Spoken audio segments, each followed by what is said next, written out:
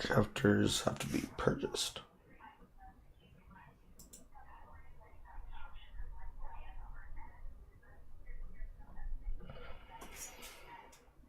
Including the 5th chapter, must download the free base game. Blah blah blah blah blah blah. Add minor allies. Blah blah blah blah. Yada yada yada. Blah blah blah blah.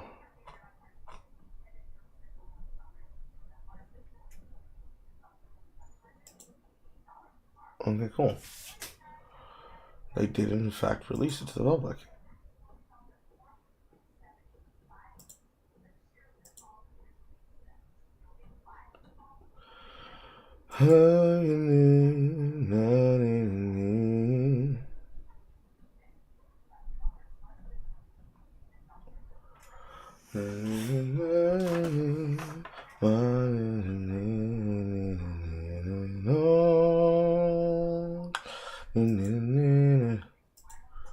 Boom, boom, boom, boom, bing, boom, boom, boom, and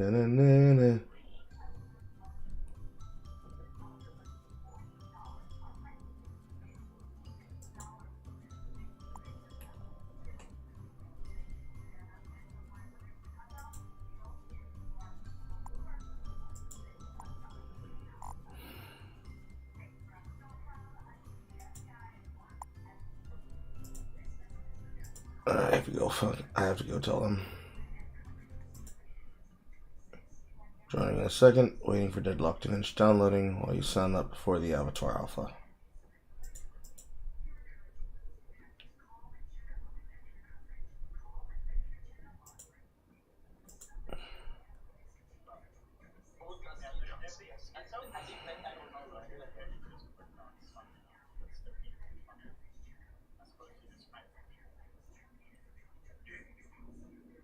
Belsker.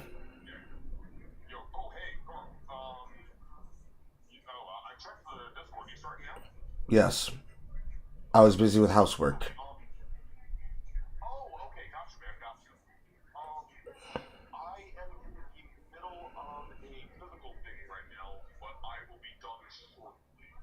Okay, where's Funky?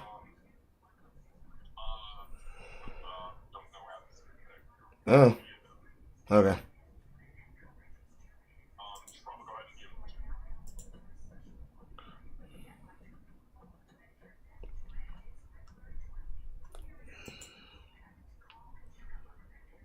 Bum bum bum bum bum bum bum bum bum.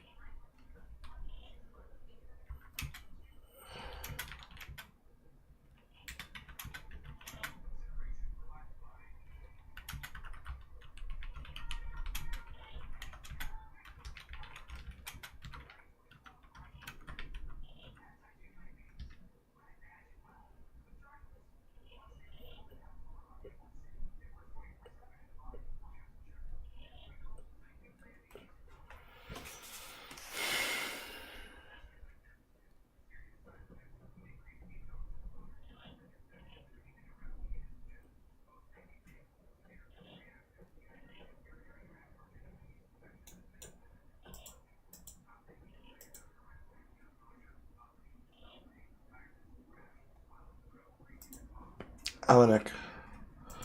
Okay. Did you see? The Birdman is threatening his new small creator. New news to me, Stale Cheese. Send the DMs and send the post inside the Discord. Ow. Is this something that he announced in a video, or what?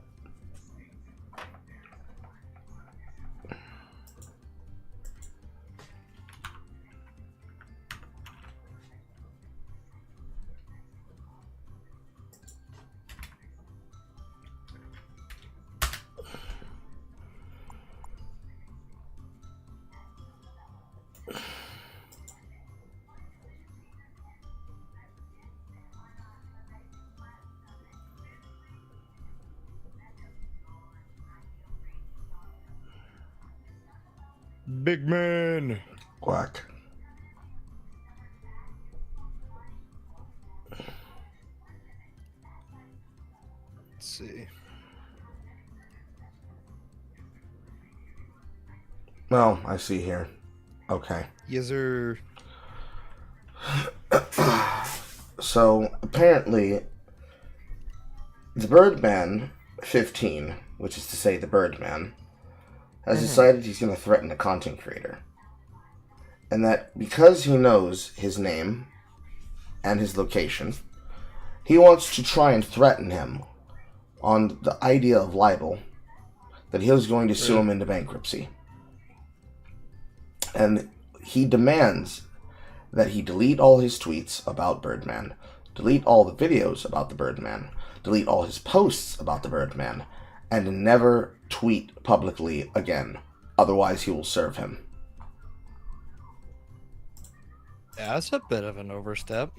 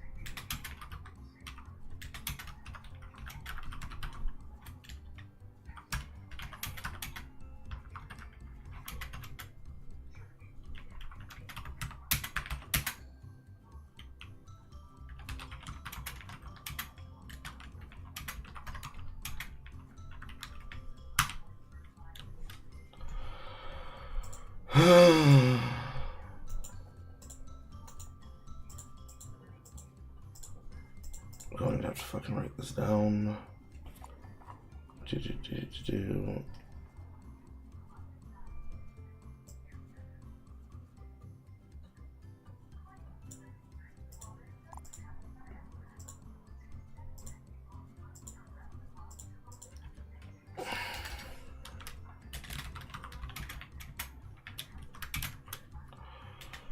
I need to tag Jay. I need to tag Mahler. I need to tag Will Drink. So funny every time I say it. Critical drinker, critical drinker, critical drinker. Little platoon. The little platoon?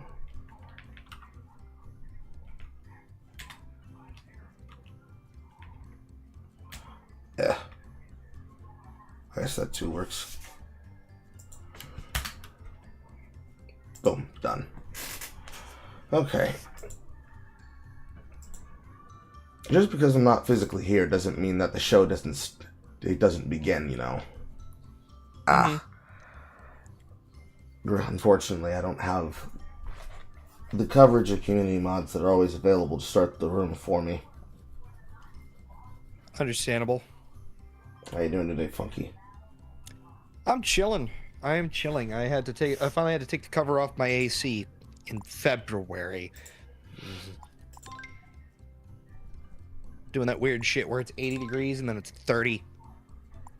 Just day and night, day and night. I see.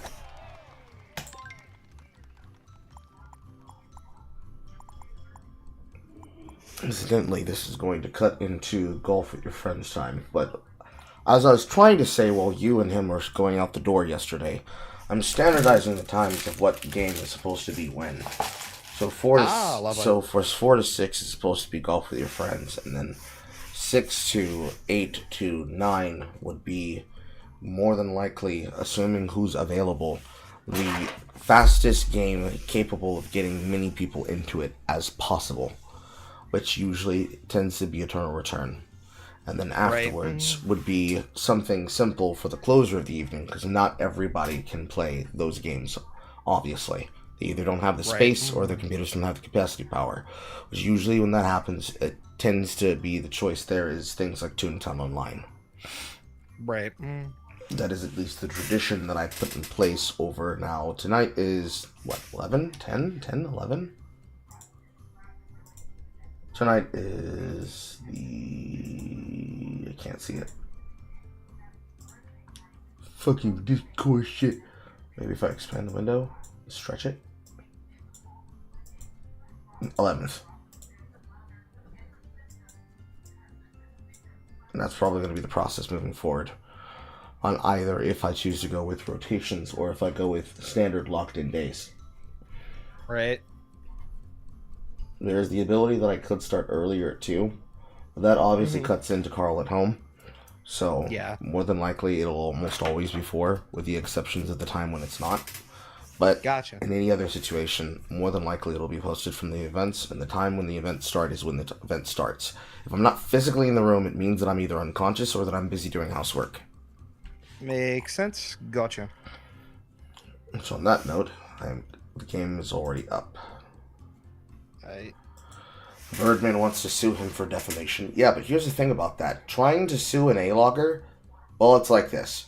If Devin were to try to, instead of just being angry at people like Ace and just making a video responding to them, he instead wanted to try and sue Uzulu and also sue Ace or any other A-logger for defamation because they're telling tangible lies, he would be right, but it would look really fucking stupid and gay.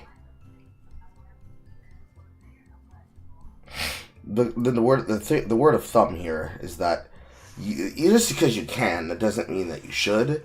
And doing so retardedly over something that should be so easy for you to address, because technically, since he's made videos about this person, he already has. This puts the Birdman in such a very interesting position that all it really takes to just throw his world up is just bringing attention to the fact that he's doing this.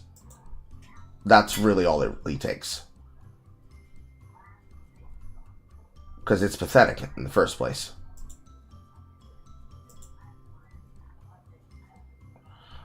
Now, where the fuck is my tweet?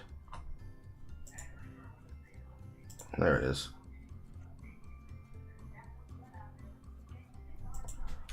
I don't know why it's so hard for me to find my tweets recently.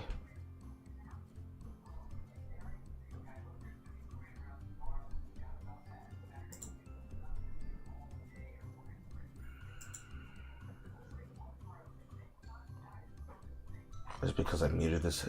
Because I muted the Birdman's account? Is that why? Oh well. Where's Jay on my list? Where's Jay on my list? Here we go.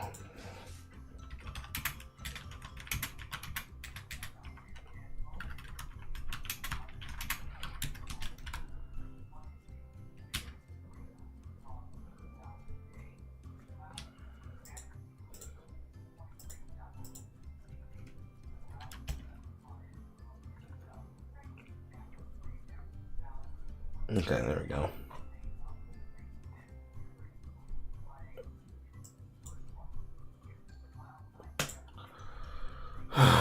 Some of these people just need to probably be insulted and shamed off the internet. Outright.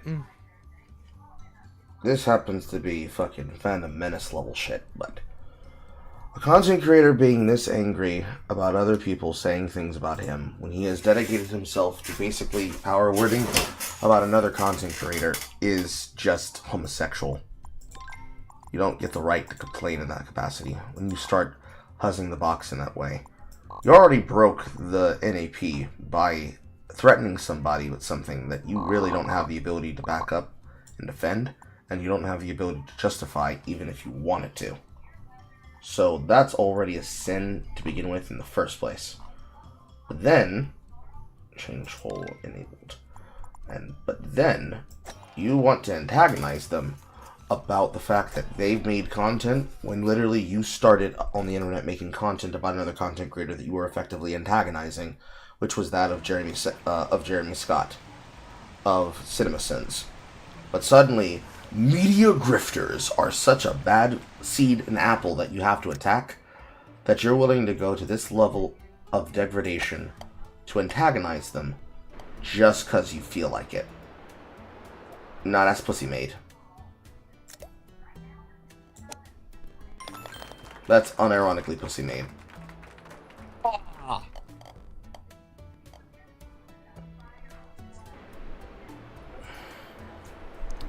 I've never done this course before. This is lovely.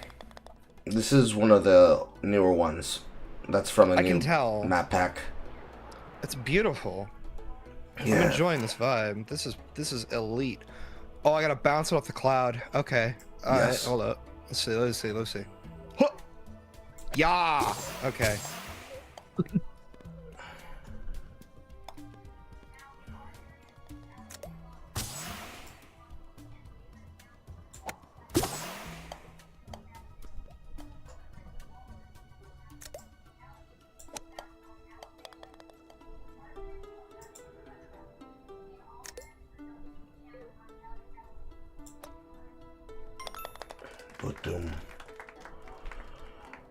It's got some gimmick holes inside of it, but the majority of most of these holes are not diabolical as most are.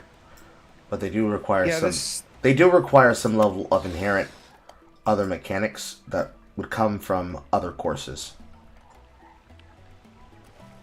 This one feels a little bit more like a Zen garden versus what we went through yesterday, so... Oh, yeah. Oh, yes. We take these. We win these. I'm just already misplaying my fucking hand before we start. Oh, God.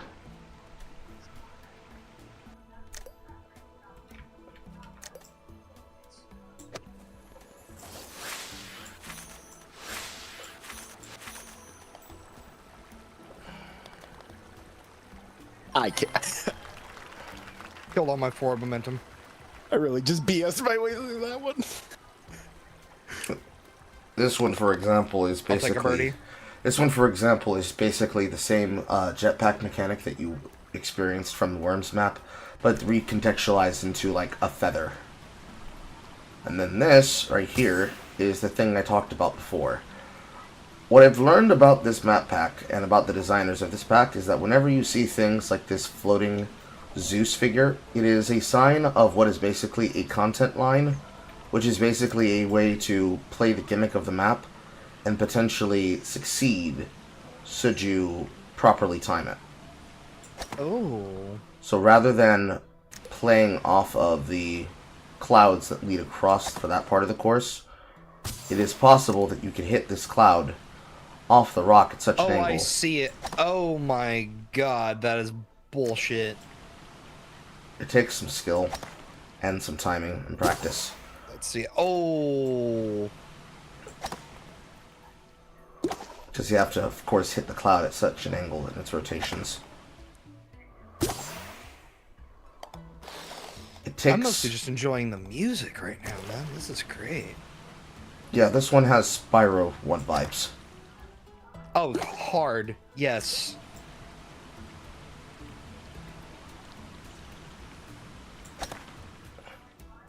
I'm technically throwing what could be my comeback of my lead by demonstrating this, but we've done this before. All of us have hit this content line before. It just takes practice. Because the rotation of some things and cycles are not synced together. There we go. They're not synced together. So, the rotation of the clouds on my screen are not actually the rotation of the same clouds on your screen. Yeah. Yeah, that was annoying me about those wind tunnels from the space stage and such, because they weren't even Like even on my screen, they weren't even like syncing up together properly. And then it just lied to me afterwards.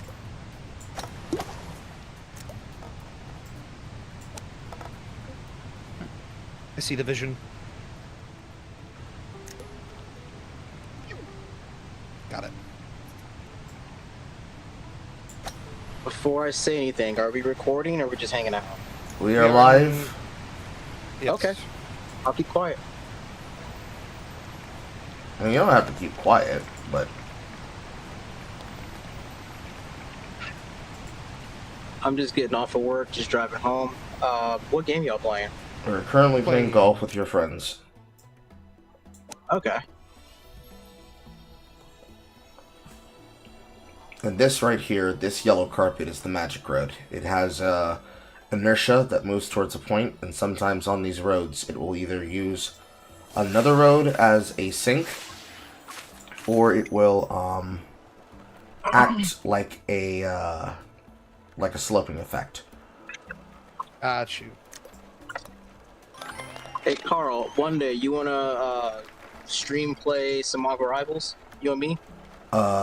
We can literally do that anytime you people come inside of this room and do it. The games that we play during Discord Gaming Night is dependent on the people who are in the room when it happens. Okay, okay. Which means if there's nobody here, mini golf's going on. Yes. Gotcha. Trying to get I wouldn't Bilsker in here because I wouldn't mind doing Deadlock, but Mr. Fancy Pants here could also be a good option for Eternal Return. So Yeah, I did right now, though, I am shockingly content with the mini golf. I did get him the thing for Deadlocked. I just got it downloaded. Oh, hell yeah, brother. Although I will say I'm not really that well perverse with like MOBAs. It's not your normal. It's barely a MOBA. It just uses the. It Okay, uses the okay. layout. Think about like Well, this. well, how good? Or okay, you you say what you're gonna say, then I'm gonna say what I'm gonna say.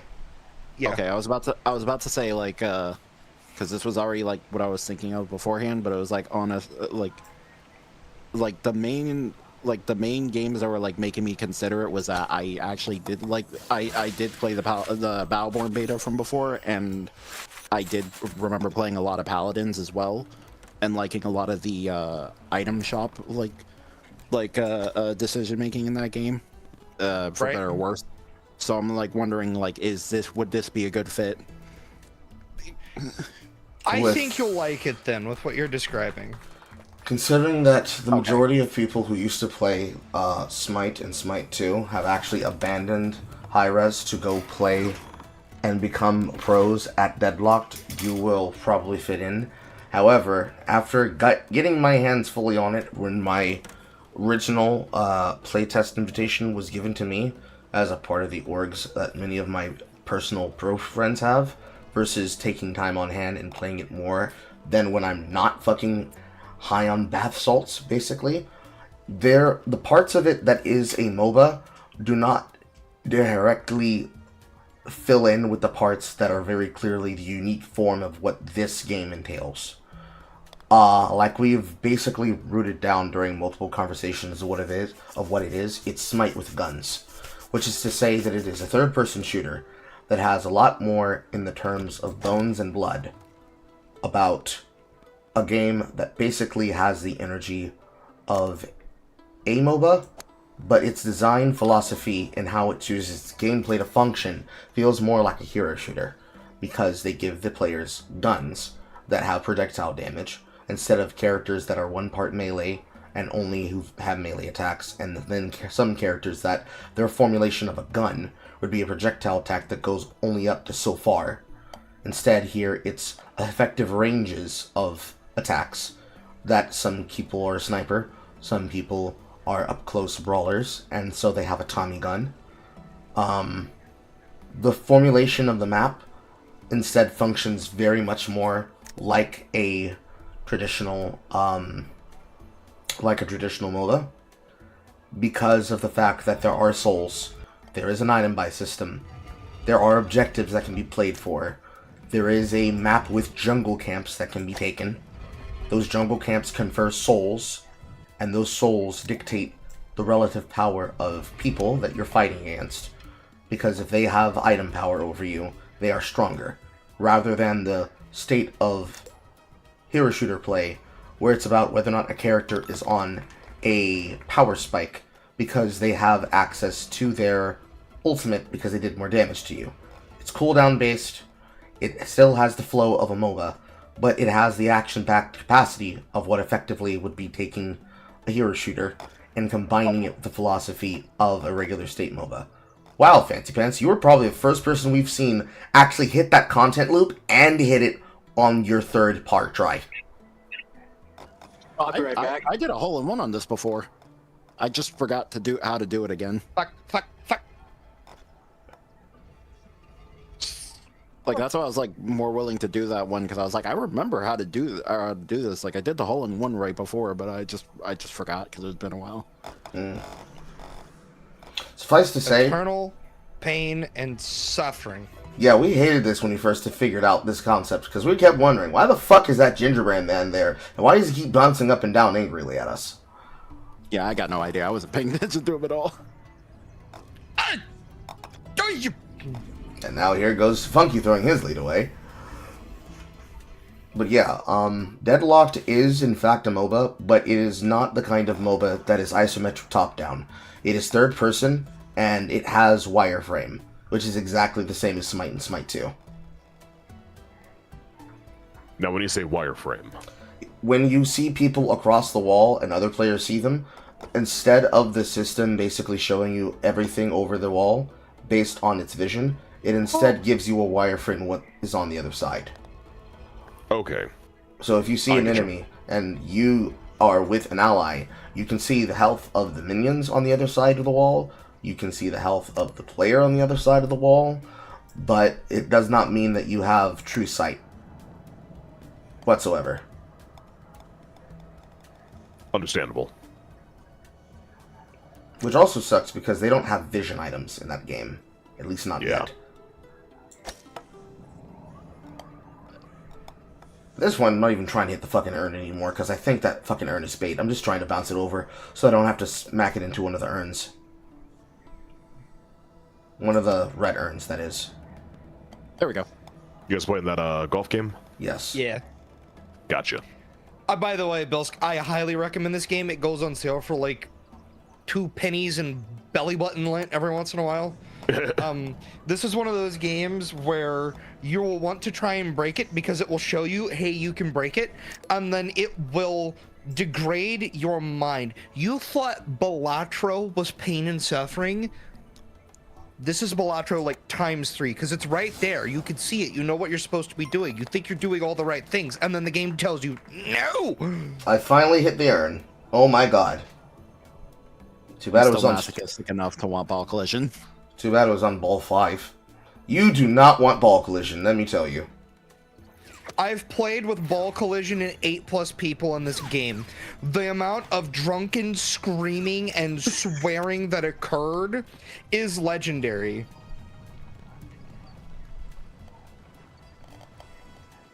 I always have very good memories of playing this game with a bunch of old British guys. Sadly, we lost one of them to cancer, and he was a very good friend of everybody. So I always get very fond memories when I play this game, but a little tiny tinge of pain that doesn't come from the gimmicks. I love this game, though. I'll never not love this game. I feel that way whenever I have to play a video game that Ian used to play. Ah. I really miss him. Everybody does. What the hell was that about the whole Dragon VTuber stuff? I was not prepared to see that today. The who? iDubbbz. Like Dragon VTuber. I couldn't tell you. This is probably like part 4 of his mental breakdown ever since Anissa has continued to ruin his life.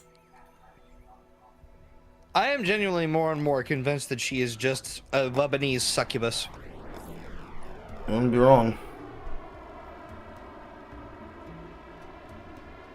Wait for the wind to stop. Boom, bop, boom. Shit. Fuck. Okay, simple mechanics are messing with me today. Lovely.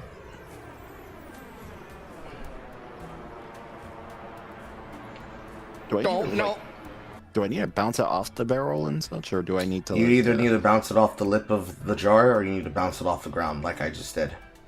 Okay. But you need to do it with not enough power that you end up hitting the lip of the wall. Right. Let me try this. Yeah.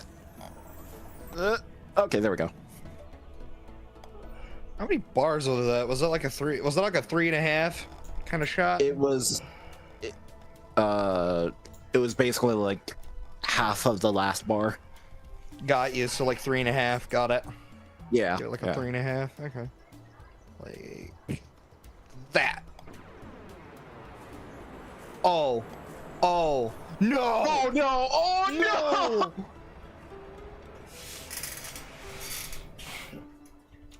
So close to. I think it was just an angle at that point. Yeah, he angled it too far to the right. Oh. That one didn't Oh, have enough this- power.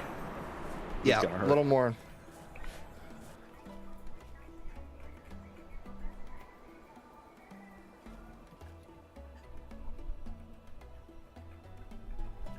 It's like we ain't part of the Lim Noodle Arm Club over here. It's either full spank or almost full spank. Yo. That felt so good. That felt so good. And then this bullshit. Oh God. Damn it. Wait, I believe. I keep forgetting about the second one afterwards. Gotcha.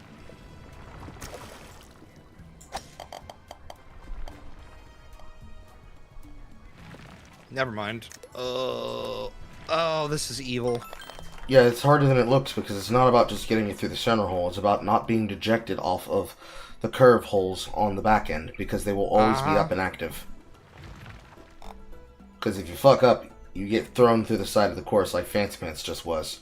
Because he Yeah, you managed. just get thrown to the wolves. He managed it, but the course said no, bitch. You were off angle, so outside my hole you go.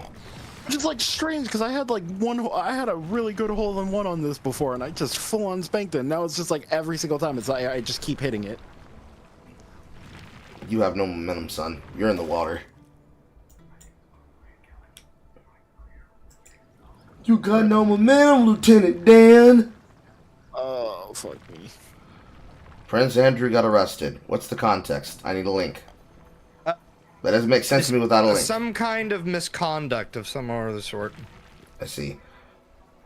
Calls out EFAP for not responding to him, then turns around and calls small YouTuber obsessive for responding to him. I mean, it's more than just EFAP. It's him attacking EFAP in general, attacking Mauler in general, attacking the Critical Drinker and any person that he's ever on a broadcast with, and actively bragging about being bigger than those people combined in their numbers. But then he turns around and he basically gets mad at an A-logger doing what an A-logger does, which is harvesting and making non-stop content about people that he wants to make content about. It's retarded. As for that shit with Prince Andrew, I can believe myself. that's just whatever, I got guess. I got this. I can do this.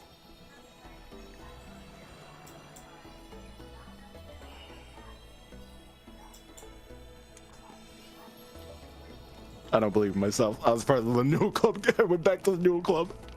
Oh. See, I always never get it in, because you have to get it just inside. Because if it's too much force when it bounces off the wall, you get sent to the bottom side course. I feel like it So needs a bigger gap. It is triggering. And then No, you get... it's trippy is what I said. Oh. Oh, you bat. Oh, yeah. Oh, yeah. Oh. And then you get sent to Tartarus. Oh. Honestly, yes, you do. I feel like Tartarus is easier. Oh, fuck. I understand now. I understand now. I see the vision. Like we see it, but every time it's just right out of our grasp.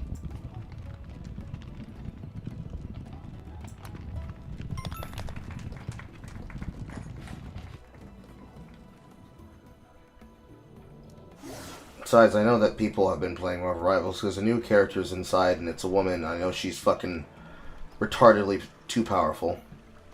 They already nerfed her. Yeah, she my woman. Oh, It's like, no, there's an entirely different content line there. Interesting. No, I'm just joking. It's always gonna be magic. That's just you, nigga. Sorry about that. Had to step away for a moment. All good. Funky found a content line that gets him above to the top of the course. Boom. But yeah, like, yeah, she definitely overtuned and such, but I wasn't nearly like, I wasn't nearly hating her as much as like, as just like the sheer lack of people wanting to just, like just no one wanting to play a second tank and such, and it's just pissing me off. Yeah. That's the problem whenever a new DPS comes out is everyone's like, but I want to do the. I'm like, bruh. I mean, I want to do that too and such, but I'm like on the boat where it's like, okay, if I see two DPS, if I see two DPS, it's like, you know what, fair enough, I'll go to tank. I was too slow on that. And then it's just, but it's like every other one of my matches and such is just like, but what if you just want to add a third DPS, and it's not even the new character, it's just literally just someone else that they just want to. Yeah, 3 DPS is never the play. The only thing you can get away with, you can get away with solo tanking if you're doing 3 healers and 2 DPS. Right. You cannot do 3 DPS, 2 healer, 1 tank. It does not work. I don't even like the 3 healer either, because it's like whenever I've tried to solo tank in that case, or at least because I haven't, like, I don't really get on rank and such unless if I'm unless if I play with my brothers and such, because I don't like doing it like with randoms. Right. Well, with 3 healer, what I've found is that it doesn't really matter. You can do 2 tank meta with 3 healer and it will still work. You just have to play someone busted like, you know, Magneto. It's like, but it works. Right. It's just like yeah, it's just like my problem with that though is like, it's like, one, it is like I just have to play Magneto at that point and it sucks ass. But then it's like, even when I play Magneto, it's just I don't know what happened to the quick play supports, but it's like I feel like someone just jammed a freaking stake through their head and such, because it's like they do not care about any kind of teamwork, or half the time it's not even a support player, it's a DPS player who was ass and got like 05 or something, and then they just kept on swapping until they just swapped to support, and then they're still not healing or helping. Yeah, it just pisses me off nonstop. I'm regrettably know the type. I'm a support main. I've seen everything. I mainly like playing flex and such, but I've been playing more DPS recently since I noticed that was like my weakest role, and like I haven't really DPS like, is always going to be a weaker role for me, except in Deadlock for whatever reason, and then I go beast mode. I don't. What is this? Yeah, bullshit? for me it's like this. it's definitely the most technical of the class. Yeah. It's just it's no aggravating. matter how good your tanks are, if you have a bad support line, you're cooked. It's just over. It's over. Like, it doesn't I feel have had fun. moments where it's like, oh yeah, I'm gonna play tank for a bit, and then the healers that I get are dog shit, and I'm like, and then I'll say to my buddies in queue, I'm like, guys, our healers are shit. We're fucked. It's over. And they're like, I guess we're doing 3 healer to get any healing at all. Like, it's just painful. It's just like it's not even like at that point. It's like it's not even the game. It's like it's just the people at that point. Yeah, it's like the only person. It is a lowest common denominator issue.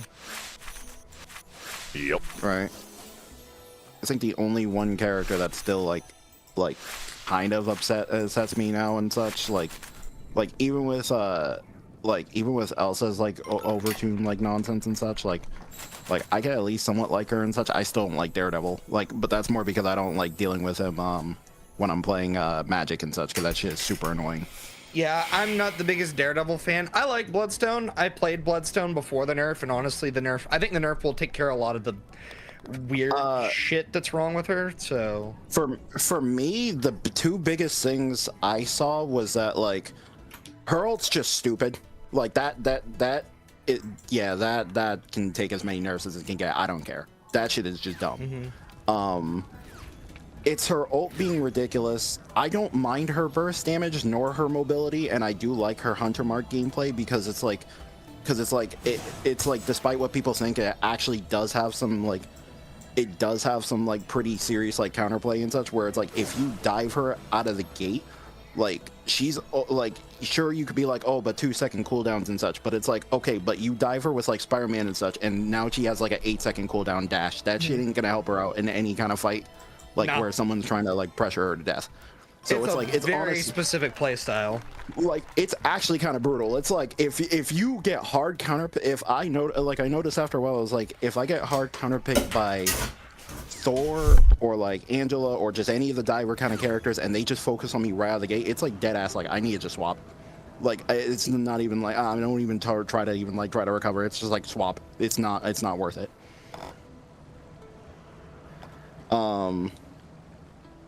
But yeah, like, so I don't mind it because it's like, at least it takes like at least you got to build it up with her in that comparison. The only thing I didn't like was, yeah, as I said, the ult and the fact that her 3-second dash does have the overshield, though. That is too ridiculous. I honestly think it would be better if they just if they instead made it where it was only her, like, the burst damage dash that she did was the only one that gave her overshield, so that like or both parts of it, like the one where she also does the shotgun blast part, so at least she can like make stronger plays like off of the two of those and such, and just take off the overshield from the dash, and I think she'd be way better after that.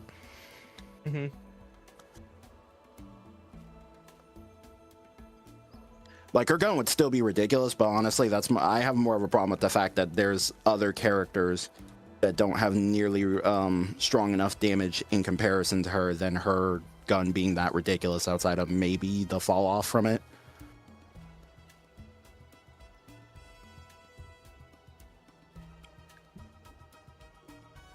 But that's more just because I really want to play Blade.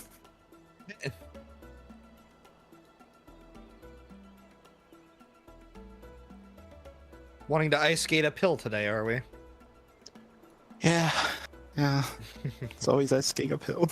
And then before that, I wanted to play Psylocke. So it's even more depressing.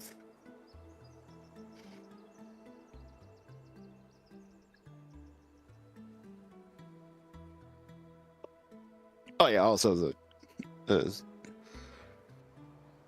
is Cross still there because the course is over? I don't know.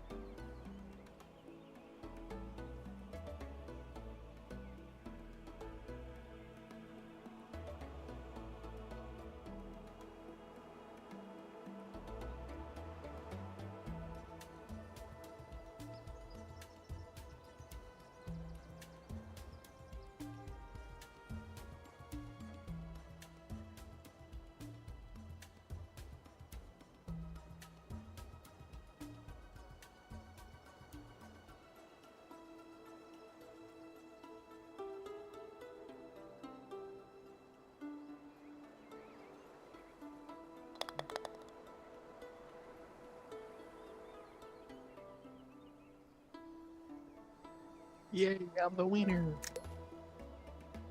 It's just replaying the 18th hole at infinity for whatever reason now.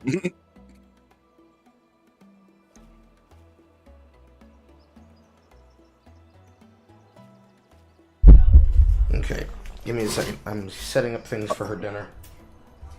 Okay. Time to get my third hole in the one again. I'll take the albatross.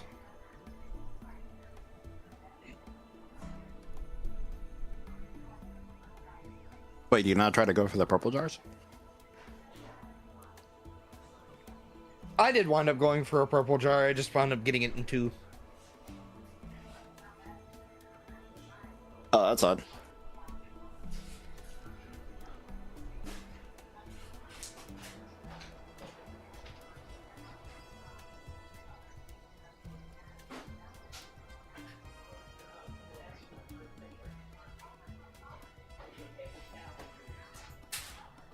Didn't hear that because I'm in the road. Oh god, I didn't realize there was Persona update on Eternal Return.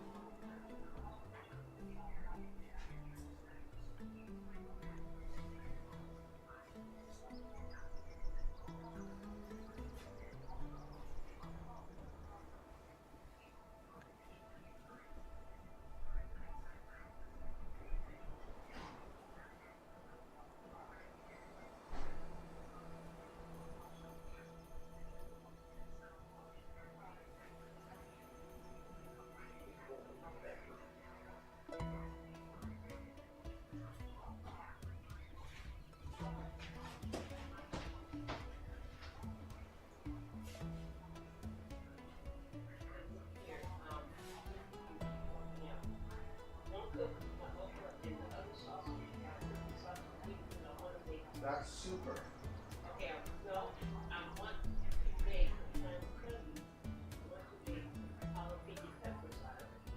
Okay, is this for today or tomorrow?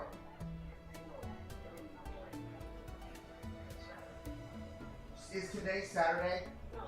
So why are you telling me right now? I'm not going to remember until it's Saturday. It's not me not remembering. I'm telling you I'm not going to remember the information. I have too many things on my mind right now. Okay, but just know that those foods don't fit some.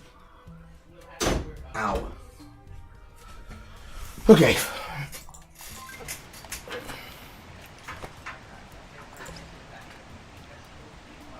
God, that was such a horrible content line at hole 5. Okay. Yeah. I had to step out the room to go prepare her dinner. All good. No Aw, worries, man. Him Yeah, left. good. I guess he got home. Yeah, he did. Ouch. You getting in here, Bilsker? Oh, what do we got open? Are you Are getting you in for still the doing last? golf You right are? now? Yeah, are you getting in for the last hole of golf? Oh, golf? I don't have the game. Okay. Sorry.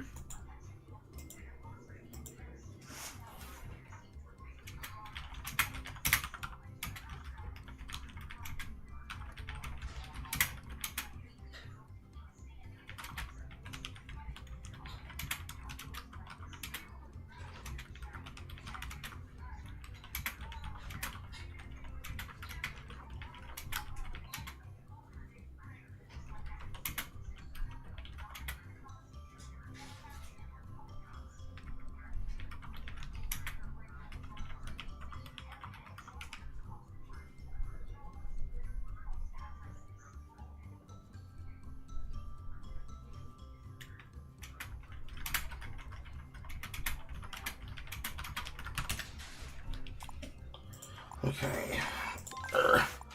What hole? What hole? What hole? What hole? I know which one. I know which one. I don't think we've done this one before.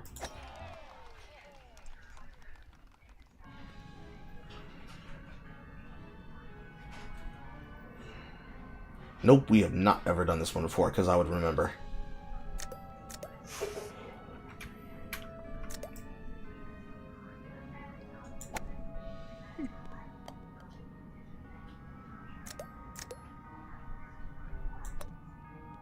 Oh, come on, Carl. Okay.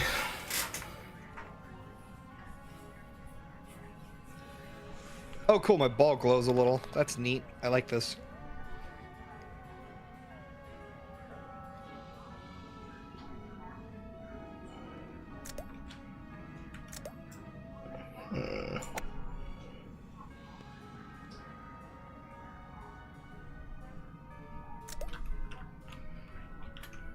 No, it's not sloped either. Son of a beach. But yeah, what I was telling Bilsk earlier is that when this game does go on sale, it goes on for like the price of pocket change and belly button lint, so it is an absolute must-have for a party game. Yeah, it was basically being sold for $1.99 for the actual physical base game package. And then everything else on the DLCs were being sold for 75 cents. So, as long as one person has the courses in question and they're the ones hosting, you have the ability to play all the holes because all you have to do is have the base game. The base game itself, I think, currently right now is $5. But we're talking mileage of chump change when it's on sale. $14.99 actually. Oh my god. So right now they're selling it for $14.99, but when it was on sale for basically $1.99, it was literal chump change for a guaranteed satisfaction in content cleanup. And I'm absolutely down for that when it goes on sale again, or, you know, next paycheck. And that's the reason I picked the games that I picked.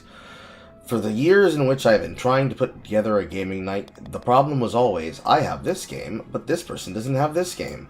And then, when it came to deciding the date, it was always, they can come Thursday, but this person can't make it Tuesday. So I just figured it was much simpler to put it to an egalitarian vote, and have everybody vote on what it was. And they chose Thursday after they decided that they wanted to have a game night. They originally said times like 2 to 3 hours, and it's like, bro, ain't nobody gonna be able to hit it in 2 to 3 hours if you dictate it on them specifically showing up during that time and nothing else. Because the problem is that Indeed. all of you overbook and overschedule yourselves for everything, and you have your own schedules for multiple things. Yes. Guilty as charged. I have to spike it off the table What? and then carry it to the edge of the course. Eagle. Done. The other thing I like about golf games like this is that there's specific mechanics some people are going to understand and ones that others are just not going to get. So everyone, like, it doesn't matter. Like, you're gonna find a course that you're better at than someone else, and then it could totally turn around on a different course entirely. Yep. It's also the reason why I instituted the concept of we decide the game is what the game is based on who's in here. Because the tradition and culture is established by the people who are frequently there. I have a friend by the name of Lost Lenore, who's an artist who is the head of an art community called Art Life, and their Art Life gaming community is consisted of her boyfriend, and a handful of their friends. It started with them playing Tekken 8, and it expanded them playing multiple other things. I didn't know, Lenore. I've been following her, I think, since before I met you, funny enough. Yeah, she's another one of my personal friends. Oh, I did not know that. She was I think that might explain why she follows me. Like that was the artist I went to when I was working on my my Helldivers 2 content idea, but she ended up getting overbooked with designs of her own, and she needed to revisit it at a later date. Mm-hmm. But when I follow up with her about that, I'll be able to ask her about that probably after Cyberstan. But their entire basis of everything that they do there is based on the fact that because they're all in the same unit and all in the same connection, it's very, very simple and very, very easy to get everybody on the same page. Yeah. Like, I'm not even jealous of how she's able to bring them together, because it's the thing that I want to inspire for my audience to do myself. But right. It's the same concept I had behind the Base Boys. It's just that y'all niggas are way too overbooked with everything. Yeah. bit sooner because I would have tried to join for the tech and stuff.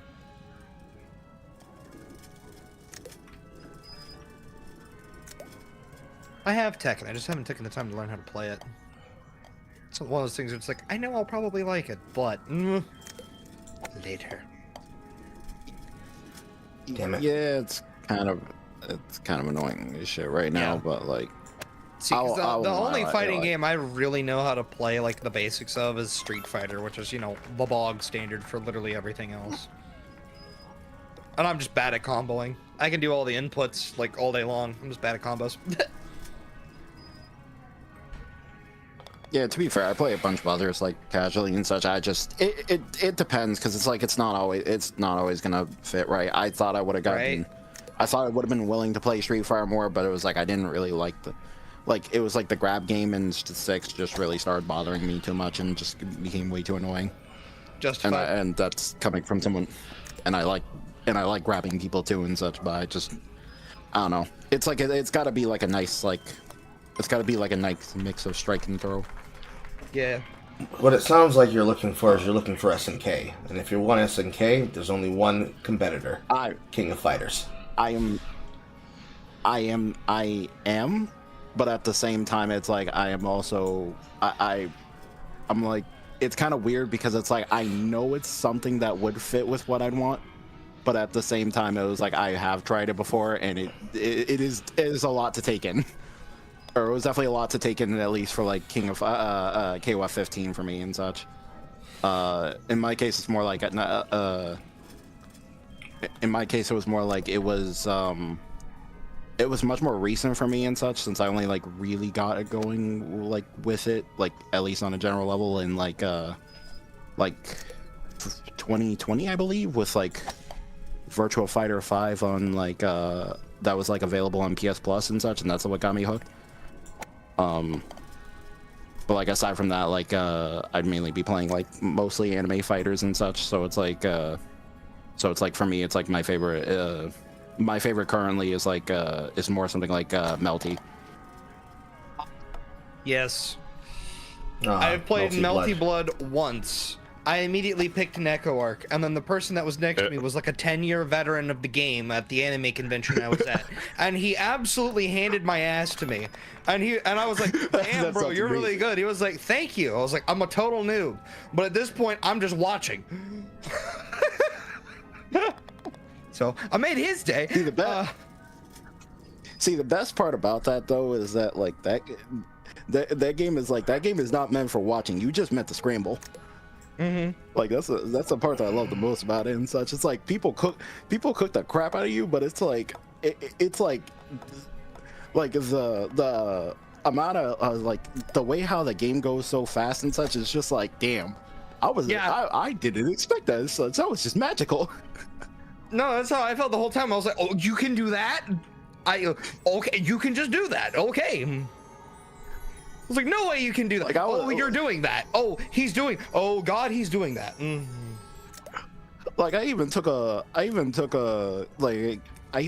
a pretty long break and such from like playing from playing Type Lumina and like 2022 because I was getting bothered by just I just really wanted Nanaya Shiki so badly that it was just bothering me that it was like I just could only play with like install and such, and it was like when I came back it was just like all right I'm gonna you know what, I'm just gonna see about like okay, I got it for PC and it's like I'm just gonna see like who got some, like I just want to see about like getting back into a couple fights and such, and it was just like first match came into it was like a Hisui Kohaku mirror match.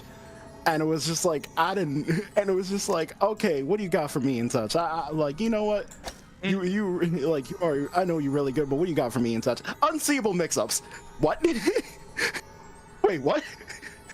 It's just like, bro, how you like the sound of a giant cake disguising every single high-low mix you're gonna do? Oh, I didn't think about that.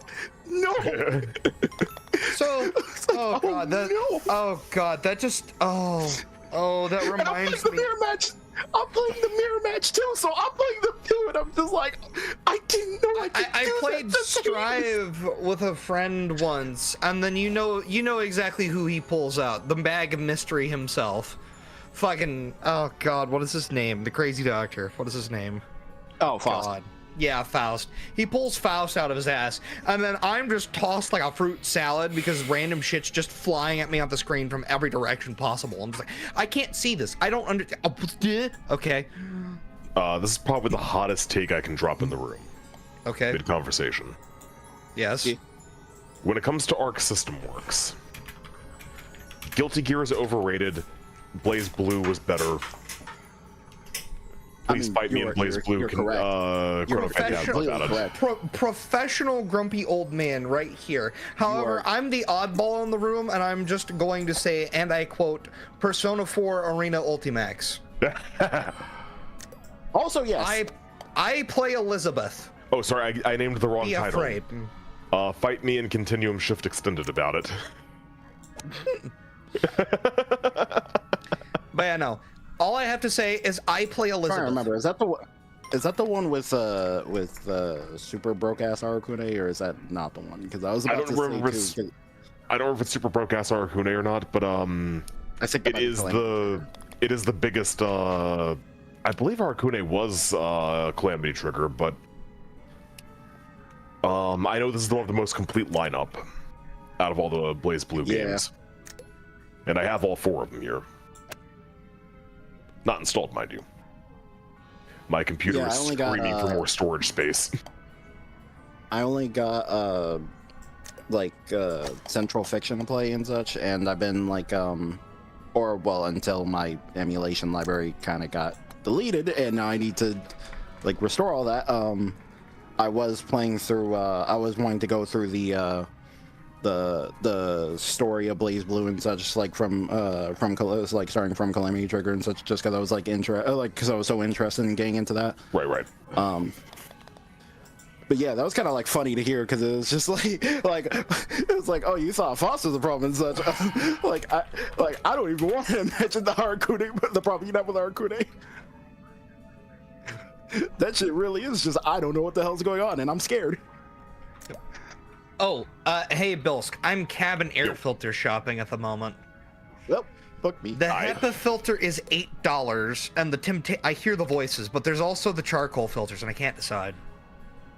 To my understanding, HEPA filters are going to provide better filtration for pollutants and stuff, and charcoal filters are going to be more pleasant for quality of life. Yeah.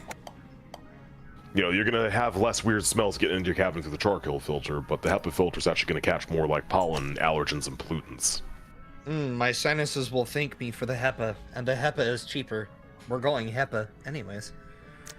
Oh, that's lovely. It's also blue. That helps. Yeah, no. See, do you want to know? One of the great things about the Cherokee is that it takes literally 1 second to replace its cabin air filter.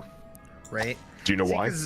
Because the thing is, it's you can go for the mold bacteria filtering, or you can go for the harmful gas filtering, and it's yeah. Oh.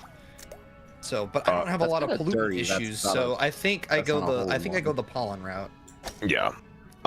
So the rationale behind why it takes a little time to replace my cabin air filter is that I just have to remind myself, oh right, I don't have one. Dear God. Yeah, the Cherokee never had a cabin air filter. Yep. And then I'm just getting just a plain OEM recommended filter for my freaking engine, because I need both filters. That is the way you should do it.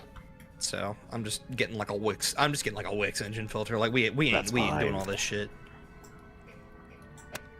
So, but also $20 for both filters, when I know I'd easily pay more than that going to any other auto store. Thank you, Rock Auto. Anybody know any random ass YouTuber or radio host that actually has a decent coupon code right now for Rock Auto? I'm afraid not. Damn. No. The most reliable thing Ben Shapiro had for the longest time. Gone. Taken from us. Don't give a shit about the politics. Oh. Bro just had a great coupon code.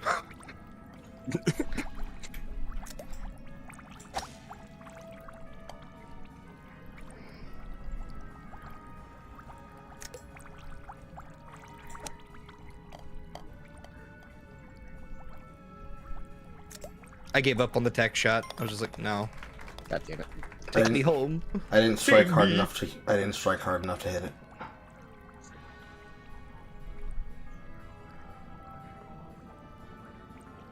I didn't realize I had the time to lift me up.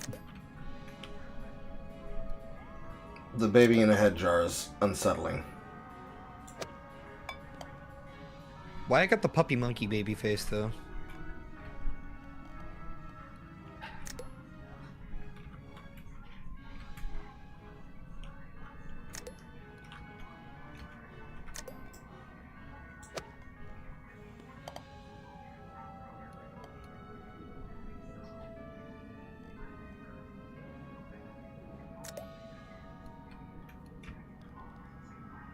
Hey-ya.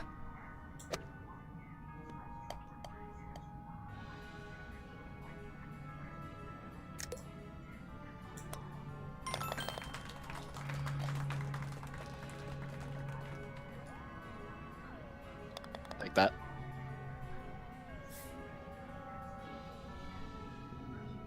That probably was the way to actually, like, to get, like, at least the 1 2.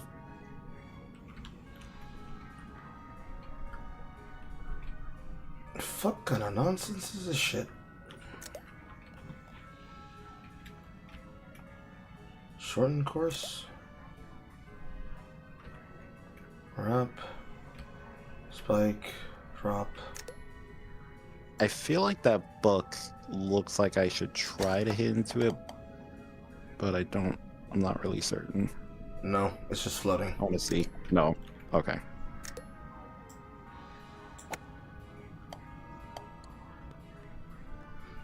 I don't feel like that should have worked.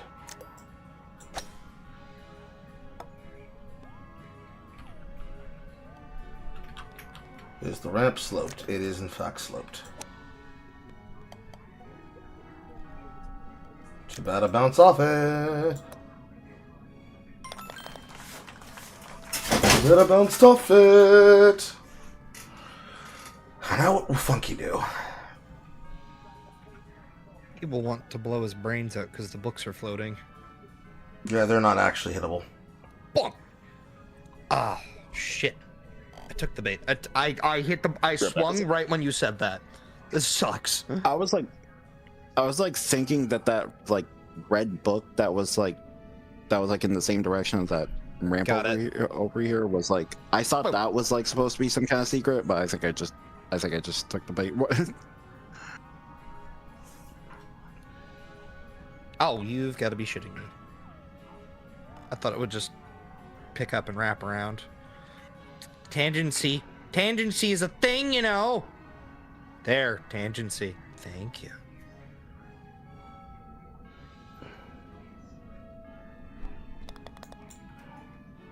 Well, that sucked. Oh. Nah, I'm not responsible for your swing. That just right there is a classic. Like, that's just a classic all y'allism. Carl's saying something, you start doing something the second Carl says something. Hey, what? And then you're fucked. Yep. Well, you gotta whap the. Yeah. Oh, you got a point. Oh, shit. Ow. Chit. Chit. Chit. Chit. Chit. Chit. Okay.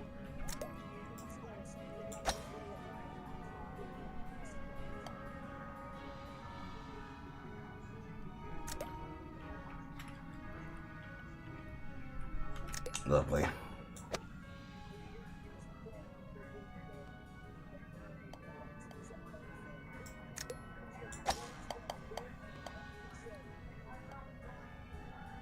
Idea.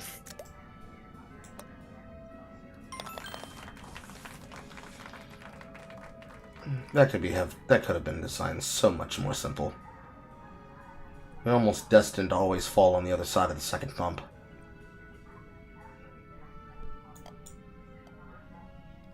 And then if you're on the right, if you're on the right side of the fucking bump, there's no way you're gonna throw it towards the webs early, so you're guaranteed to sink 3 shots.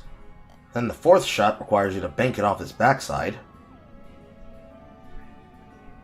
and then that's only enough power to get you par.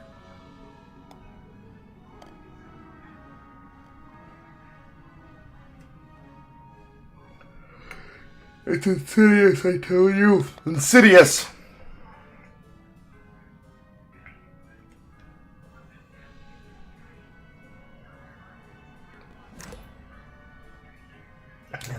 pumpkin rinds.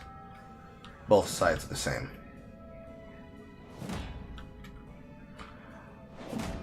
Baby heads on top of muscular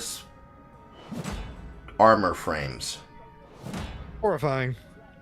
Into a tree with a mouth that it looks like it was meant to be designed for Banjo-Kazooie. I'm definitely having nightmares about this tonight. No questions fucking asked, bro. I'm having nightmares about it.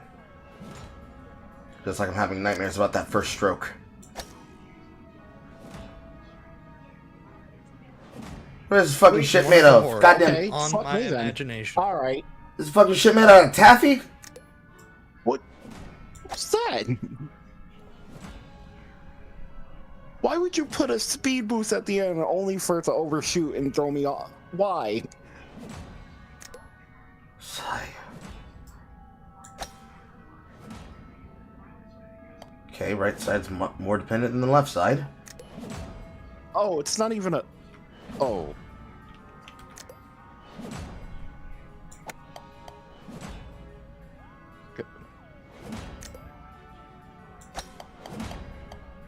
Cakewalk. Okay, yeah, this course just hates us.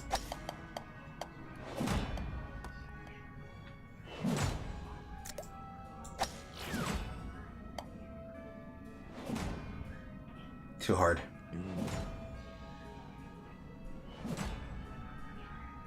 Oh yeah, you have the same problem I did.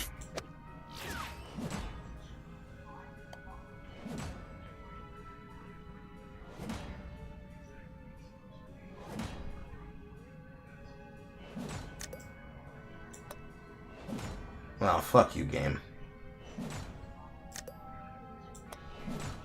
What a way to close out the course. Ugh. That was nasty. Alright. Game switch time. Where are we going? Are we going ER or are we going deadlocked? I'd like Deadlock, because I know we can all fork you for that easily. I'm up for whatever you guys are. I'll load up Deadlock.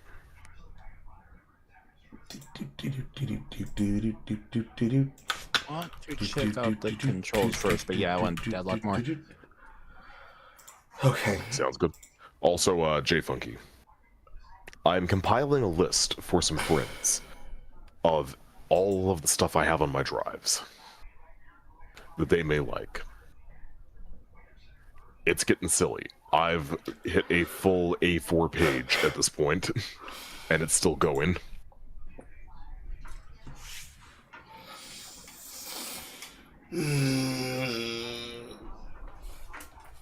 Then comes the potential of two people who are going to make the night annoying as fuck.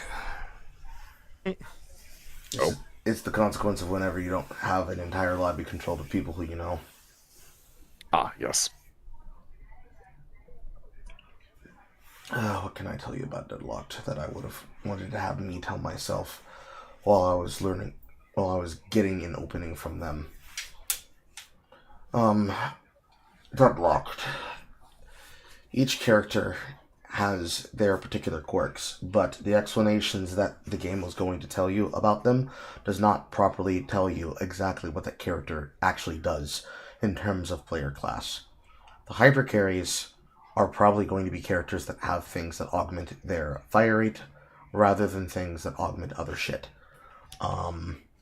Some characters that are going to be more suited towards a open player style compared to the relevant shit that you'd probably have access to, such as the character that I'm currently playing, as I'm adding you all to the party, is a character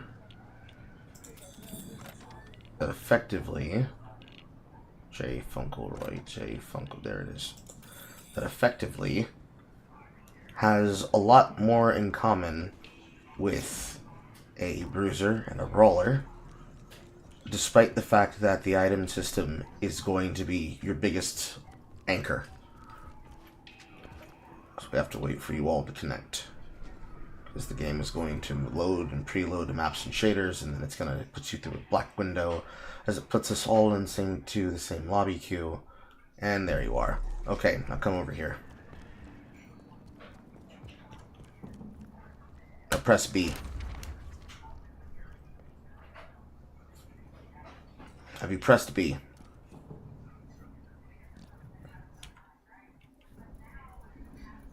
Fancy Pants, have you pressed See B? now? Yep. Okay. So, the explanation that they gave me on how this game functions would suffice if they want to cut in after I'm done talking, but the simplicity of what I'm going to tell you is not going to really help you if you just try to wing it looking at this chart. There are 3 tabs. One is orange, one is purple, one is green. The defense tab is the green tab. The kinetic damage tab is the gun tab. The spirit catalog is the ability power tab. All of the things in this game are separated through tiers of 1 through 4. The early game tier is 1 and 2. The late game tier is 3 and 4. The problem with reading this thing is that putting this in is not going to work like any other game. You need a build browser. You need a build from the build browser that explains what you're supposed to do and how you're supposed to buy it, with the options available for you to cover what you need. I don't know what your character has, but to give you an example of this, you could select Drifter from the swap hero by hitting Escape and then selecting the top right character in the corner. Then, after you do that, go into the build browser, and in the public build tab, you're going to want to find a build that says Listic Top Daily. And then click on that, and then click Use Selected Build, so that you have a background of what I'm currently looking at. That is Graves, that's not Drifter. Speaking of, there is a Graves build I need to go out there and find, because That there's is- a hybrid build that has Ricochet and bullshit on it that I must go find, that a buddy of mine played against and said it was pants-shittingly terrifying. That is Abrams, but we can work with that. Okay, so I will honor my Oh, never family's mind. I name. think I already have that build. Don't worry. under I'm Abrams, on the case. go into the build browser and find a build called iPhone's Abrams under public.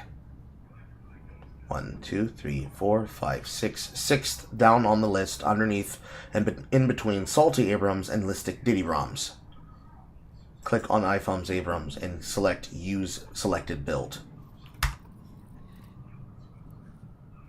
Okay, I see it. Have you selected it? Yep. Or I think I copy and edit it. You would go into the browser again, and then under My Builds, you would put it as favorite. That will then save it to your tab. Doing this so that you have an idea of what I'm talking about when I'm working off of this thing. You can see there in your build browser that it always gives you a default and a beginner build suggestion from Valve. Those builds absolutely suck donkey dick. And the reason why it sucks donkey dick is that this game has way too many things going on, as you can clearly just see here in the item build. However, you can also see here, with this comprehensive build, and how it's put together by somebody else who explains what they're used for, that it's a very comprehensive concept of from left to right, and then your alternate choices. You have what you can consider to be your core situational choices and items. It has some experimental things. It has some, if you like punching people, here's your choices things. It has your late game items. It has your survivability items, based on what is valuable for you. It has a choice of items you can use for activity, such as a warp stone, to get bullet resistance and to teleport, to have investment for tempo ganking, things like Phantom Strike, which is for countering backline characters that are either flyers or have way too much mobility, as well as different other specific early options to counter certain people that you need to fight, as well as what is basically your main scaling, because Abrams, despite being a tank, actually scales very much well with compositional attributes. And something that I actually was taught the other day by Discoria, unlike other games where investment into things has a value only in what you buy, this game actually has a baseline investment system where the number of points of additional investment actually equivocates to values that then get applied to the rest of your stats. So, if you mouse over into the bottom left corner, you can see there that on top of the weapon stat screen about what your bullets actually do, you can also see that it shows you the weapon type that your weapon has, the viability that it has, when it falls off in its damage range, how much damage you do for light and heavy melee, and all the other statistics applied to the category. But on the left side, or on the right side of that tab, you can see a tab that says investment on it. Weapon investment, vitality investment, and spirit investment. More points of percentages in damage increase equivocate to the equivalent of what would be bonus damage investment across your tabs and your skills. So, the game not only rewards you for building, but it rewards you not for just hyper building as a glass cannon or as a full tank into everything. You want some type of spread across the board that gives you everything you need. So, building everything in the early game that doesn't translate directly into an upgrade can then be used in the mid-game for an explanation and justification of builds that you can use for everything else. So, for example... just to comment also, like, my character 7 is a very squishy carry most of the time. But even he invests into survivability. Yes. So, if you were to, for example, invest into the first line of everything in the early game, that was just orange and green, save for extra regen, which would include restorative shot, close quarters, kinetic gash, hollow point, and point blank, you can see that there's a break line in the middle at 60% that basically equivocates to how much you actually needed for your weapon to do a certain amount of damage and potential, that then increases by 17 points your light melee damage and a couple of extra points your heavy melee damage. And then when you look at your abilities, if they actually have anything that correlates to weapon damage, which it doesn't, but if it did, you would actually see a number that would appear there. So when you tab over it using the tab key, you can see that it has a image that appears on anything that scales based off that stat. Specifically, Seismic Impact, Shoulder Charge, and Siphon Life has a spirit multiplier, a 0.5 spirit multiplier on the range and the damage. The same that Shoulder Charge has a modifier on the damage, and then another modifier on the damage for Seismic Impact. That investment, if you were to then buy Improved Spirit, Superior Duration, and Boundless Spirit, would increase, and you'd see that you'd be way past the break point of the 38 plus point, that you'd actually be on 64. And now, when you look at those totals for that damage there, you can see that your damage has increased as well as your range increasing from its base. And that's basically how the point investment system works. So then, if you finished out your build with any of the... I can't hear.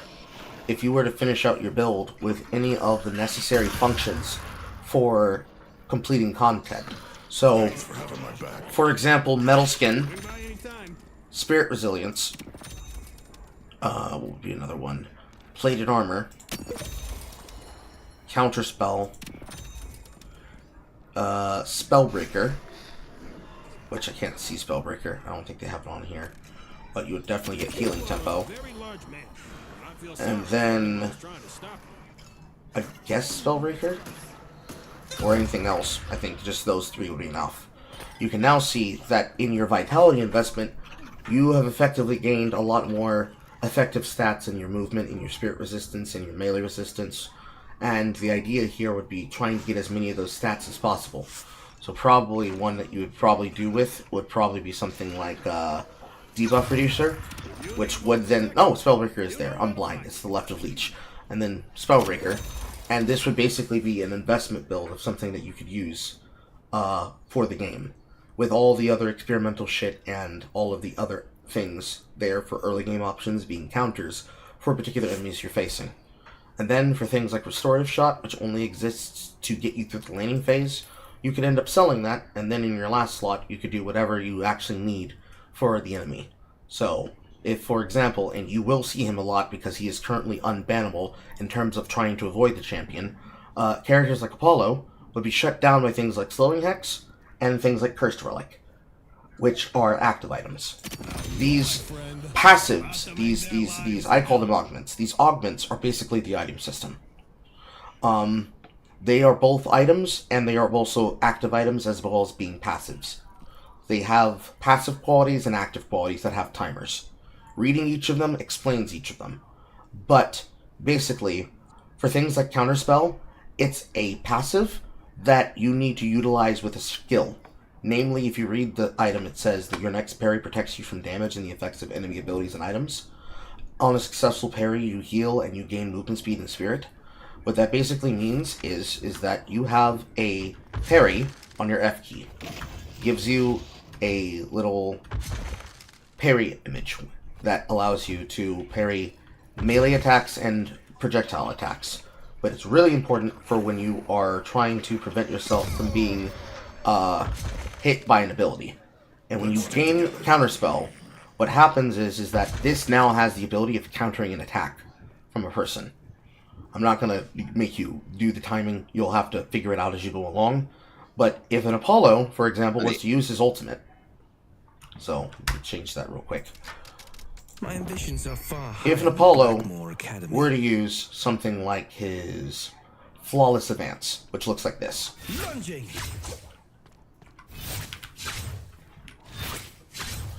It basically allows you, for any part of that, to counter it. But if he was to use this, which is his ultimate, when it crosses through you and it's counting down to the tick of damage, if you were to hit your parry key, you would actually negate the damage of that attack and gain the statistical bonuses that it shows there on that item.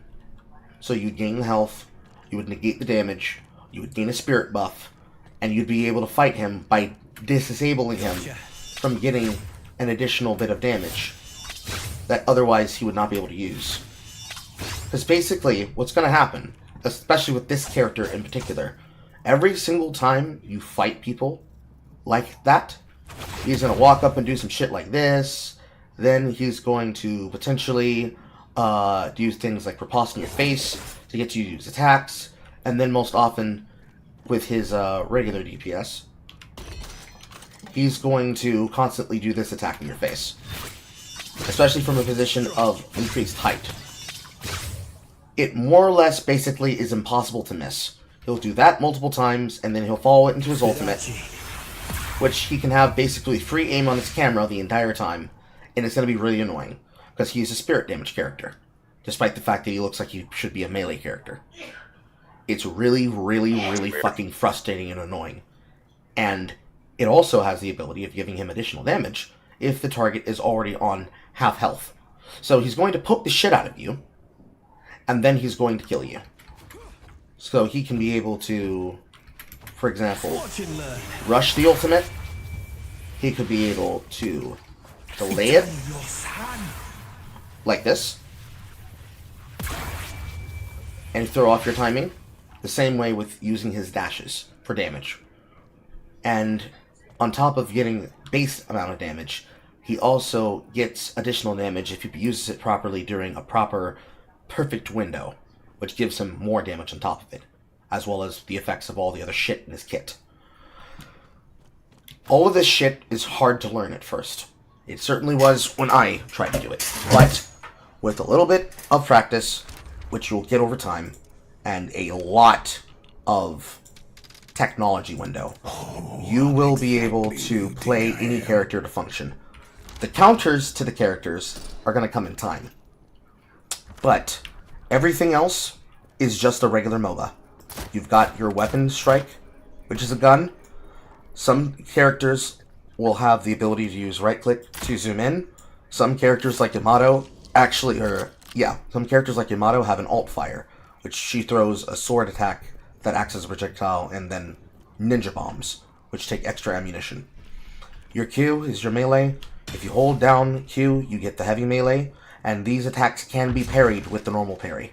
If you get parried, you get put into button lockout. You get knocked down on the ground in the form of a stun, and it basically leaves you open to damage. People can kill you with this in the early game. In fact, many of these players, and they are very dog shit of actual gameplay and actual gunplay, they're basically going to do this shit in your face, and they're gonna taunt you to try and get you to parry them, or get you to melee them, and then they're gonna just sit on parry, and then they're going to hit the parry when they see you trying to use melee or heavy melee, and they'll use that to milk free damage. They will do it in the most rage bait infuriating way possible. It shouldn't work, but it definitely does work because many of them never get punished for doing this. Besides that, your biggest anchor is going to be the weapon system. But if you have a build like the one that I just showed you for every character that explains to you what you should use as a part of your core kit versus everything else that's going to be a part of your early game survivability based on what you're facing and fighting, whether it be more kinetic based, more spirit based, or it be some type of hybrid between the two, everything else is just a MOBA. It is literally just Dota 2. The jungle is huge and large, which to show you that, we'd have to show you a match. So let me see if I can queue us up for a private match so you can see what it looks like versus the bots. Yeah, it'd be good to keep this on a private match because I'm trying to I'm trying to remap the vines on my controller right now. I never had much use for a name. Names are for people who want to be remembered. It's going to show you a window that's going to choose your shape when you're outside of the menu. My existence is like gravity. But when you get a look at the game map, The concept that you feel. you'll realize what you're working with here, as well as the railway system. Ah! So take your time.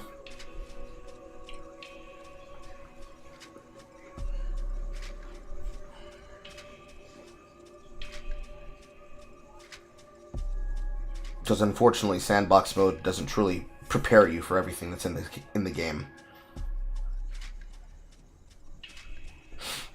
But just.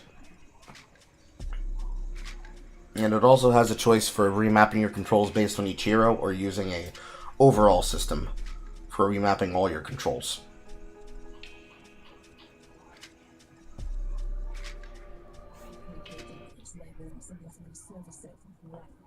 My head is itchy.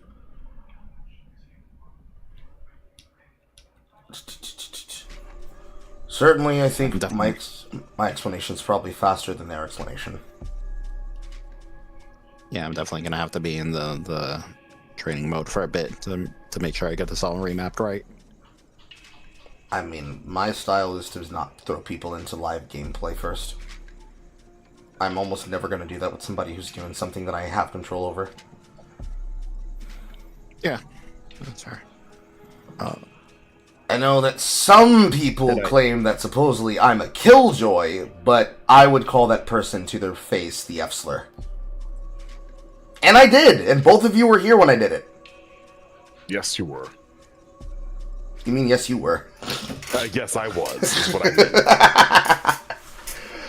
did. Sorry, I'm messing around making some build, and Or did I join the mode right now? Because I'm not sure if I did. did you select a character and hit play? Yeah, or I thought I did. J Funky, are you alive? Is he watching the Winter Olympics again? This motherfucker's watching the Winter Olympics again! J Funky. Earth to J. The Funko Roy is currently out of commission. Well, that's happening. I got back just in time. Okay. Ah, there he is. Architects never I stood up for a brief moment because I was also buying car parts for people. Okay. Ah, Well, he does that. Understandable. I'm gonna go to the kitchen very fast. What up?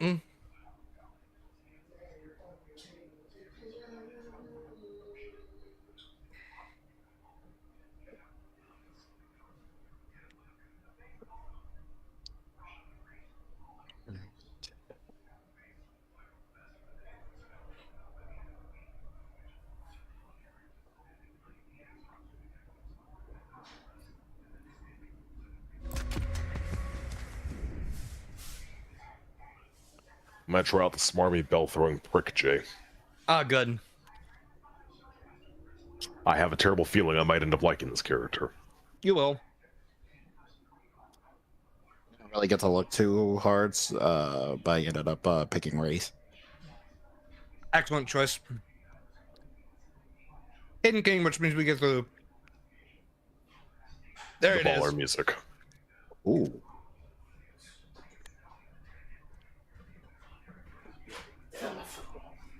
my foot. Ouch, my foot. Okay. Did that short it again? Yes, it did. Okay. So, there are 3 lanes. The bots, it did actually place this with other players. So, actually, no, it did place this with other bots. Okay, so, 6 players, 6 on 6. In every single lane, there are things and places that exist to give you the ability to get the upper hand and advantage on your enemy. But it's very much Dota rules. And by Dota rules, I mean it also includes denial of enemy farm and securing of ally farm.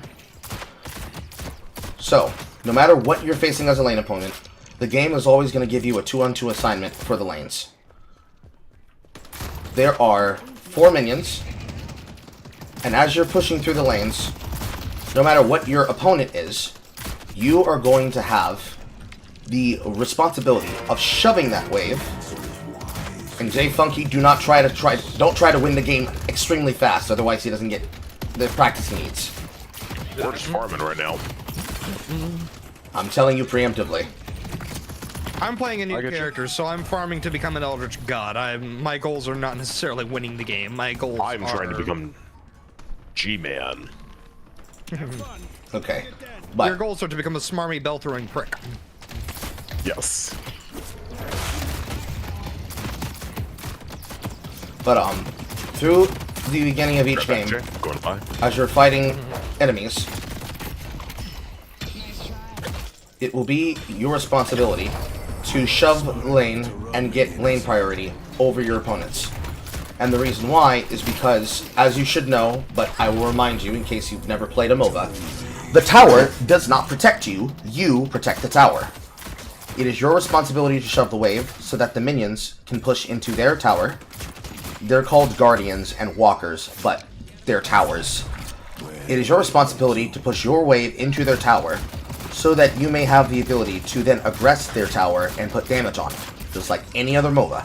The only difference here is you're doing it in third person and you're using your guns and your melee, rather than you doing it in any other alternative fashion. And the reason why that is important is that in the early game, as you should know in any MOBA, the minions will whoop your fucking ass. As you can clearly see here on the map, there are 3 lanes. There is York, there is I forgot what blue is called, and there is I forgot what green is called. But basically it's left lane, middle lane, and right lane. Broadway and Greenwich. Yes. Will you kick my ass there? York, Broadway, Greenwich. Those can definitely kick my ass there.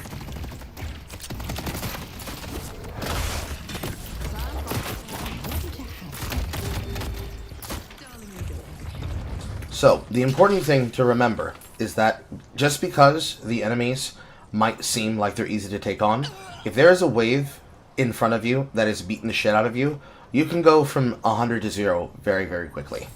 And if you have to go all the way back to the base via riding on the railway, it's going to cost you time, because you're not going to heal instantaneously. It doesn't follow smite rules, it doesn't follow league rules. The regeneration rate is not that fast, and it's a time cost. It takes time to get to lane, it takes time for your minions to get to lane. So if your minions end up getting pushed back hard by allies and enemies, if you end up getting your lane pushed back hard by allies and enemies that are making your job hard, it can be an issue if you're trying to get opportunities on the enemy. Because the macro of this game is that you're looking for small trades to create big opportunities. So let's say, for example, you're shoving out your lane from game start. You're trying to get first shove so that you can now use your abilities on your enemy without them having the ability to counterattack you, so that you can then be able to punish and attack them. They're trying to do the same to you, and if you forget to do, as I call it, your homework, what ends up happening is that they're going to have the ability to free trade you, and you not have the ability to free trade them, because the minions will be ripping you apart. This can very much suck, because there's nothing you can do about it.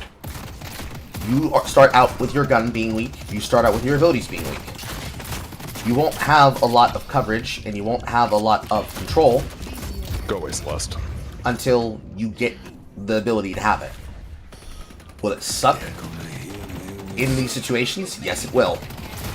So when you're dealing with somebody like what I'm currently dealing with for this lane, it can be a night and day difference of being able to protect myself and defend myself.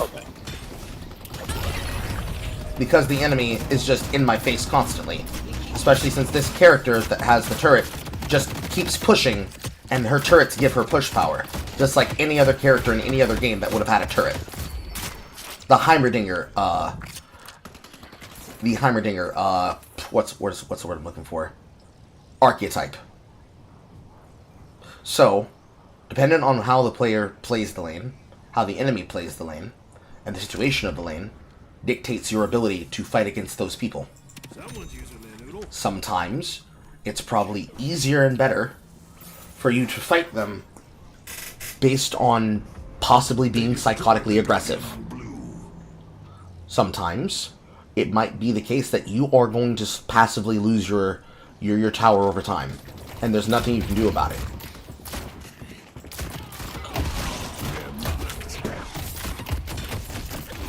But despite what might happen from situation to situation, you basically have to take it in stride. That a lot of the things that you'd have the opportunity to deal with is at the mercy of your ability to play the game well, basically. And sometimes, you might just get completely walked and rolled, and that's okay. Because the way you should take it is that you're basically learning. So sometimes, you might have to take an L. But whatever you do, don't get discouraged and think that it's because the character is busted and broken. Most of these characters do have a counter. Most of them do have a way to be punished. It's just that figuring out how to do that with your items is going to be a bit of a struggle, because it's not very clear at first. Stay safe out there. Alright, have I lost you at any point, or are you understanding what I'm saying? Or I think I'm getting it, or at least getting the idea of it. So basically the same thing as every other MOBA, but understand that the wave will beat your ass. You have to do your homework first. You don't do homework. Or I definitely just felt like I just had to just take the retreat there and such because it just wasn't worth staying. Yes. Yep. You'll Correct. have moments like that. That's perfectly fine. Correct. I'm gonna just leave this jar here. Actually not. Better yet. So yes, sometimes you're just gonna have to take the L and decide that, damn, this is not my Damn turn. it, Jay, you were right. Sometimes you're just gonna have to take an L and decide, damn, this is not my turn. Because since you're familiar with fighting games, you understand what I mean when I say it's not your turn. It's not your turn to trade, it's not your turn to fight, it's not the time to go in for an initiation. Just because you want to hit the enemy because you can doesn't mean that you should, because the consequence behind doing it is that you're gonna get denied. You're gonna get punished. And a good player will punish you. That doesn't mean I'm telling you not to have fun. What I'm telling you is that every action you have has a consequence. And a smart player is not going to be nice about it. Right, that's fair.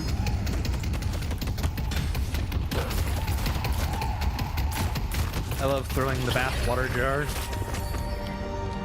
Now, moving away from that, as you can clearly see here by all these arrows that have now spawned in the map as I was talking, this is a sign that the jungle is now available. So, for example, looking at the map and what's currently available, all of those arrows denote the difference between what is basically a small or big camp. The orange symbol that I'm about to go walk towards and take myself is called a rune. There are 4 types of them, but only 2 can spawn at a time, at any one time.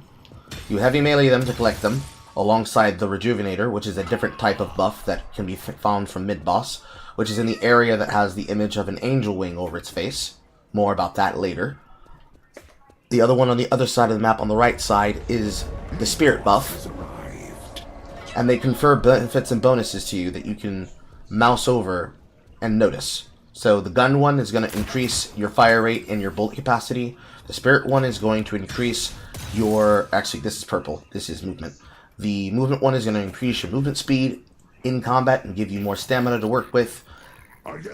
And I'll remember the other ones when I see them. The blue jar that you see is the soul jar. It is basically a minigame where you are going to escort that jar to another side on the other side of the map to obtain the amount of souls that it shows that the jar is going to give when it is cashed in. Think of it like the finals. That's a cash box. You're taking it to go be cashed out, and people can attack you while you're doing it. Now, something that I learned from when they were telling me about it when I first started playing, you can't use your gun during it, but you can use your dashes and you can use your melee. And all the benefits and bonuses that come from using your melee confer while you're using it. So if you have Spirit Snatch, if you have Melee Lifesteal, if you have Life Strike, if you have the Heavy Attack, all those things confer a damage bonus that you can use and utilize at any one time when you get a chance to hit them with it. So, if you are carrying the urn, you can use your melee to go across from camps and basically pick up souls while you're going in between. Probably wouldn't advise it because in this game, unlike any other game, you have to secure your souls. More about that in a second. It appears as basically a little orb canister that looks like it comes from that one Call of Duty map that's in that one alternate dimension that's like this era's like aesthetic. Shadows over something something. I can't remember exactly what it was. But it's kind of like that. It will become a little orb that's carried on your belt, and you have to spend your souls in order to secure those souls. Otherwise, if you die with those souls attached to you, they will drop as a canister that other people can heavy melee and pick up to use themselves. But anyways, jungle camps. The jungle camps are enemies that can be very, very hard to kill to very, very easy to kill. But in generally, they are going to be camps that you will do when you have downtime. Besides that, and the soul jar, and the mid-boss, which is basically Dragon / Baron Nashor. Each of the enemy's walkers and the ally walkers control item slots in the game. Every time you take down one of these walkers, the hard diamond chevrons on the map, how the enemy's taken out some of ours and we've taken out some of theirs, those chevrons correspond to an item lock. So breaking a walker means getting more damage and getting more survivability. Getting more opportunity to buy more power and buy more damage.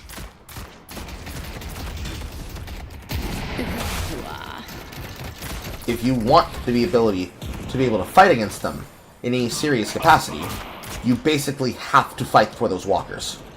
That also means you have to defend your walkers as well. So, the game is basically wave management.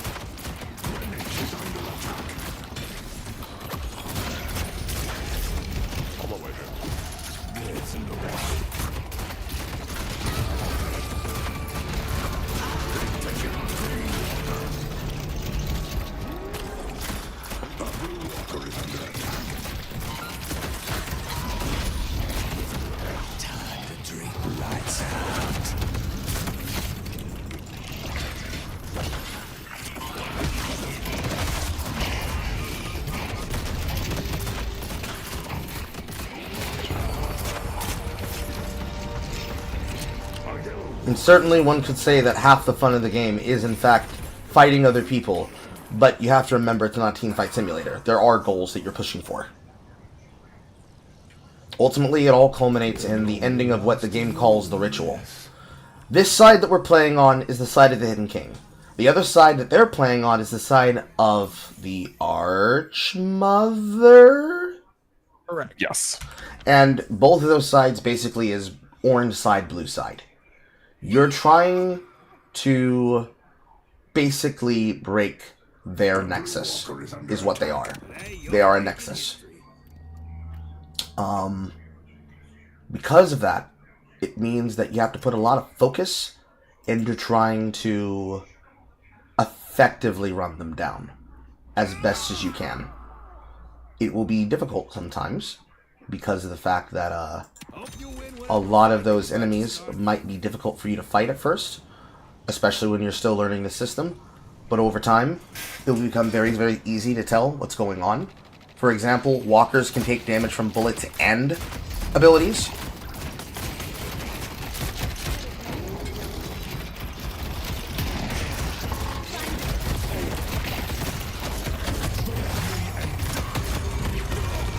Unfortunate. Structures can take damage from both abilities and auto attacks. So if your character has strong melee attacks, you can use that to break a walker. It obviously comes at a cost-benefit analysis. Sometimes, if you get up on top of those, enemies are going to come in off of the zip line, specifically waiting for you to be in an advantageous position for them to abuse, because you're in a position that you can't easily defend. And you can also use that same tactic yourself to defend a structure, knowing if you have the ability to get on top of somebody very quickly or not. Your aim is impeccable. Besides that, the general overall idea is break their structures, but there's a lot more to it than that.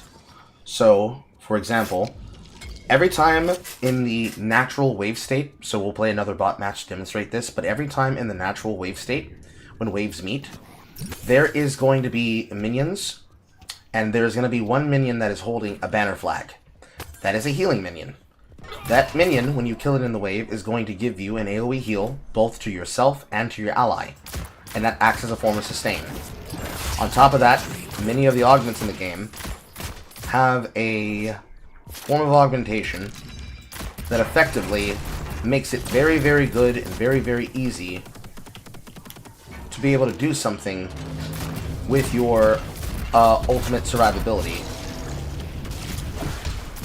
and content.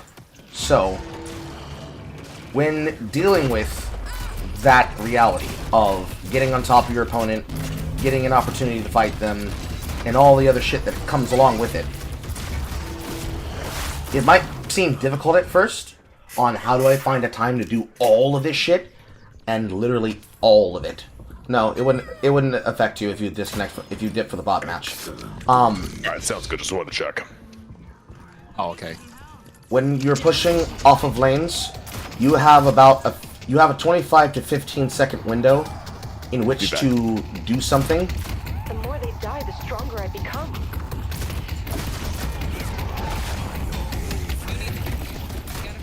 So that you can then be able to take advantage of all the shit available to you in the jungle.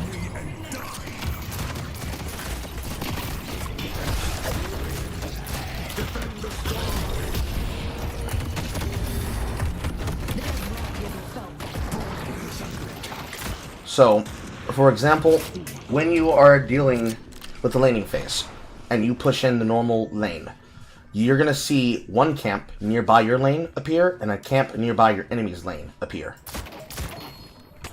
That gives you an opportunity where you can dip into the jungle and go destroy boxes, which are going to contain permanent power-ups. They're not temporary, they're permanent. With the exception of the runes. The runes are temporary, but the power-ups that you're finding in these boxes are permanent. Permanent stat upgrades to your health, permanent stat upgrades to your reload, permanent stat upgrades to your weapon damage, permanent stat upgrades to your spirit, and whatnot. Or just soul investments. Small little drops of souls that can get you closer to your item faster than if you were to stand in lane doing nothing. There's always going to be something potentially good that you can grab from doing this, as well as having an opportunity to get out of combat so that you can be able to go into the jungle in the first place and get this opportunity to yourself. Using things like monster rounds is going to give you the ability to do that, because it's going to give you extra out-of-combat experience to benefit from. But the idea is basically you're going to try and use this to your benefit so that you can get your job done. Some characters are better junglers than others. Some characters are only going to be better junglers once they get access to certain things, like melee, life strike, and shit like that. However it happens and however it works, the goal is basically don't spend too much time in the jungle. Because obviously, you defend the turrets don't defend you. So if you leave lane for an extended period of time, and enemies decide to get bold and crazy like they currently are over in left lane, it's going to be your job to push them back. So you have to find a balance. And the balance basically is to notice when your wave is pushing out. So as you can see here, if you look at the map in green, those white dots are our minions, the red dots are their minions. Because there's no vision items in this game, you can basically treat the minion push as your version of a ward, which is exactly how it works in every other game. So you use that vision that they're supplying as a way to figure out what's happening and what's going on, so that you can take that advantage for yourself and try to punish the people accordingly. It can be a little bit difficult from time to time, but that is the general idea. So, for example, there's a wave that's pushing down green right now. It's a lot of minions. Usually when a wave's pushing like that, and that happens to be the case in this situation, that is usually when there's a bunch of people standing next to and behind someone to push the wave as quickly as they want. So right now there are about 3 heroes in front of me that are moving through our jungle to approach us in front of our structure.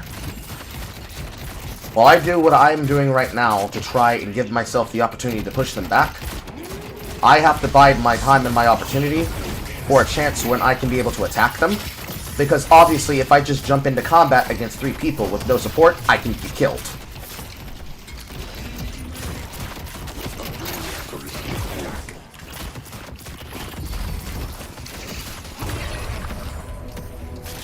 So on top of biding my time and waiting for a proper opportunity where I can take advantage of them,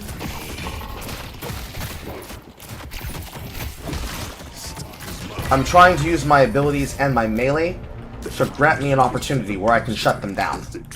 Because at that point, it becomes pure gunplay.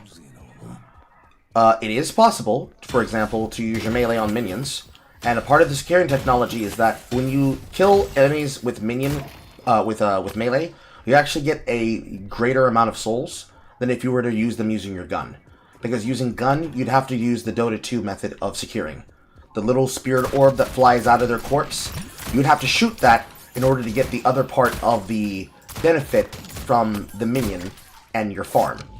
It's basically creep score, if you remember what creep score is from Dota/League, right? I haven't played either of those. So, the way that it works in Dota, when a minion is going to die, you only get gold based on last hitting. If the enemy last hits your minion before you, you lose the gold investment. You gain experience, but you lose the gold. In here, that mechanic is that soul orb that's flying out of it. You need to shoot the soul orb in order to gain the souls if it didn't die through melee. If you don't, the enemy gets the chance to potentially shoot it before you do, and they get the soul investment themselves. There's another structure called Sinner Sacrifice that operates the same way. It can be meleeed, and it works in the form of a Binding of Isaac sacrifice pillar. Basically, when you melee the Sinner Sacrifice, the Sinner Sacrifice is going to give you an investment cut of souls. And that investment cut of souls dictates whether or not you get to get extra souls off of it for free. Because it will collapse and buy normal, but using it the way that you intend to use it, it will actually give you the ability to invest off of it in such a way where your investment won't be wasted. And so, using that to your benefit, a lot of your potential power is going to basically come from taking advantage of that and using that in a fashion that will let you benefit off of it. So, a good example is you're in the jungle and you are defending green while also rotating through the enemy jungle to gank blue. What you would want to do if you wanted to be effective, it's not about being efficient, it's about being effective. What works, what doesn't. If you wanted to be effective, first you would stop that minion push from pushing in on the structure. because that's a lot of souls that you have to secure. You would push out the wave that's coming in. You'd then push out the secondary wave that is then about to receive into the new wave. And then, after you do this, your homework, you would then move through the side jungle instead of off the zip lines, so you can take an enemy out at an off angle. Excellent Graves. Which I came to the fight too late because everybody's already dead because J Funky already killed them because he's playing Graves. So then, from here, because enemies are dead, you then look at the map again. Oh no, yellow's being pushed. In this situation, you would jump onto the zip line, then jump onto the zip line again, and coming from front to back here, you would be defending this from the front.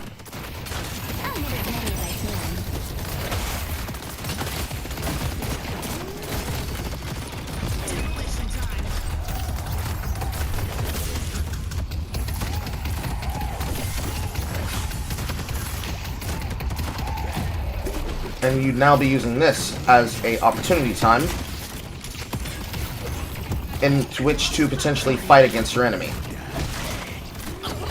And then, same thing here. Using our abilities, using our effects, trying to survive and push them back while not dying, because dying would then cause you to get put into the base and respawn. You'd drop whatever unsecure souls you have, if you had any unsecured. Definitely felt that just a moment ago. And the idea is, if you're a frontline tank, your job is to tank, and then do your damage, and then leave. Get out while you have your life, and don't die in the process of doing it.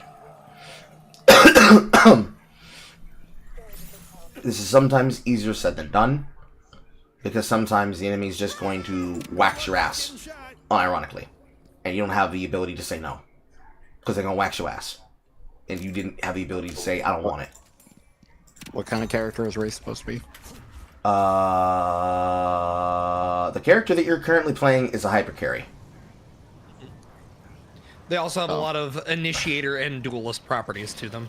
Yes, so if you're playing a frontline character, your job is to take as much damage as possible, mitigate as much damage as possible, shut down and fight as many people as possible, and do so in a way where you can maximize your effectiveness on the field and create space for your carries to do their job.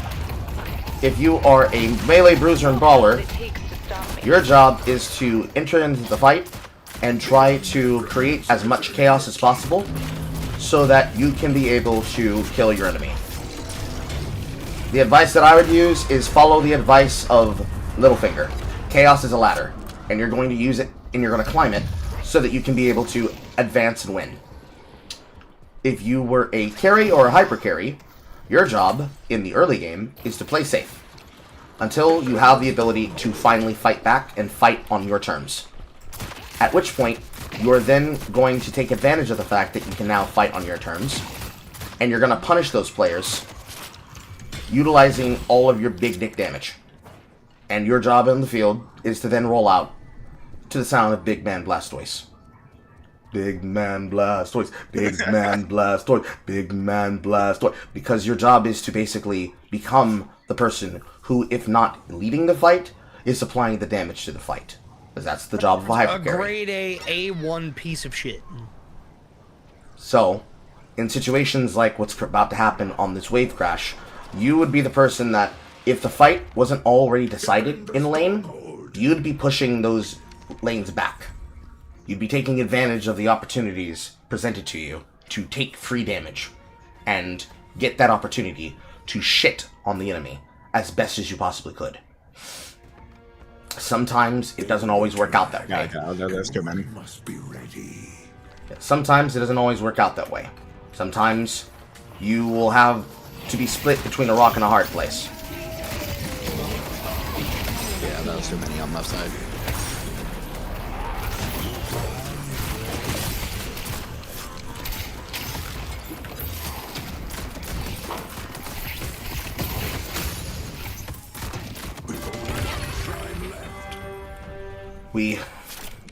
But no matter what happens, your goal is basically to remember that you have to do your homework. You can't just run at the enemy and kill them and think that I have I have the highest stat line. They're actually coming in through here. Or on the left lane.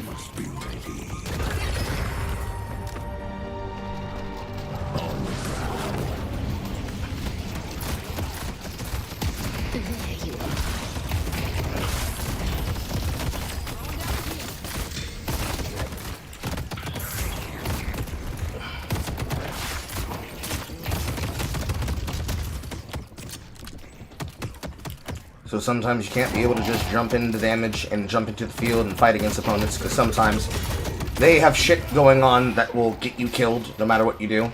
So one of these enemies, for example, probably has an AoE field that's slowing down my attack speed, because that was definitely not my normal fire rate. But sometimes in a team fight like this, you might think that your job is to just go in and try to hit anything, but sometimes you have to follow the rules of combat and play front to back. Sometimes, when you are doing your job, sometimes your job is actually to come and flank behind the enemy so you can cut off their escape and create an opportunity for you and everybody else to go fight people. They will return, and we must be ready.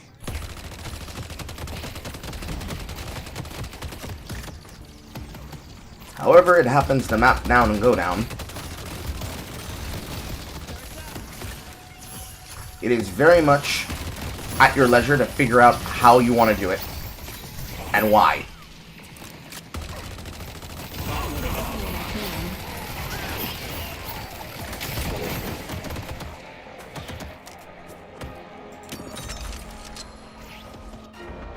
Somehow in this situation we are still defending this, despite the fact that they are all over our shit.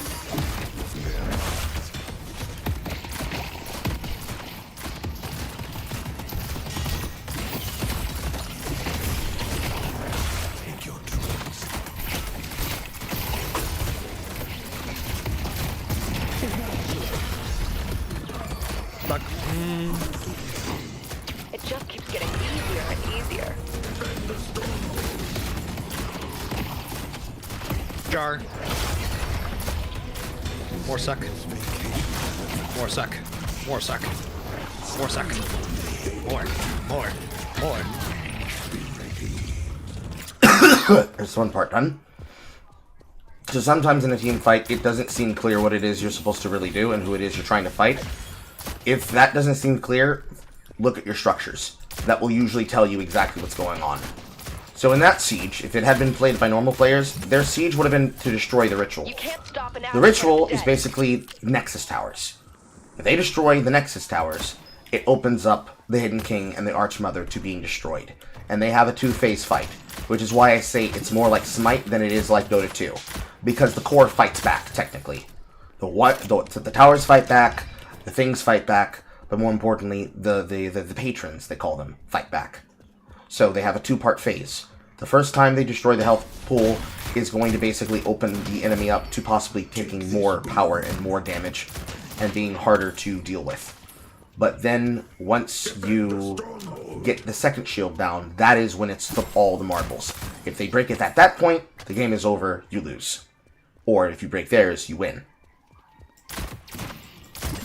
So much like the advice that I gave about a turnover turn, your viewpoint for Deadlocked is basically through rotations, everything is possible.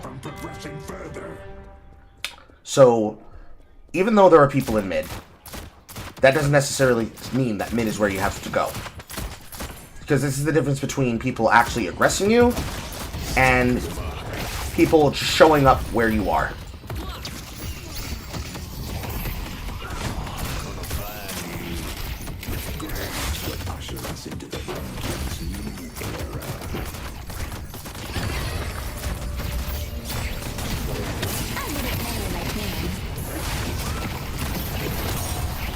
How fortuitous.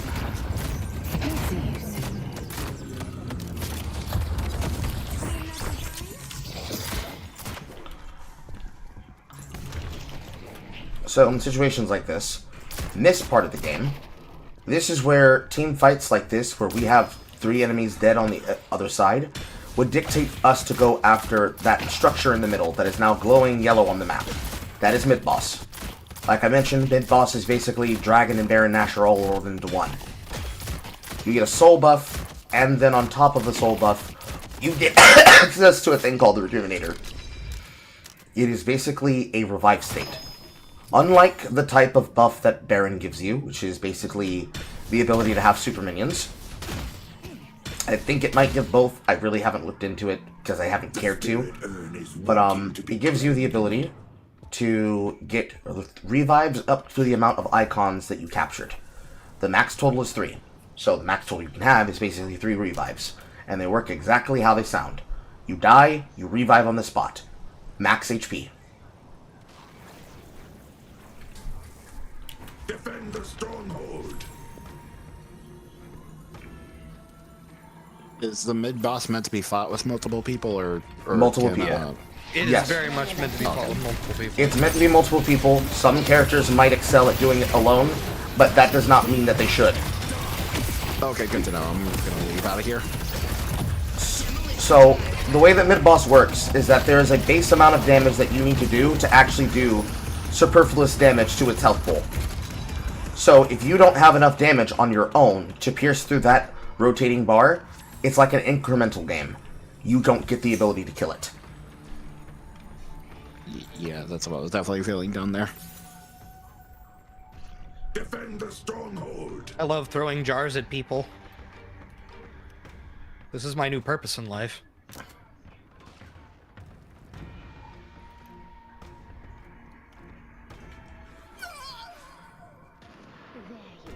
The demands of the dead will be ignored no longer.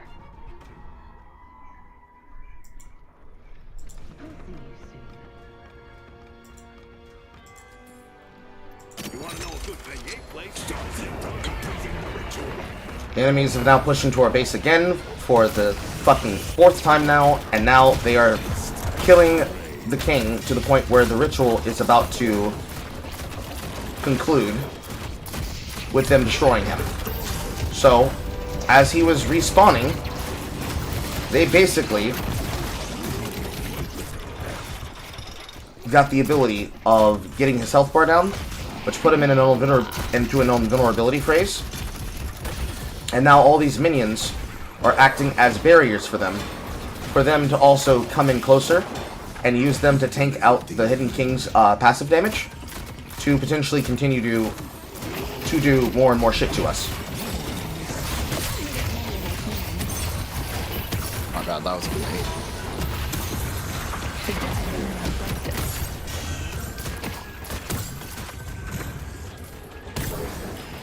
Defend the stronghold.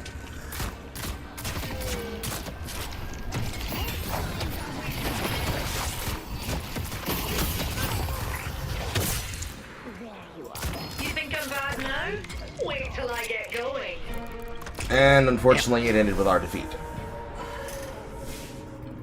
But that is basically the general flow state of a game. Win, lose, or draw, the goal is for you to try to hit your power spikes so that you can do what your character's kit is designed for. Sometimes it works out, sometimes it does not. Sometimes some characters in certain situations that you create are more valuable than others. But just because a character can be considered broken in certain situations doesn't mean that you automatically win. So let's do another one because Bilsker left the room. So I can better tell you this from neutral. So pick another character that you might be interested in. Jersey sucks, but it doesn't suck as I need to much as find a way to. I need to figure out a way how I'm gonna be able to do the abilities on my controller. I don't know if you should use a controller, but that's up to you. Do you use a controller for everything? Pretty much. That's why I do an Eternal Return. This is explaining so much. So while you do that, I will be in the kitchen very quickly.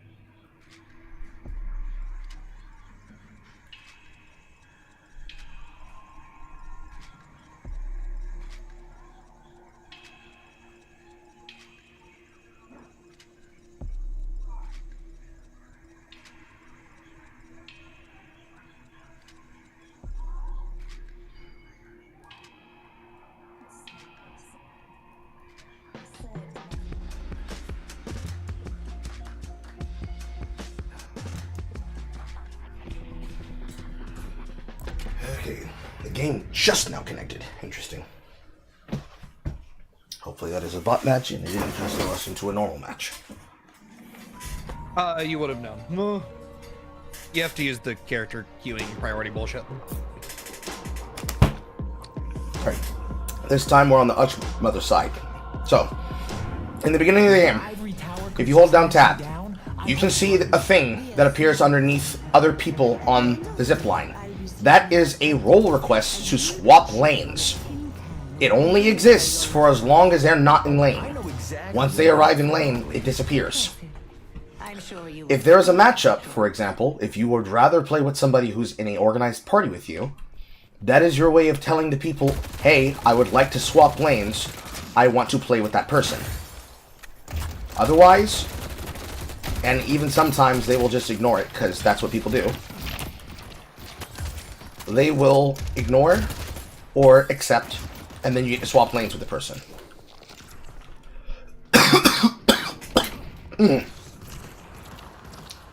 So, let's cover opening lane phase. Opening laning phase is very simple, just like in any game. You are trying to get to your advantages and your spikes before the enemy gets to their advantages and their spikes. The first thing to prioritize is whether you need to secure a certain type of recovery or resistance.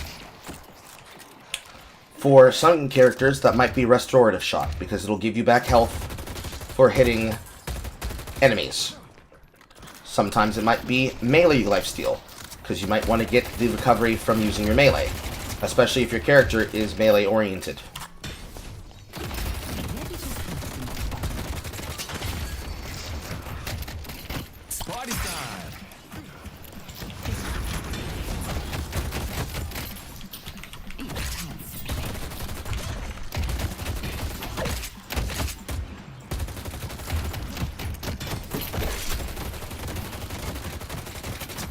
Our turn.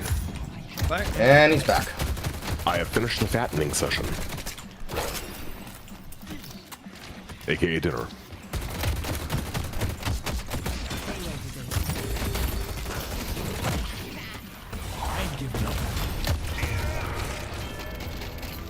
So, in the opening lane phase. I don't know where you are right now. Actually, we're in the lane with me.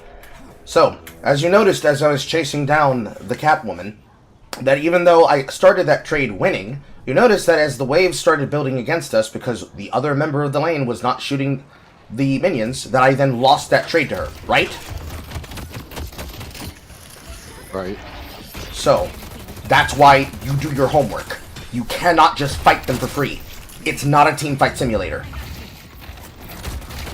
This is where the MOBA aspect comes in.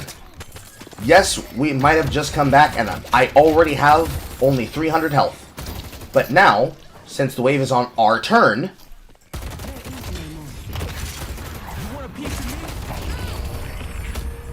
this is when we now get to fight back against them.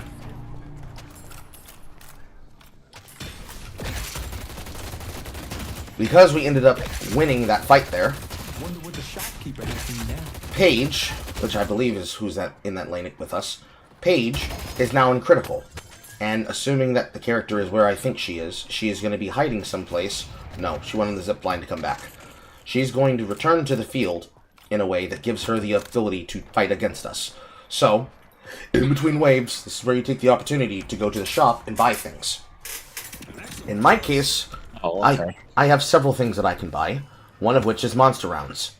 Some abilities are going to give you things that are going to give you benefit towards certain types of combat damage. So weapon damage versus NPTs, bullet resistance versus NPCs, 1 out of combat regen, close quarter combat giving you melee resist as well as weapon damage bonus when they're within 15 meters of close range, and my melee giving me restorative. That's part of my early game build, because when I have that then gives me the ability to fight back against them.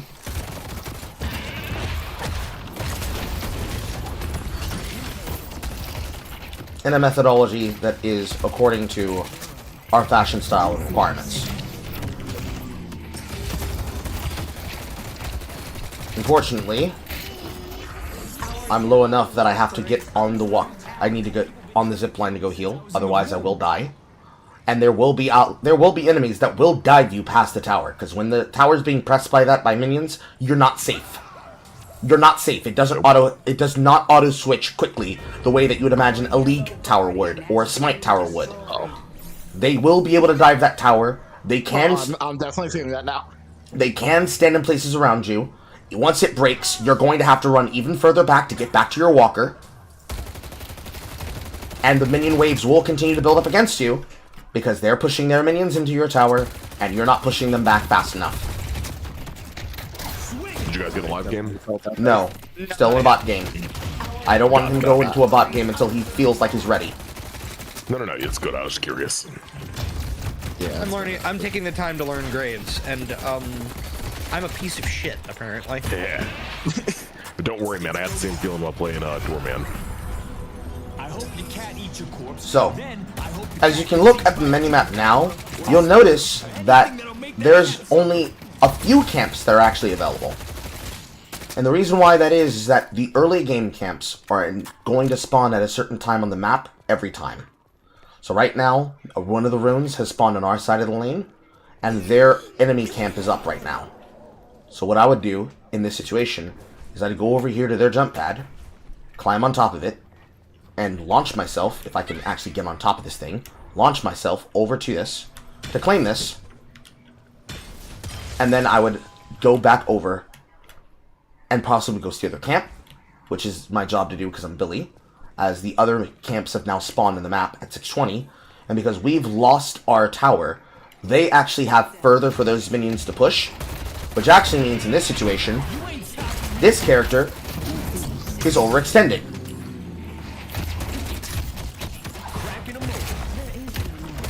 So you mean for your character or his character? The enemy.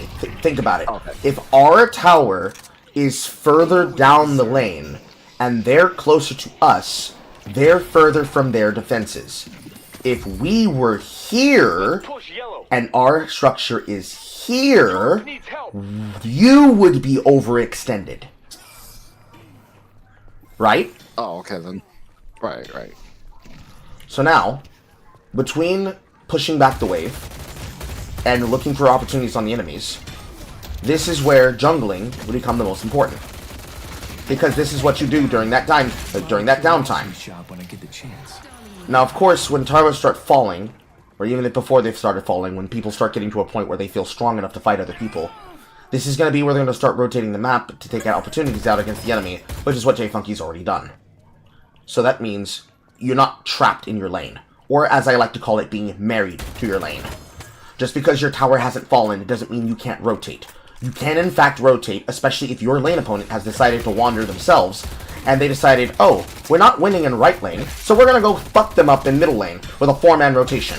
We're just gonna randomly disappear and do nothing about it. If that were to happen, it would be our job to say, enemy missing right. Now, it does appear that they have a ping system that communicates this, but I don't know what the alternative ping is, because all I see is middle mouse button saying, going in, help, thanks, what's the plan, retreat, headed to lane, and stay together. So I don't see where the enemy missing call is, which means they don't have one. Click on the enemy, so hold tab and then click on the enemy portrait to get that. Okay, so there's your enemy missing ping. So, yep. And I don't know, I think you might have already covered it, but just in case, clicking on the middle mouse wheel is just a neutral ping. Yes, it is a neutral ping. So, in this situation, we can see that somebody is on right lane. You would click see Paige. You'd probably, like, you'd click need help, but where you're standing is where it would tell you to go. But instead, you would then hold down tab, and you would click on the map, and you would probably signal that to people. Unfortunately, the contextual ping doesn't really make it clear. I don't back down from a fight. The information that you'd need to try to establish. But that'd be your one and only way to tell people, hey, some shit's about to go down. I don't have the ability to help you. Da-da-da-da-da.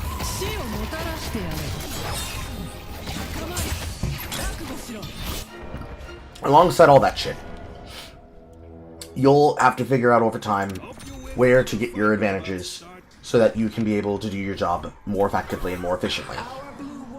So right now, I'm playing Billy, which means my job is to be a teamfight brawler and engager, and pseudo frontline beat stick. In this situation, where we just finished wiping them, my job now would be to look at the map and see where to go. For my purposes, that means going to the camps, because he can jungle very efficiently, because he has a passive on his 3, which basically reloads his full magazine, and I do mean his entire full magazine, every time he uses heavy melee. So I could literally stand on top of an enemy like this, and just dumpster my entire mag into them, and then with the next melee that kills, melee them, and then move to the next camp, and do the same thing again. And I do this while I'm moving all the way towards going to the right lane, because I need to make sure my time is being used effectively. This means I can move through the jungle, take out these things, possibly put damage down on other shit, but more specifically, find the off angle upon which to take down the enemy, which is what I'm about to do. Our yellow walker is under attack. Also, I just heard from Lag, he is back home now. Good. Rags the dog rags? No, Lag. Lag. Lag. Mega Lag. Okay. The Great crustacean. fish. Yes. Apparently the flu is trying to kill him. Oh, dear. Technically with septic. 60 over 40 blood pressure. Ay-ya! Yeah, ooh. That's no good. Now, me personally, when it comes to jungling, you're just gonna have to really feel it out. There really is no way to say that there's an efficient path, and I'm going to say that based on my expertise, because I do not trust the expertise of the people playing this game. Because the majority of the people that are the air quote professionals making guides for this game are literally homeless Smite players. And I know Smite players. They don't do anything efficiently. They go up based off vibes. And they go based off retard vibes. If you were to follow their advice, you would get lost.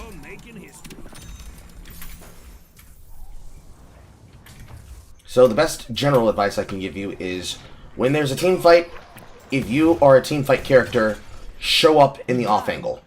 If you are a backline character or a midline character that's meant for artillery, your job is to supply the focus so that the artillery can do its artillery things. If you are trying to figure out what to do, look at the map, find a camp, kill it, and then get back to your job. And don't give anything away for free.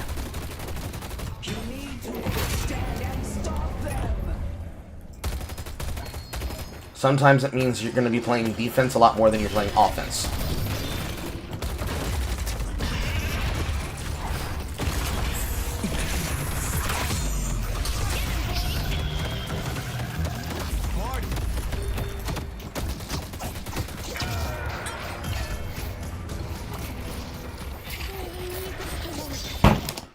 I don't know if they have anything else to say, but do you have any questions right now that you can think of? Not particular, aside from the character I'm playing. I think that's more. I think more the feeling of being weak right now and such is kind of like a mix of like switching from the duelist and such right now. And I don't think I have a build I actually looked up and such for her, so I might be feeling. So I might be on the weak side right now. Yeah. Gentlemen, do you have anything you want to give him advice for? For that, we can just help him character build with shit he likes. that do be the thing that we're good at, is me finding the right vibes for a character vaguely, and then Bilsker goes and does the spreadsheet for the vibes that we discover. That's how we do it. It's like, what does this character want? This character wants spirit, etc. Although looks can be deceiving, as Graves is not a spirit character. Graves is a gun damage character. The fuck? I don't know. Oh. I would not have expected that. Well, you see, the hand does the suckening. And because the hand does the suckening, you build around that. So you take all of your minions and shit, which are strong enough by themselves, and then you use all of that to overwhelm them and lead them back to you, and then you beat the shit out of them. Meanwhile, Seven, the character with Thompson's submachine gun, spirit damage all day. Yeah. Throw the jar, which I'm starting to call bathwater. I hate myself. La-di-da. That's a you problem. Our green water It is absolutely a me under problem. attack.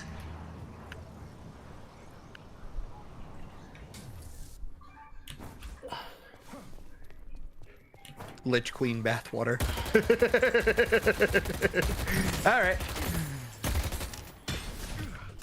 Let's see here.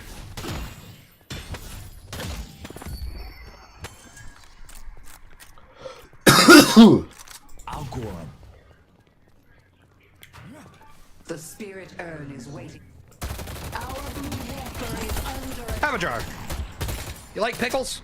These aren't pickles.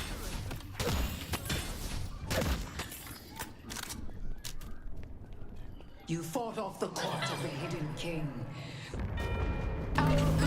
That's a triple, baby. Defeated.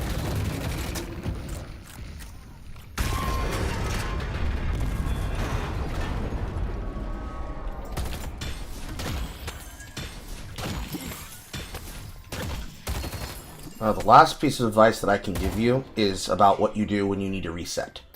Resetting means the same thing it means in every other game, especially when I talk about it in Eternal Return. Which is, what do you do when it's not time to fight, but it's time to leave and to do something with our advantages? You have to mitigate your losses and increase your expectancy. So, good example in terms of jungling. I am currently inside of the enemy's jungle, taking their most expensive camp, which is doing a significant amount of damage to me, but I'm effectively standing here doing it because I want to get the souls from this, so I can utilize this later. And I just got spotted by the enemy. So, I would be pushing up left lane here, and then as I'm leaving the enemy's jungle, I'm taking enemy jungle from them as I'm leaving. Utilizing the effective tactics that I can with utilizing coverage of my offenses and defenses. I am taking their jungle, I'm collecting souls that are now unsecured, I'm grabbing the survival rune, which is going to give me health regen, on top of the health regen I already have, and I am walking all the way back to the Green Walker to help defend in what is a current push that's probably assisted by an enemy, because that's a lot of minions, which means they're going to put down a lot of damage, which they are, and they are in fact assisted by another player. Which means if I was here earlier, instead of doing that hard camp, I would have been able to save all that damage that that walker just took. And that in there lies part of the mystery. Sometimes, itemizing for jungle clear is going to require some extra investment that you otherwise would not know how to use. So, one of the upgrades, for example, on monster rounds, as it tells you when you mouse over it, is the item called Cultist Sacrifice. That basically uses what's called Hand of the Gods. Smite calls it Hand of the Gods, League calls it Smite, but it's basically a active that gives you the ability to execute a jungle monster.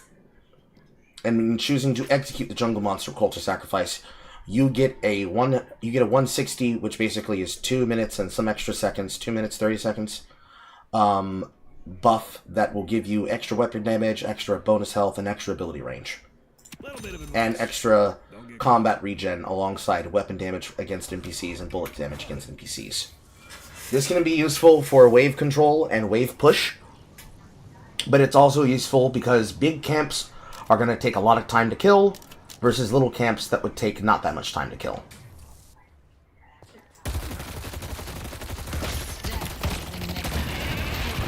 You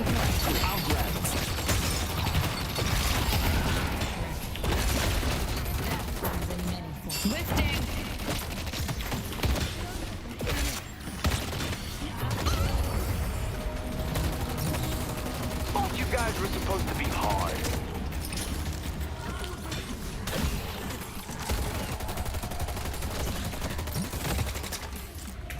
God, do I hate fucking Do I hate this goddamn sniper character?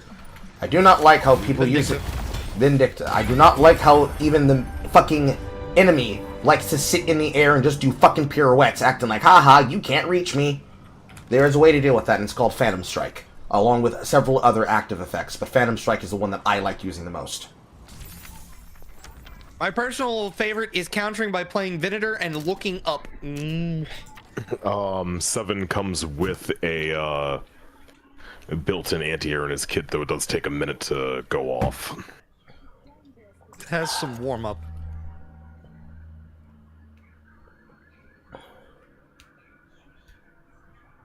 Yeah, the main thing with the Graves is I was just like, I need to go learn all of my positionings, so I was like, let me go find tombstone spots. Now I know tombstone spots. Bullshit can occur. I'm going to do very bad things in an actual human match, if I do even half as well as I'm doing right now.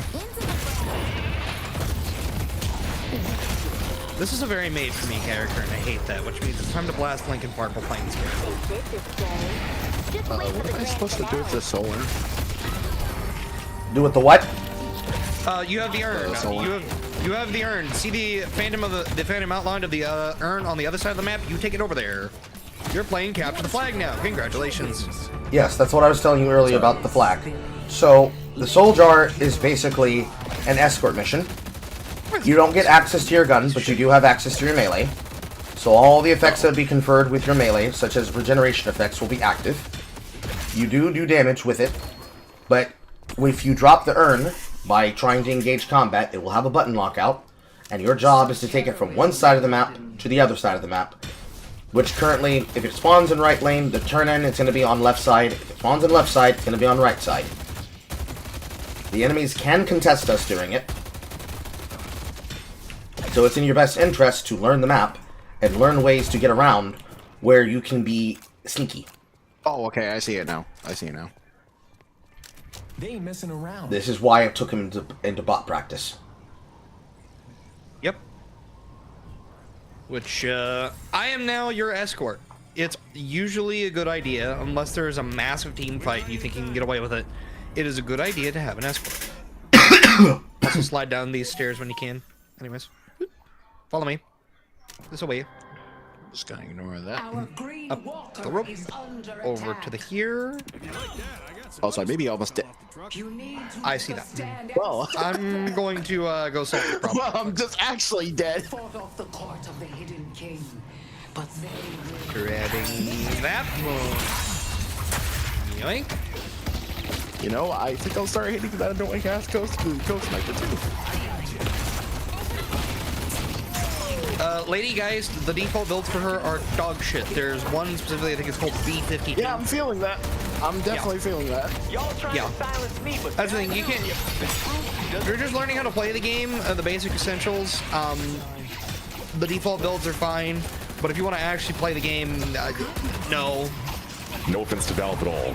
Well, No offense to Valve, some minor offense to meant. Valve. The default builds are all ass.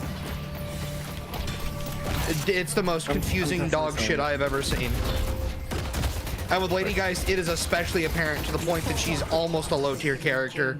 People just overlook her, and it's an actual war crime because she can do war crimes. This is also something that is in your advantages, because a popular character that gets overplayed, such as the new ones, because in the roster, when we go to pick our characters and we have to pick 3, you have to pick at least 3 non-new characters minimum in order to be able to start the match list. And new characters cannot be avoided. So you will learn how to fight against them, or you will get your shit pushed in. But I found that B-52 loadout you were talking about. But should you be able to master it and figure out how to play against them, it means that characters that you don't see, you're not going to actually know necessarily at first how to win against them. You'll have to figure it out. But once you do figure it out, you'll be in a better position than in most situations in cases in other video games. It's very much the case where the off-meta can be in your favor, but not always. It's like picking Ganon in Smash. Yeah, to be a little bit more explicit about that, like, in this game, like, off-meta is off-meta for a reason a lot of the times, but sometimes if you can find that off-meta pick that is actually damaging to the current meta, you get away with way more than you should. Whenever Bilsker plays Victor, I don't see Victors very often. I get very scared when I do see them, because I know how to fight them, and I know what they're up to. Because there is off-meta counters that do involve Victor, and they are nasty. Victor I believe Victor is very good at fighting, very good at countering Silver, is he not? Yes. I believe. Yeah. It's also, Jay, I am cooking up something for 7, and I had an idea for Victor. That's gonna be. I have an idea for X character. Yeah, you're always gonna go back to Victor, man. That's just gonna be your thing. Oh, I mean, I am a big fan of 7 right now. I know that, but you're always gonna go back to Victor. I know. Oh yes. Also, I just read. I'm cooking up some weird off-meta shit for 7. I just read an ability called Radiant Regeneration, and I'm not 100% sure that it's good for 7.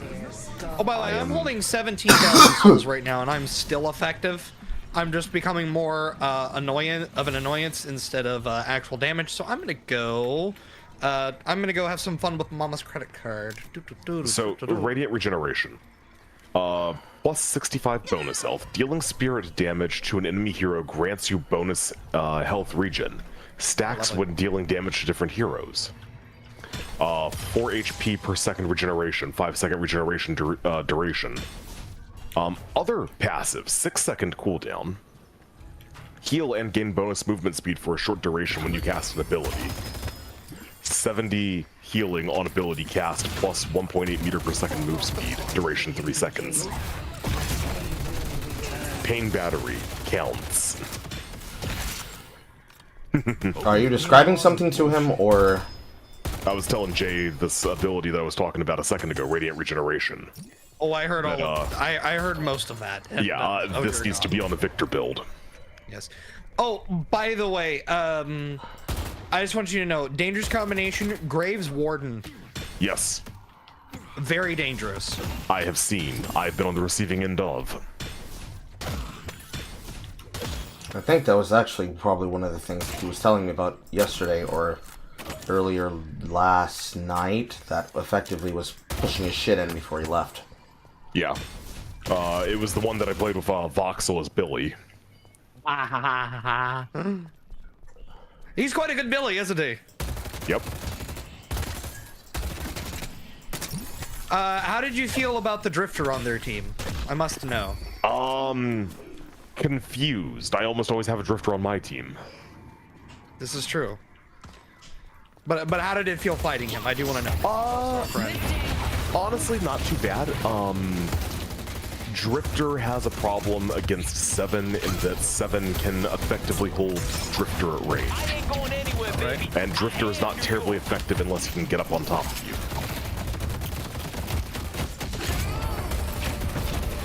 I mean, Drifter is still unpleasant when he activates his 4, but I can counter that by just tossing my 1 out in 4 different directions at the same time because I have 4 charges by 1 by the time I get rolling. I'll be back later. You're on your own. By the way, I'm keeping up constant mobs to keep our line reinforced, just so you know. Yeah. Oh, hi, Denma. Not enjoying this. This is unpleasant. Have a jar. You like pickles? These aren't pickles. As for how effective he was, I don't have a host of drifters to compare him against, but I was watching him pick off members of my team with alarming frequency. Good. Thanks for shopping local, Billy. Hello, everyone. Hello. That sounds like Lemon Duck. It is indeed a duck. I see. Lemon Duck, are you going to be coming to play, or are you just coming to see what's happening? I think he came to see what's happening. Oh, God. Because I don't even have deadlock. Did you ask someone to get it for you? Yeah, these guys were, but I... Yeah, well, the thing is I put it off because I wanted to learn enough to actually be able to give him sound enough advice to teach him. Because at the time when he was asking to play, I knew about as much as he did. So I was like, I need to figure this the fuck out. I started to get, I'm like almost to that point, so. Yeah, good thing. Good thinking. Yes. Because I knew you were going to require the extra attention, and I'd rather, because I know you're going to ask a question, and I would feel bad not knowing the answer to it. So why didn't you just give him the invitation and find out together?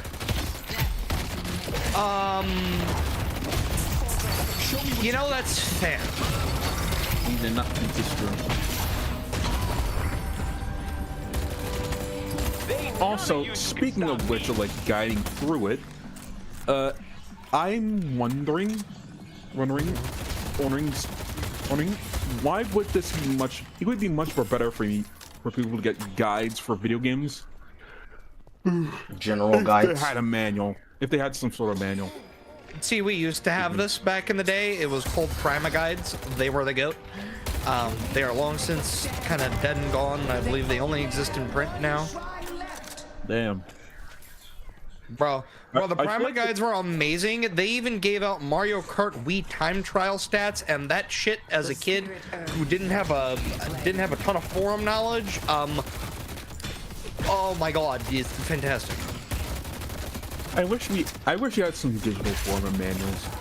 I mean, we have digital guides. There's Game Facts and other places like that, but for games like this, there's not really something like that. But for a game like Final Fantasy VII, you know, I mean, that's still around.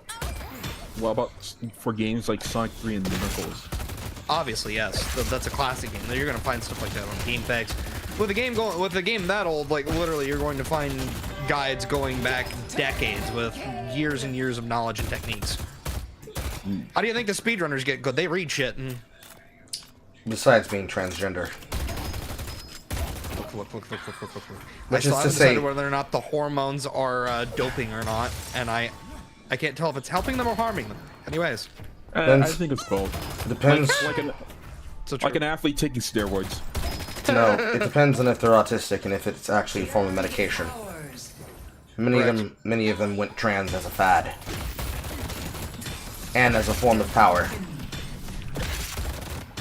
Yep, that is something narcissists can very easily leverage. Trans trenders. Yes, that do be the word. And throw the jar.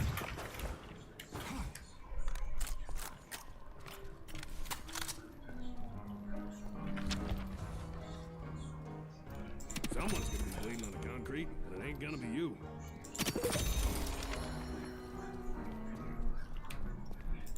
It ain't why I turned my head into a ghost. It was a hell of a perk.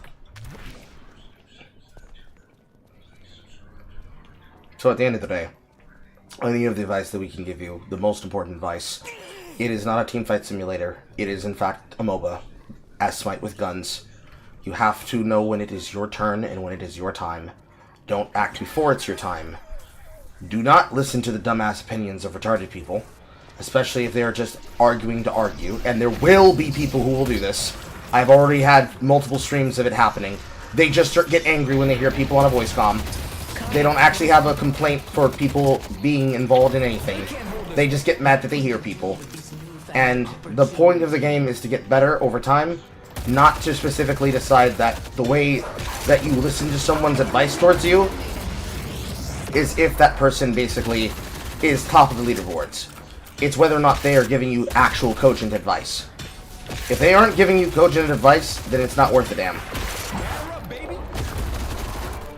Oh, Carl, why are you sweating so hard? I'm not. I'm fucking around. This is something that I heard from someone in a voice chat one time. Granted, this is like one of 2 bad times I've had with either text or voice comms in this game, so it's not much. The ritual is complete. I've always... fuck, never mind, another one of this, but like, it's not come to my head that we never heard like anything that's like text to speech, like voice chat. That does exist. It's just not often used because A, number one, people don't know how to use it. B, number two, the situations where you would run into it are just incredibly rare. Like, we got Like that, that- already. Like that that one technology game already Van exists. that one game the Van Crew played where they were on the moon. Oh yes, good old Moonbase Alpha. that is a mainstay.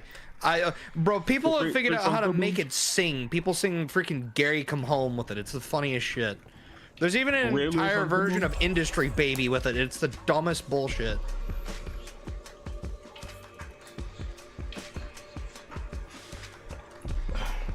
I've even heard like people in like different types of communities use like text to speech stuff to like sing. Well, of course. Seen stuff I mean, on the Friday again, night. what else I've is seen- Vocaloid? I've seen stuff on the Friday Night Funkin' community where they made like the Microsoft Same. Stand text to speech voice like a virus like that took over digital. Yep, I've seen that film shit too. electronic. there's some impressive shit out there. Our victory is assured. All this for a shitty creepypasta from 2011 that everyone that was so bad. It was so bad. People dunk on the creator by making better versions of the character today. Of course. We're now going into live combat. It is the Sonic Yes. tradition. Hold on. DC. Hold up. Wait, Let me get in. Hold. Oh, we need to let Belsker in. Yeah, hold up. Here, I canceled search. Yeah. 1 second. Yeah, give me an invite real quick. You have to fix this. Also, Jay, that build I'm developing, I have decided that slow bolts are probably a good idea because slowed enemies cannot escape my cannot escape the lightning balls all that well. Ooh. Yeah. I'm gonna do horrific things to my enemies. I'm telling you, I don't know how it is you don't play the games that I play if you're willing to put this much autistic research into this video game.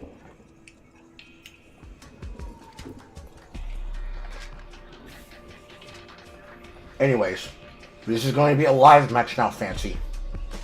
Yep. Yep. Don't stress. Just change some stuff really quickly. Who's the guy with no profile pic? Or like default profile pic? That would be. Oh, hold on. That would be. What's your fancy Master pants? McFancy Pants. Yes. I'll just call you Master Fancy Pants. Or Master Pants. Oh, okay. Thank you, Lemon Duck.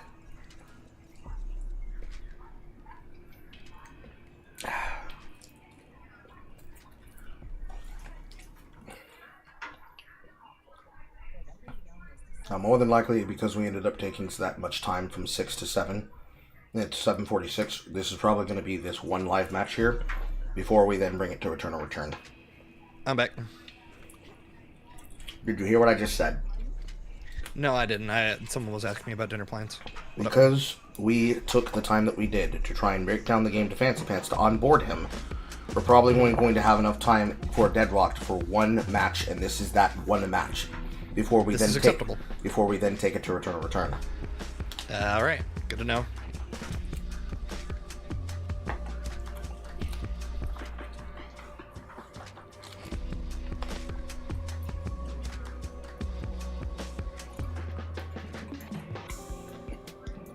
Will you be joining us for Return or Return, Lemon Duck? What? Oh yeah. Hold on. Hold on. The fucking game. What was it again? Will you be joining us for Return or Return? I'll give it another chance. You've only given it one chance. What? You've played it once. You've only given it one chance.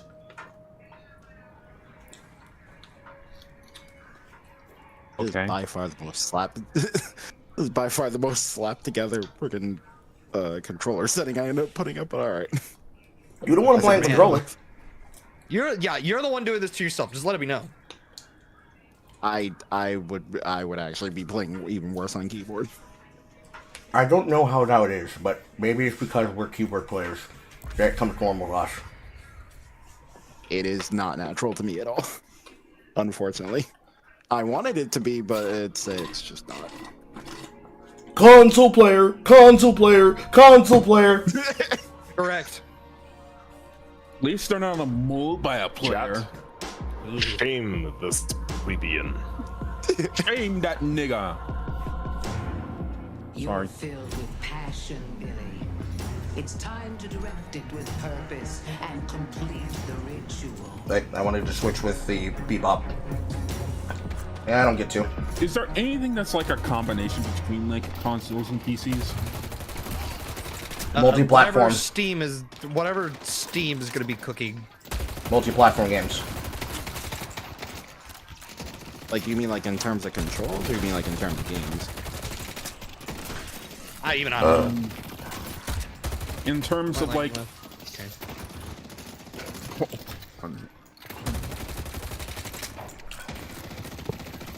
Ma.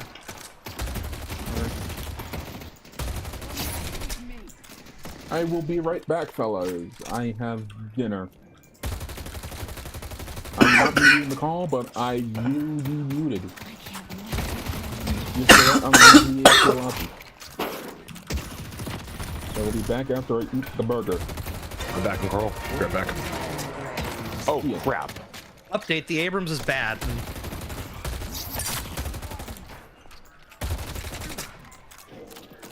Was that me getting first blood? Because I think it was. Yes. Yes, it was. Good. You beat Mina by a second. Good.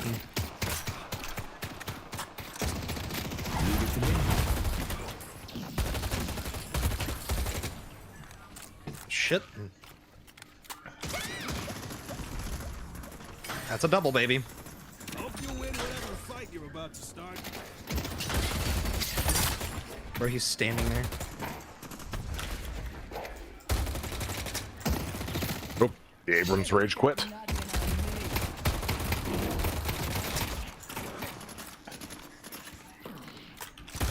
Abrams and Viper rage quit. Why are... Oh my lord.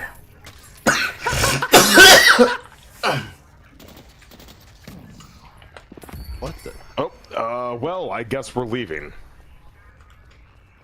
The entire enemy team is quitting. That's annoying. This is also something that keeps happening here. Early development test game. As soon as people don't have things go their way, they rage quit. This is the only time I've experienced a rage quit quite like this. This is the only time I've ever seen something. This is like, this never happens. What the hell? Yep. Happens to me when I play. Back to lobby we go. I think y'all might have to queue this next match without me. I have some shit I need to do, so... Gotcha, homie. I just got a phone call, so this worked Understood. Alright, we will look forward to your return. Okay. Can someone stream for me so I can watch your match? That is all. Who can watch the broadcast that's currently live on my channels? Oh, that is the thing that you can do. I always broadcast Discord Gaming Night.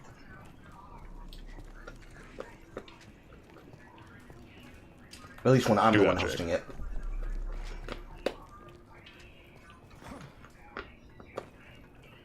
Alright, we'll go ahead and requeue us if we're good with that. Oh, Carl beat me to it, I think.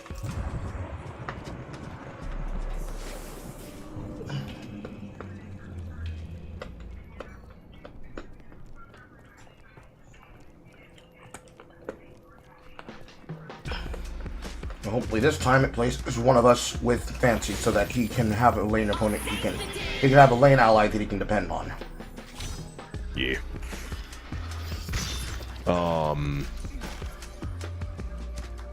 Carl, when you were trying to do the lane switch thing, did you pause the game and select the little switch icon?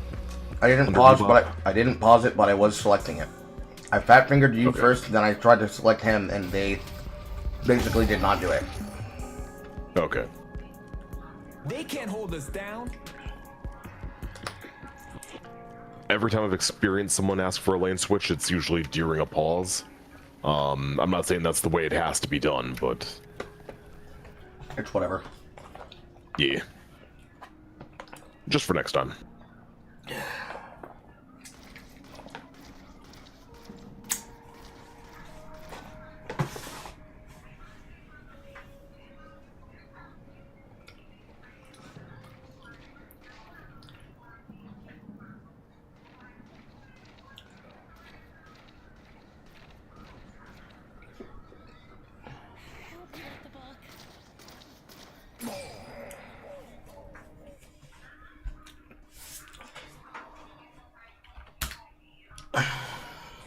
Blah.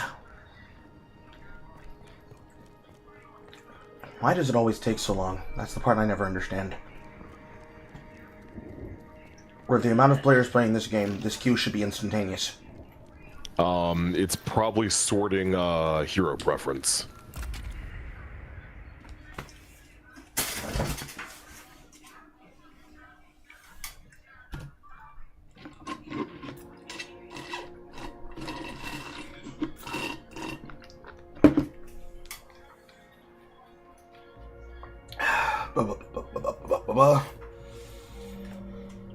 It's always that 12th player.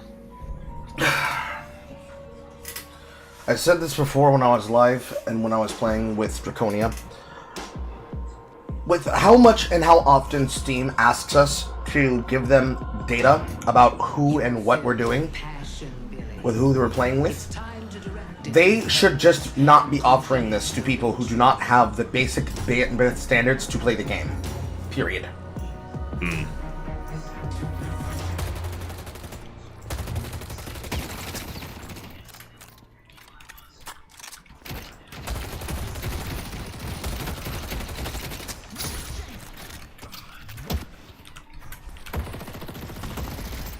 You want a piece of me?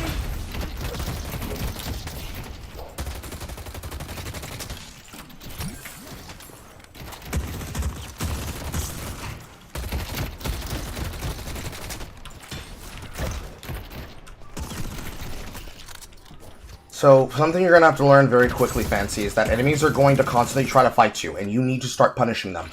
If they try to play off angles, you need to shoot them in the face. They don't get to do this. Like this guy right here over here. He does not get to hide in his clove. He does not get to do what he's doing there. When he starts doing that, your character is a support character.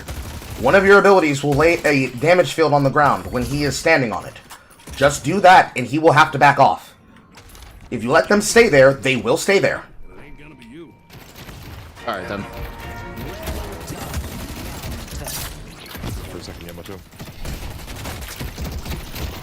Especially how they're playing in our face right now when they're not doing their homework. That's because you're not punishing them. Your character excels at punishing them. Punish them.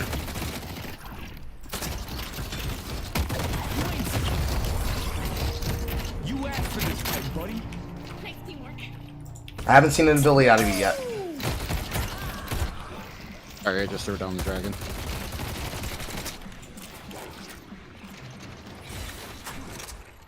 I'm gonna have to reset then. I would stay in lane otherwise, but you need to focus on pushing the wave, not fighting him. Alright, alright. Wait, shine back out.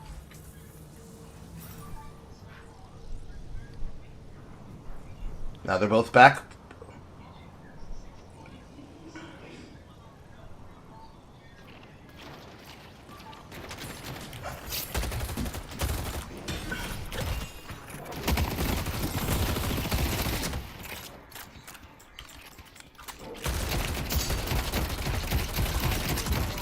Wait, do you want a lane swap or something? It's brutal out there, huh?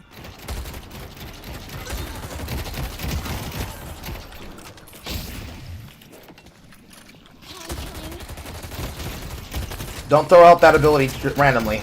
Use that as a lockdown. That's immobilization. You need to be throwing out the one that lays down a carpet of fire damage.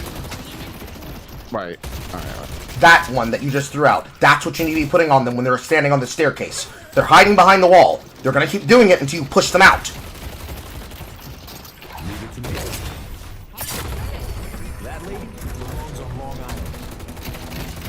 Because all the thing that they're doing here is that they're going to start whittling our tower down.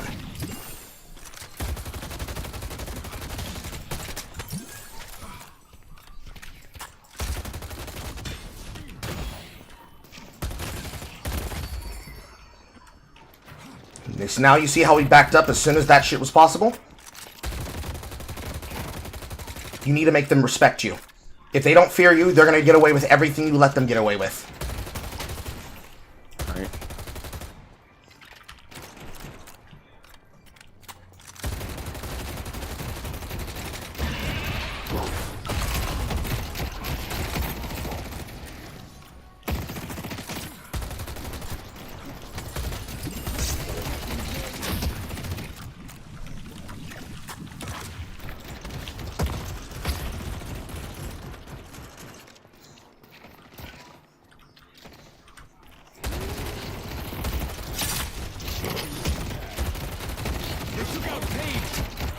That happened because you're staring at him in front of the staircase.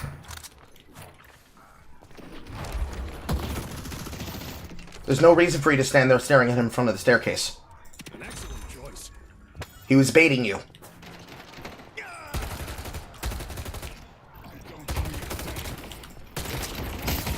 You have to learn to tell the difference between smart plays and bait.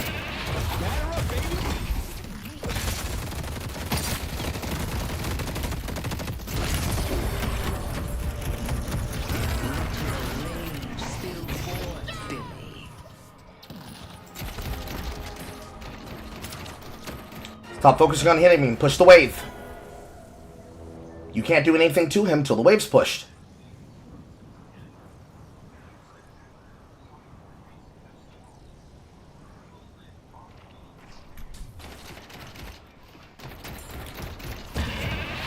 Show me what you got.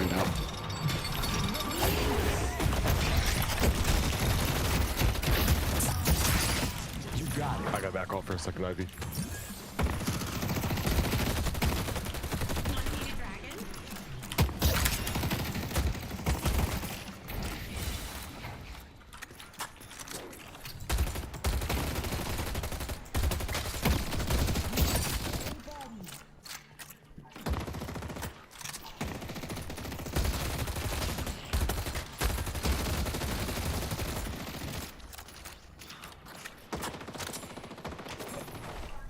Push him back in.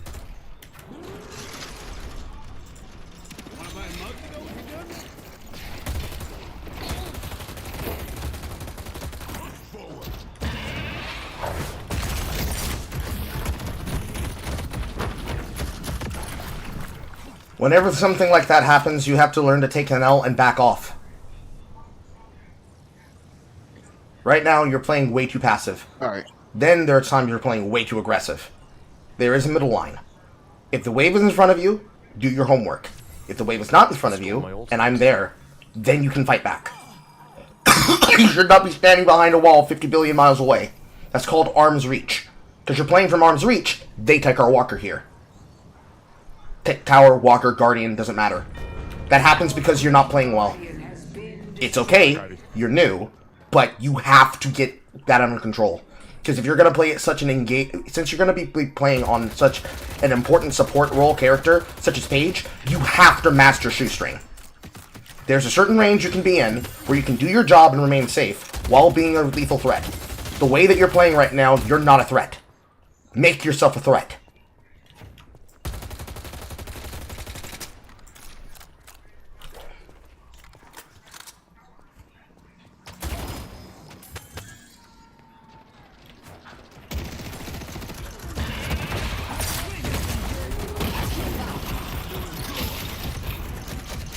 So the way that they're currently whipping on me right now, and you are still behind the wall on the other side, that can't happen. That can't happen. That's why they're able to walk up to me and start hitting me there. You should be dumping your abilities on them. Ultimate should come out. 3 should come out. 2 should come out. And no, you can't escape. When you're taking damage, you don't get to go on the zip line.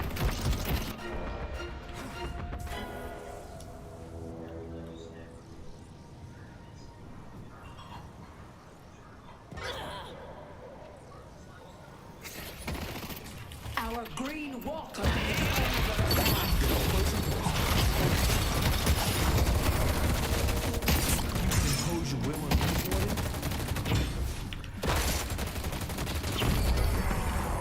Unfortunately, they're very dog shit, and they rely way too much on you not knowing how to play. So once you start putting this to work, you're going to start dominating them fancy. They're not very good players. They're just plain cheese. One of them has a petrification ability, the other one has an immobilization ability, as well as having a lot of fire control. So, they're using that to lock one person down, and because you're playing so far back, they can turn all their damage onto me, and now when I have to use all my ability to escape, I'm waiting on you to do your part, and it never comes.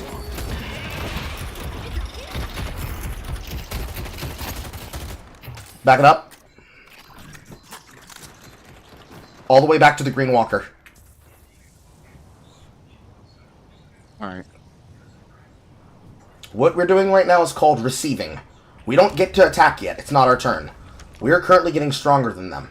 And we will be stronger than them soon, but not right now. Have fun. Don't get dead. If you have money to buy, go buy and spend. I will try to hold them at the walker and wait for you to return.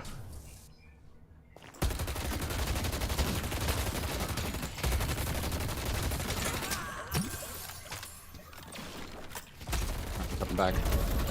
Our green walker is under attack.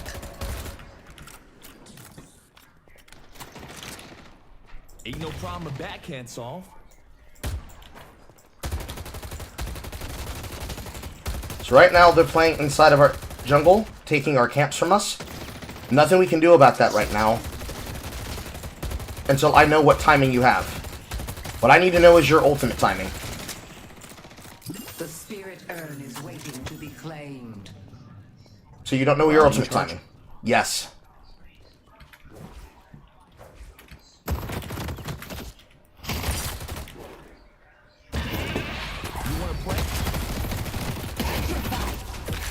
I'm sorry, I still need to look into this.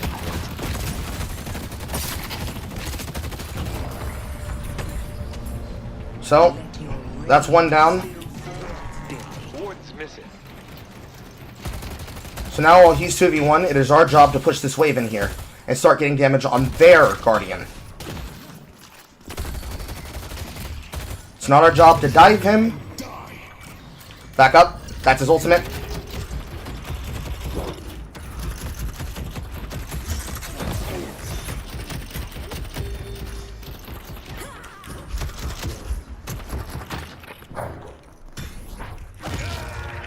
So when he does that, you need to be using your immobilization to lock him down so he can't move towards me. Because you didn't do that, that's why he's on top of you. Like I said, they're sitting on their abilities. They don't know how to play the game. They're just waiting for you to suck. You also shouldn't be fighting in here. You should be running away. Because you're not running away, you're dead. Alright.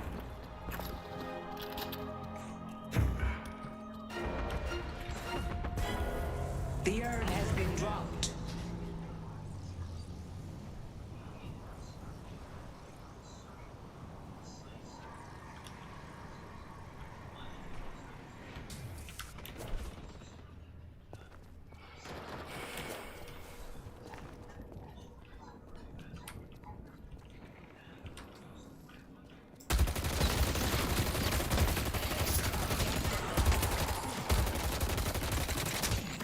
The spirit urn is waiting to be claimed.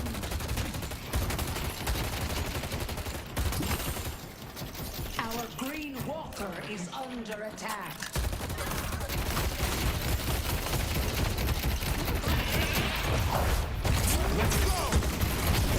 I don't back down from a fight.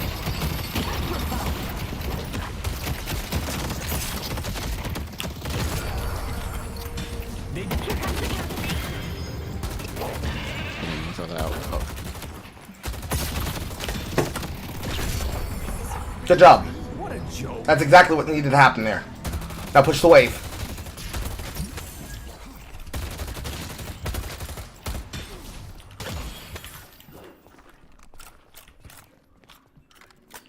The whole wave's not pushed. Now it's pushed. You need to kill every minion, otherwise they're gonna keep fighting the last minion that's still there till it's dead. Now do as much damage as you can do to this walker and get ready to run, because they're coming back soon. Now reset.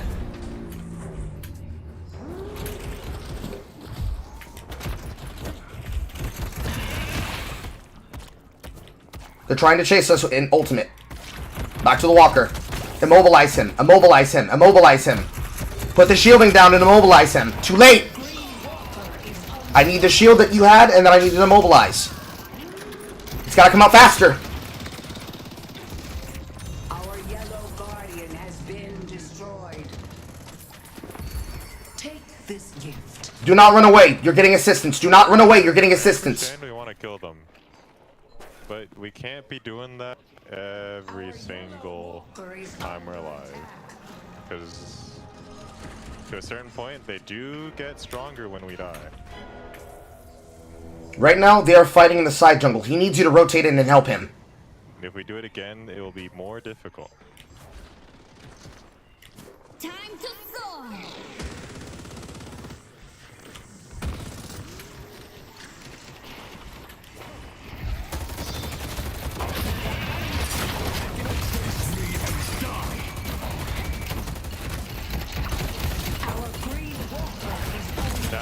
Now, think about my words and understand that you're going in against two people. Okay. Okay, nice. Slay them and grow strong.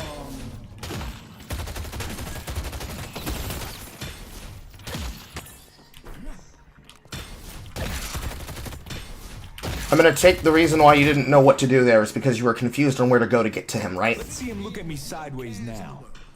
Fancy? Right. You gotta learn the map. I'll come with you, Ivy. Let's push the yellow walker. I see the enemy. Yep. Well, I do not want to get there.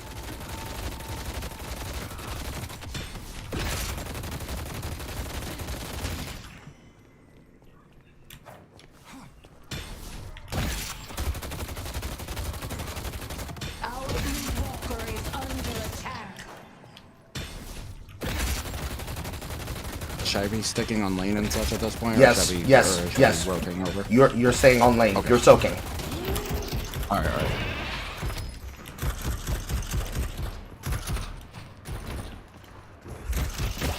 I think we should probably just farm. I can't fight them. Oh, that blade's brutal.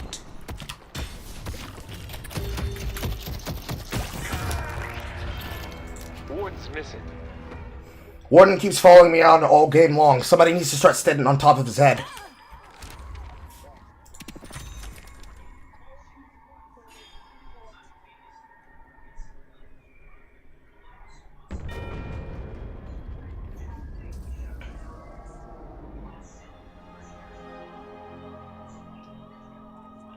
He has no ultimate because he keeps using it solo ult me.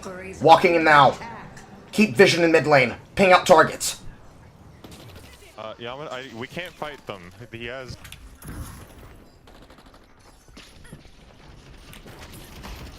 I see the enemy.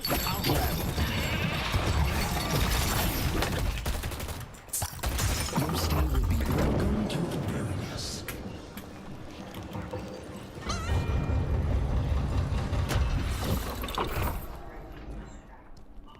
We can't fight him because he has what? A lot of souls, and my Yamato is one, and... Face me and die. Come to God.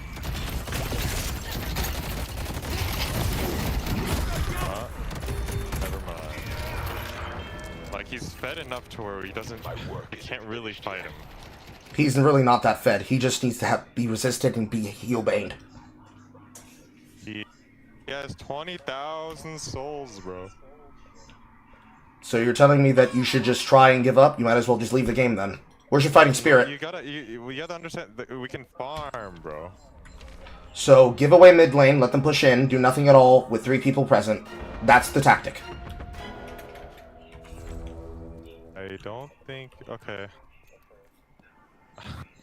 What would you like to do instead? Because you have to still defend the middle lane. You're telling me... They can fight under tower, but like, listen. They're not. They're going to dive you, because they've been diving us all left all game. Stay safe out there. What you're suggesting is we do nothing, which is not working.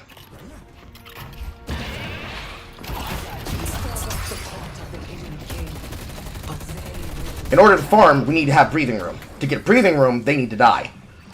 We've been fighting all the time 2-on-2 on right. We can't fall back and then overwhelm them with numbers advantage. They just always win 6-1. That's what you're saying to me. That doesn't make sense.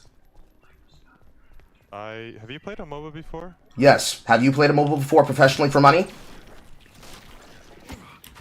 Doesn't sound like it. I don't think you have, but sure. Okay, tell me what we're supposed to do in this situation. If the answer doesn't match my actual professional knowledge, I'm just going to ignore you. I think... Quick, what's the answer? What do you do when you currently have a situation in the game and you need to be able to float the game? What's the answer? I think you need to farm under tower and play safe. That's not the answer. What you do is you have to float the game by stabilizing it. How do you stabilize a game when you have an opponent that's stronger than you that constantly pushes an advantage to the point where they are aggressively in the face of a walker on left? I think if they're under tower, you can fight them, but... They're not under tower. They're sitting in our face trying to bait us to leave because I know exactly where he is in our side jungle. What's the answer? Well, then go have fun. But we can't have fun. We're losing the game. So how do we stabilize in the situation? Is it constantly team fight on right? I don't think it is.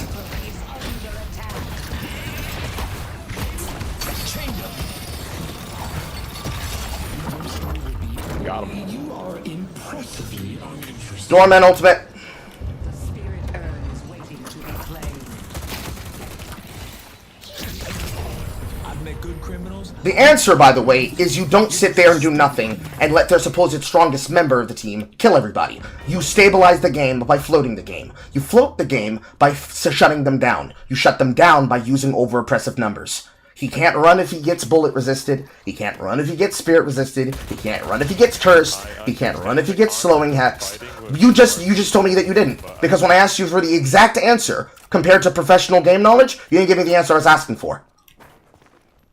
If we're talking game knowledge, we're now talking professional to non-professional. I don't think you care that much. To our guy who is 1 in 12. I don't know what to tell you. I can't speak for him. But I'm not him. So you do understand what I'm saying. So you understand we can't do nothing, right? What you were saying to me literally was, just let them do what they want. We can't do anything. Which is literally saying give the game away. Middle ground, bro. There is a middle ground. You weren't suggesting the middle ground. You were suggesting let them do what they want. That was literally your answer. Farm and let them take everything in mid and everything in right and everything on the side wherever he goes and wherever he goes and wherever he goes and wherever he goes because we can't fight them. That's not the same thing as the middle ground between we have to farm, but we have to relieve pressure. To relieve the pressure valve, you need to actually push them out. To push them out, you need to encapsulate them. Make them scared to step up. They won't be scared to step up if you give them so much room to play. Alright. I got enough chain for all of them. You fought off the court of the hidden. They're back in mid again right now. Ultimate in 23. Right now they're running the urn. This is our best chance to kill him. Step up.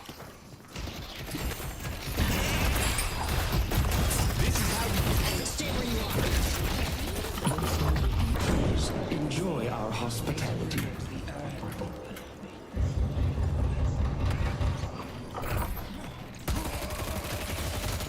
Damn, look at that. We initiated on him, we forced the doorman ultimate, and we still killed them. How'd that happen? Defend left. It's not a discredit to you, but I have heard way too many people give me excuses in this game. Our green walker has been defeated. There is something you can always do. And if there's something you can do... I understand what you're saying. I was just mainly talking to my guy who's like diving them under tower like repeatedly in lane. Why haven't they been think responding saying in there's text or a chat? viable middle ground makes him think that we're going to go in like now all the time.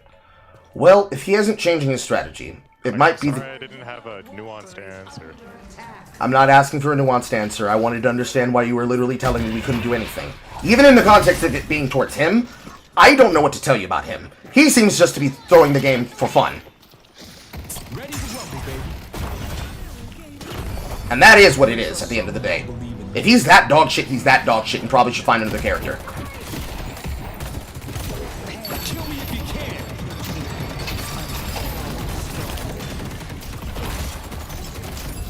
Oh man, you'll love to see the minion tower kill.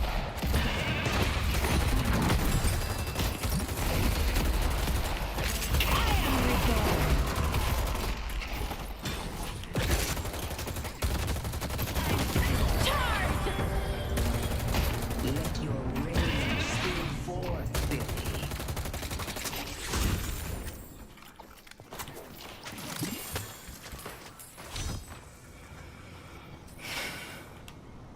Warden's missing.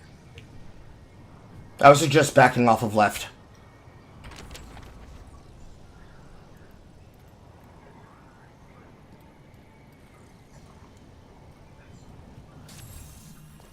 I got someone behind me.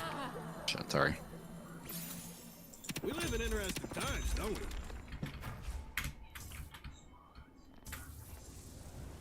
You're being back attacked. You need to make a stand and stop them.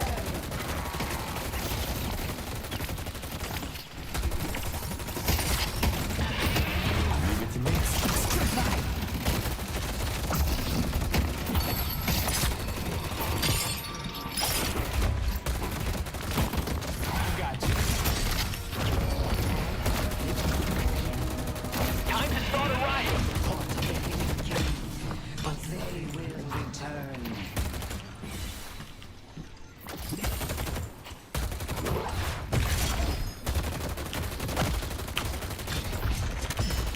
Nuh-uh. Great button. Eye on the ball. They delivered the urn.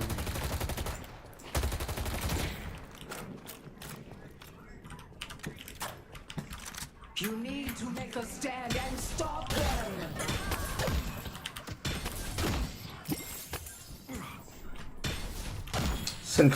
Sinclair got away. Warden's missing. Our yellow walker is under attack. I have all.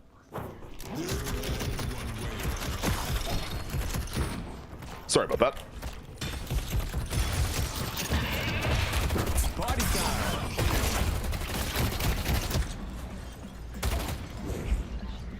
Fancy. I have Warden on me. I need you here. I'm coming. There.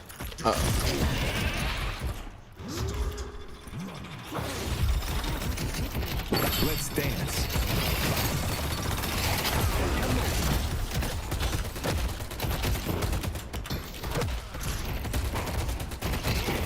Literally body block him. Body block the bullets. Oh shit, sorry. Too late. You gotta have an eye. Who among you will stand and face me? Yes, you should be farming, but you shouldn't be farming that much that you don't see anything.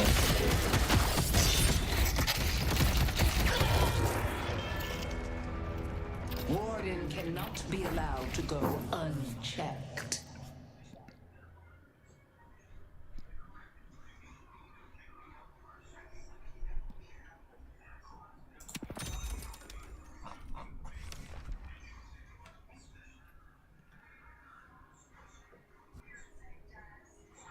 Back off of right. The fights are not good.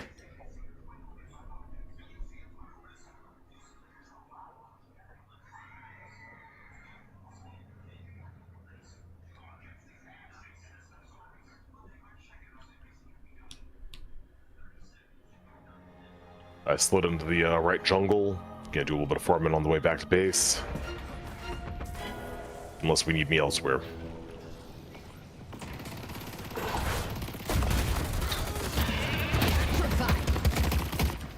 Take him down. So far, so good, I see. Not really. Our Yamato is complete dog shit. This is impressive. Wait until I get going. As in 2.14.7 dog shit.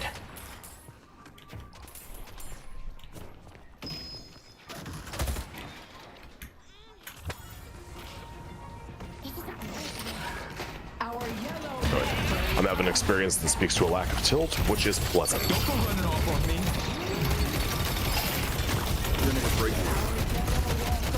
Hello?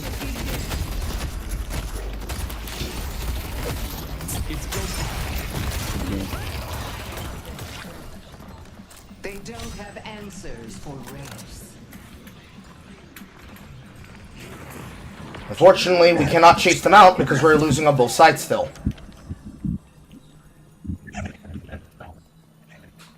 Coming back in, ult in 20 seconds. Dramatic, stylish, I love it.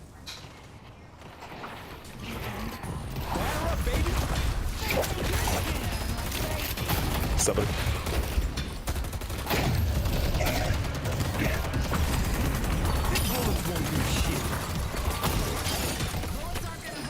What are those little guys that like blue heads?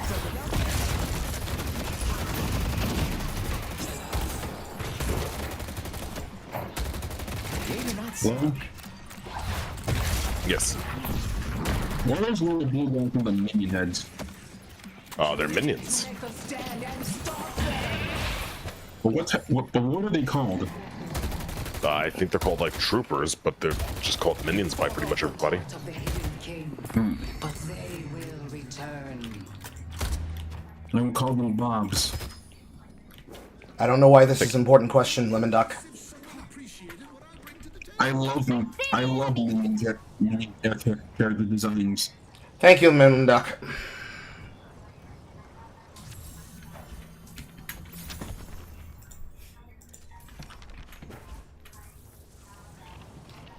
Let's chain them up. The spirit urn is waiting to be flamed.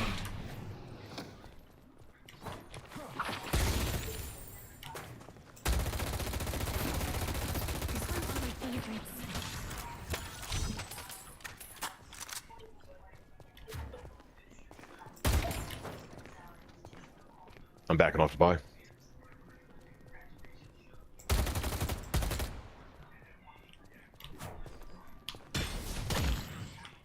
Also, J Funky can confirm Mystic Regeneration. Good on 7.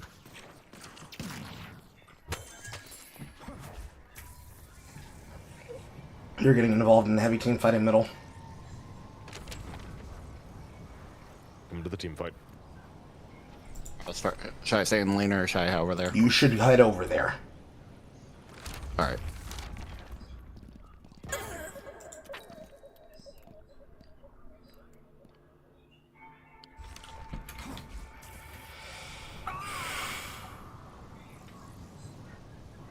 Pull back.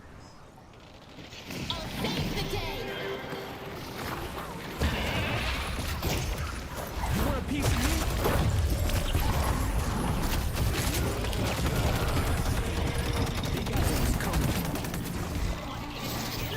Ready to rumble, baby. You set the stage for their defeat. One by one, they'll fall. Headed to Greenwich.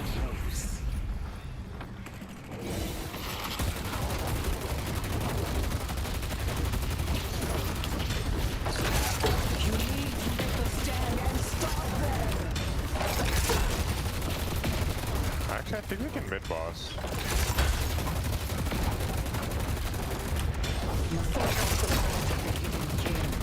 But they will return.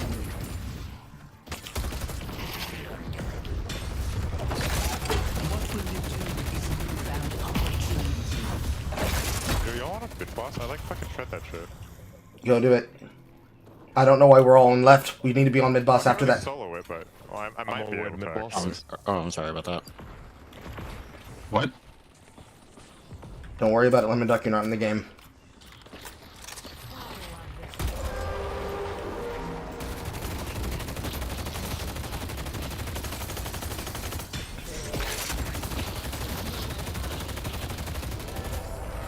The rejuvenator is descending.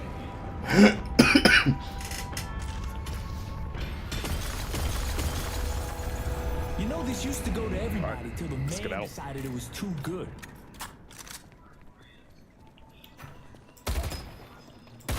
Carl, I'm gonna go buy, and then I'm gonna try pushing green to get out their last Guardian.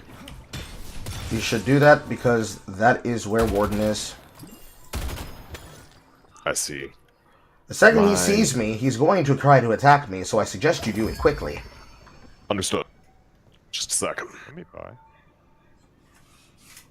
Should I stay in middle lane and such, or should I start heading back to green lane? You would float where we need you. More than likely, you would stay in middle lane until something happens to them, because you're a support. All right, Billy. The only guy you can count on is yourself. They're grouping for a team fight mid. That's currently 4. And what's an extra in the jungle? Alright, Carl, I'm gonna go ahead and get this Guardian set down so their base is open. That'll take a lot of pressure off of us.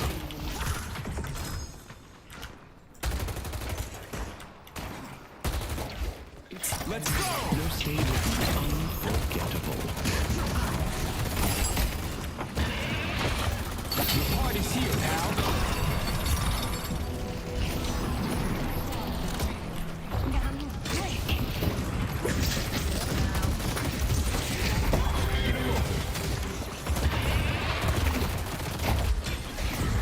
No one is better than me. No one. Very likely. Let your rage spill. Last Guardian down, heading for the mid.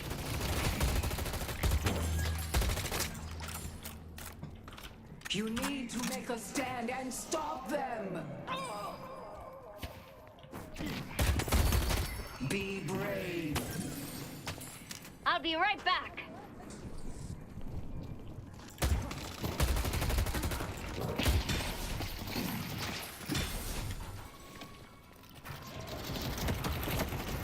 Metal skin! Face me and die! Spirit earth is waiting to be claimed. I'm blasted, baby!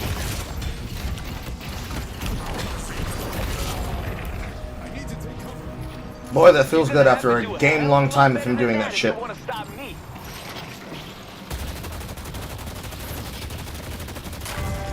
They only have one shrine left.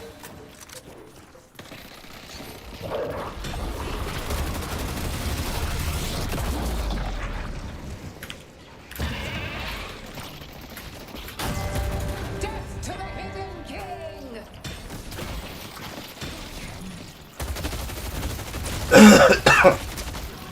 Here come the revives. Preemptively back up. Shit. You fought off the court of the Hidden King, but they will return. We doing a fight and retreat? We are holding our position until to rope-a-dope them. Copy, copy. I'm probably going to use my Rejuvenator in a minute here, unless I get a chance to get a lot of spirit regen off of. Yep, there we go. This is getting off my hand right now. Like me forward to this.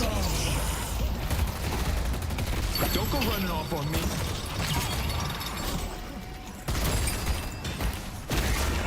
The Hidden King must die!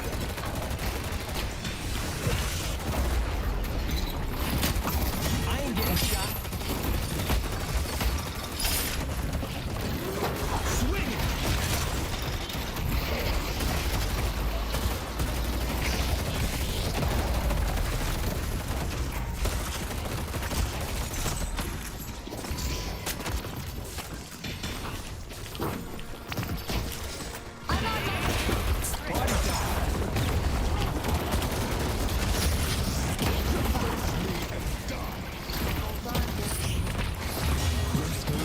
Unforgettable. Good job. Buen trabajo. 2, 6, and 27. That's a lot of supports for you. Yeah, man. You might have had no idea what the fuck was going on. It might have felt like I was in your ear too much. But we're making you into a refined soldier that turns I see the enemy into enemy has been triple killed. Damn, that was pretty stressful. MOBAs are Nicely stressful. done. MOBAs are stressful.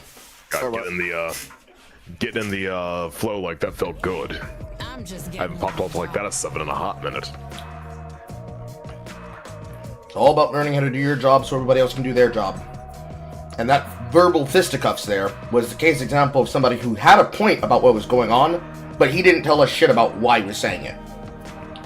Yeah, I didn't hear that all too well, so I wasn't sure what that was going on about. I think it was just quiet on my end. The Yamato was dog shit. Oh. Yamato was dog shit. It was Kevin Diamond. If I had a chance to go buy, I was gonna see how this would work, but even without getting its upgrade of Radiant Regeneration, Mystic Regen, my suspicion is correct. It is very good on 7. So what was happening is that Yamato was throwing constantly. They were plus 10 deaths as they were telling them to stop fucking throwing their life away, which is why they were trying to specifically tell them, listen, bro, you can't just constantly fight them all the time. They're going to get stronger off you. Without him ever mentioning who it is he's talking about, I have to assume he's talking about the warden who keeps stalking me around because I hadn't yet prioritized spirit resistance. That was just in my shit. So, I engaged him verbally to figure out what exactly was going on. Because he effectively kept telling us, we need to let them do what they want and just back off and give them groups because we have to farm. In my mind, that doesn't work because we can't give away everything and then expect us to have a chance to come back. That won't work. We will just die.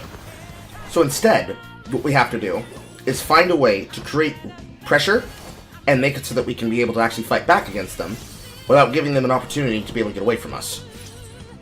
That way, when we rope-a-dope them, as we did there, it means that they don't have breathing room in which to fight back against us, because what we're doing is we are preventing them from having the room to run, because we're ganking them from behind, and we're also preventing them from not having a show of threat and force, that however our damage works, they can't just stand there or take no threat, and then believe that they can sit in front of a walker and just hold space forever.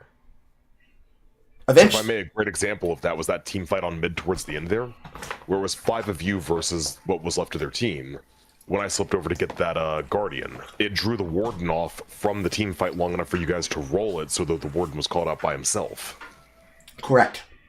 So, like, no matter what it was specifically we needed to do, which was to get the fucking Yamato to stop feeding, the answer can't be nothing. So, in that situation, we needed to float the game.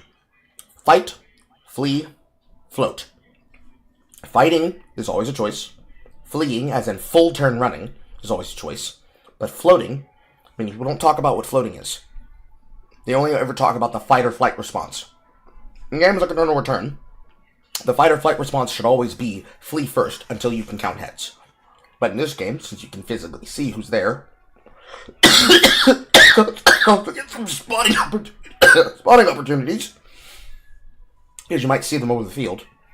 Floating means that you're not running, but you're also not fighting. You're holding and taking space.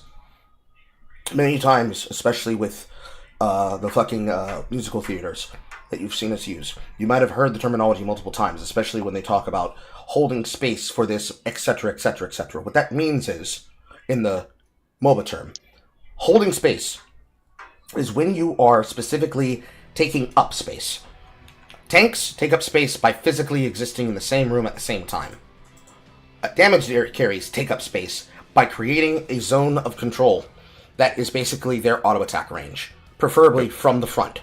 So when I'm talking about front to back, tanks in the front, artillery is in the midline, supports in the midline so they can support the front line and the back line, and ability power carries and attack damage carries, which it's not attack damage, it's attack and defense, because you're a tower. You're a mobile tower that's being protected by your team in the back. Front to back fights. The tank engages, the midline engages, and the backline moves in as a roaming wall of death. Anything that reaches your range is going to die, because they will have been softened by your artillery mages, and softened by your bruisers and brawlers, and locked down by your vanguards. And also see whenever my 7 would show up behind the enemy team from doing a flank. In that situation, we needed to play back to front. Divers and vanguards in the back, pushing them into the midline and backline. By doing that, with Billy's chain, for example, you hook them, and then you prevent their movement abilities, and you layer damage on top of them, so that when they get yanked towards me, they're getting put into a 1-3-1 combo. They're going to get knocked up, they're going to get Billy bashed, they're going to get blasted, and then after being blasted, and they're taking additional damage from that, and I'm gaining additional health to stay in the fight for longer, they get bashed again. That's at least 3 seconds to 5 seconds of cooldown and lockdown. If they don't die during that, it's because we ever gave them too much distance to run, or something happened where they were able to slip away. Adding on top of that, being able to get the card control to lock them down, and the heal bane to heal cut them. Where's the Because the annoying part for him is definitely going to be the fact that that particular character, Warden, needs to be heal cut. Because he gets an unbelievable amount of damage if he isn't. That is what creates the situation that puts us in the position where we can then fight back against them. If we don't take that opportunity, then we are actively killing ourselves with what we could have done and what could have happened. Doesn't mean that's going to be perfect. And I'm not asking for perfection, which is what that guy was saying there. I don't think he was saying it to be smug. I think he thought it was about being optimal, but I don't take shit when people do shit like that. Because that's the kind of conversations I've found myself having to deal with when dealing with those kinds of players. It has been the case that it is about what is effective.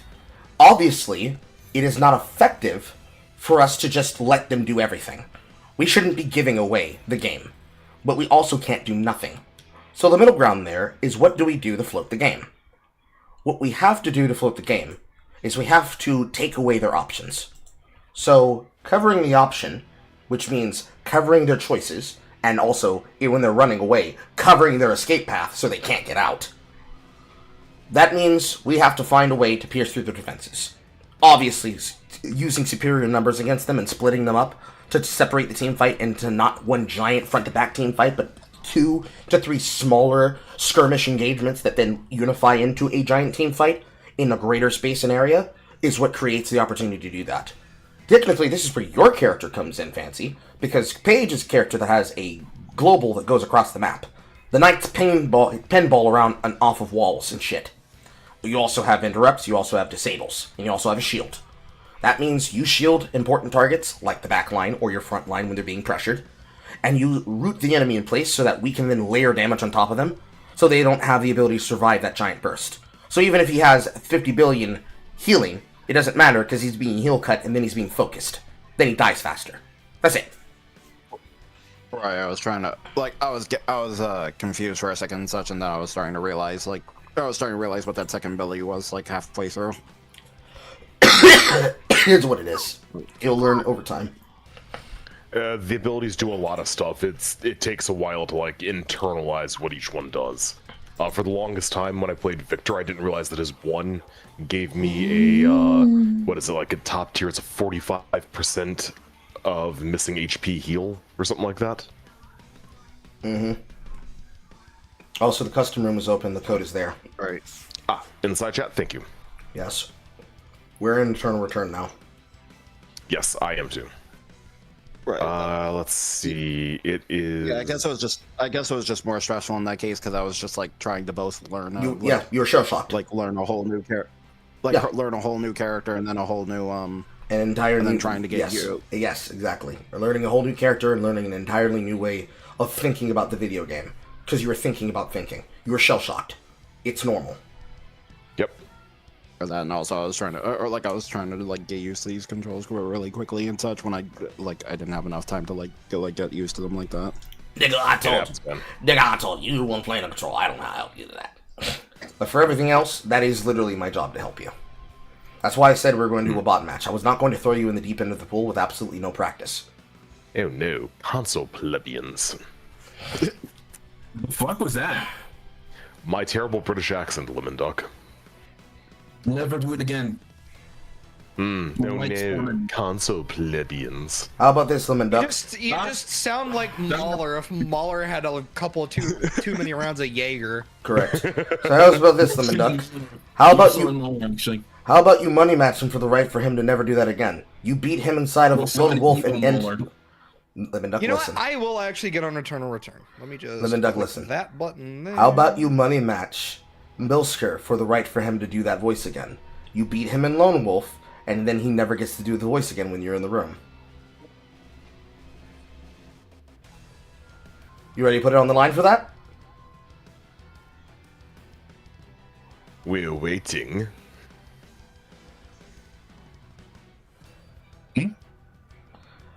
Do you want Holy to shit. money match Bilsker for the right for him to do the voice again? I do not want him to do the voice again. So do you want to money match him so that if you win against him and the rest of us in Lone Wolf, he never gets to do the voice again when you're in the room? I was joking when I said, like, his British accent. Ah! He doesn't have the fighting spirit. He doesn't have the fighting spirit, nor does he want to continue the bit. Holy shit, Persona collab. What? Uh-oh. Jay. Uh-oh. Why is my credit card involuntarily moving? My credit card is involuntarily moving. Yes. The You have character I hot like tape has an on on the skin. throwaways. My credit card is where is my credit card? My credit card is flying out of my pants. It's circling around the room. Oh no. Look, you would have known. You would have known about the collab coming if you had been playing the last few times. They've been announcing it weeks in advance. Damn. Koreans, my wallet is yours. Wait, return when I'm like actually good at the. I'm gonna actually challenge you guys for like a matches when I get good at return. Lemon, you will never get good at the game if you don't participate in the game. And we're just doing. I'm guessing we're just doing more of the bot lobby stuff you were doing the other day. We are doing Lone Wolf. Technically, it's not a bot lobby. It's that the other slots get filled in bot lobby. I don't have 24 people showing up to these events yet. No. 10 wouldn't be bad though. 10 would be fun. Yeah, when we had 6 people yesterday, it would have been exactly enough for a 3-on-3. Then all the other people would have been bots, and there would have been 2 teams of 3 with 6 total. Oh yeah. Still waiting for you guys to get into the room. I am already here. I was trying to look at the Persona skins. Horny. You're horny. There's no horniness. There is only, I'm a fan of this game. Please help me. You, I might believe. You, I might believe when you say that. Him, no, I don't. And Carl knows better when I see things that sound like I'm not. Mm-hmm. I'm still a bit let down I didn't get that Jacko skin for Look, I can't help it. I'm half Greek. For Lead Island. You guys talk about return or like something else? We're talking about Eternal Return.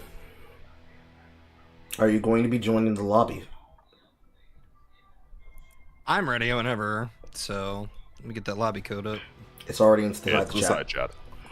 Lemon Duck, did you say if you're going to be joining us or not? Lemon Duck. He is. Can we do teams? It's Lone Wolf right now. You're on your own team. To do teams, we would probably need an extra person because we have an odd number in the room. It's 3-on-3 teams, which means one of the teams would be playing with a bot, and they'd effectively be down 2v3. Lone Wolf Lone Wolf would be fair. Well, he's already playing here. He's included in the 5 people. So are you. So in Lone Wolf, you're on your own team. So instead of having to play the standard 3-on-3 mode, you get to play this mode. And that's going to help you learn, because you're going to have to learn to be able to defend yourself. Good point. Okay, he's playing. We'll have to wait for him to log in.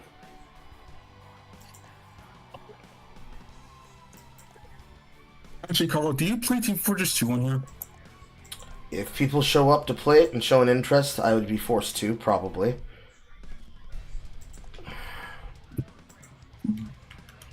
Do you have Team Fortress 2 Classic? No, I do classified? not.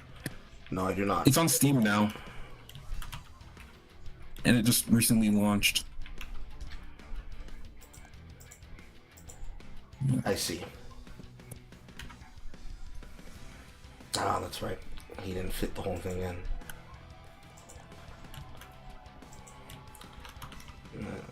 Mr. Nick Why is cat? I typed in. Oh. I typed in it's return in like the fucking search box for Steam, and it also showed Wolfenstein. Return to Castle Wolfenstein. Yep, that is how the name search function works. It looks for words that are inside the title of the games. Right. You've corrupted J Funky. No, I've corrupted J Funky. I'm the one that's been getting them to play the game.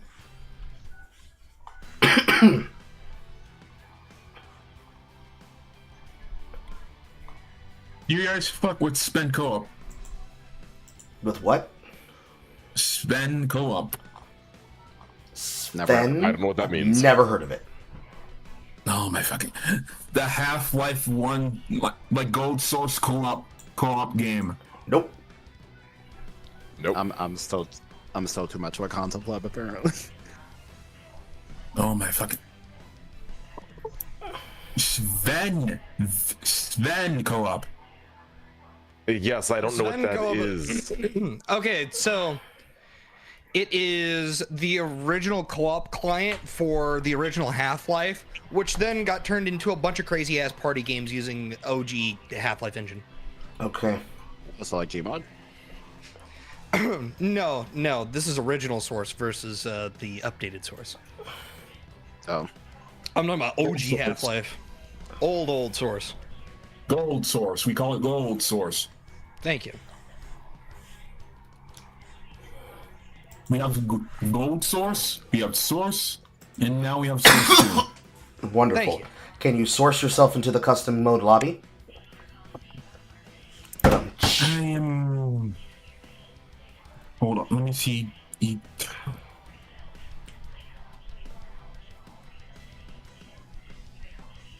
Oh, jeez. Oh, no. I forgot I'm on my laptop. Oh. And it's not installed on your laptop? It isn't. It's not installed on my laptop, but it's just loading very slow.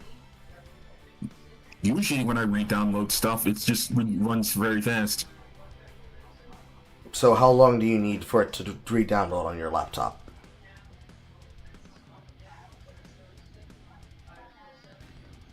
Lemon Duck? How long do you Apparently need? for how long it's loading. Which would be an estimate. Forever. So an estimate of 45 minutes? 25 minutes? Probably fucking... Just to clarify, you said it was installed Lemon Duck, but it's just taking a long time to launch? No, it was uninstalled, but like oh, okay. I'm reinstalling it now, and like, oh my god, it's fucking 3 hours. Okay. Thank you, Lemon Duck. Oh. Anyways. Wasted my time. Can't play shit on this laptop but Roblox, and I hate it. Maybe you should get an investment into a new Okay. rig.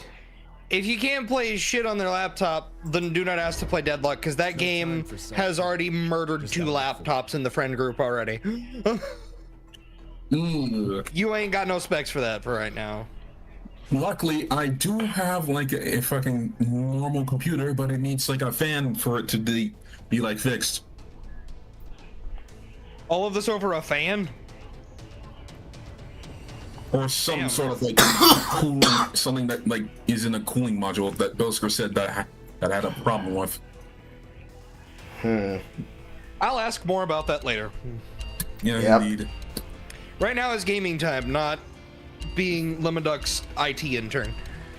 However, I will be getting back with you. I will be circling back to you on that, Lemon Duck. I will not forget, promise. I will get bro back up and running. I feel like I can trust my dad, but I can also trust you. Thank you. Well, at the very least, I can point you to the thing you need to buy later. Ah, Jay, I see what you're playing. He wants to be the web waifu. That's what's Another happening. thing, like I feel like I like ranged attacks. Don't judge me. it just happens to be so convenient that Laura is the one that's getting the whipped girl skin for the collab. Yes. No other reason. She gets on. I didn't know about this. This is all pure coincidence. It's all falling into place. I did not make this decision. It was made for me. So you're just gonna put Marcus in the corner and make him watch? Yes. At least you're honest. Okay, same rules that usually apply all as before. I'm not allowed to attack any of you until the start of day 3, but I get to defend myself if you attack me. We will then resume our next experiment. Let there be glory to the pawns who reach the end of despair. I expect Fancy Pants here to be the bloody one, because he's been learning as much as Blood Wolf has been learning. And they're getting good.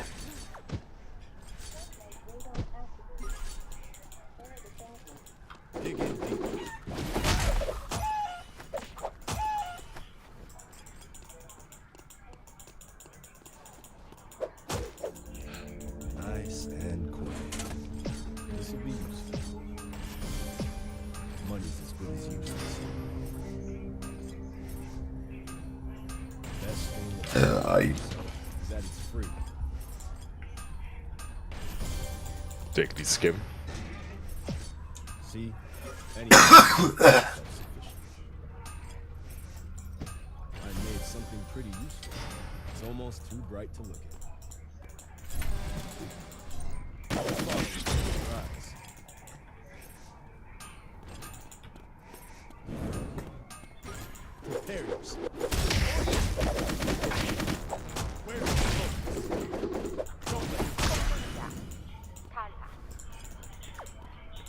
Do-do-do. Do these vending machines still work?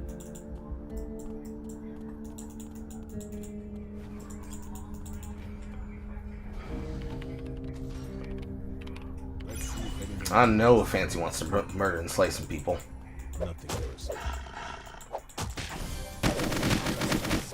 This motherfucker pulled out the Lee Dai Lin first thing. You can't even hold your weapon correctly.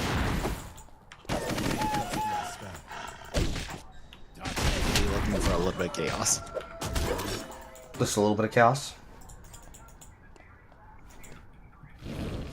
Are you sure? Just a teensy bit? You sure? These vending machines.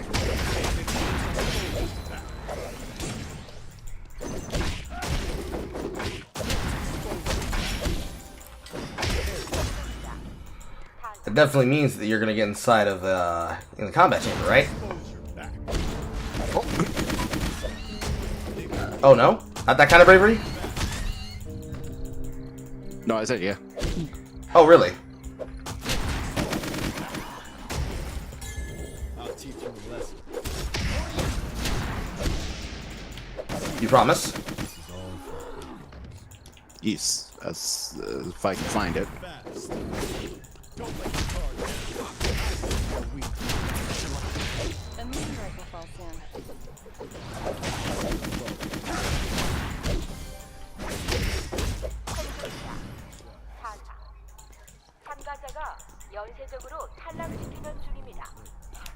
It seems like the meteorite will fall nearby.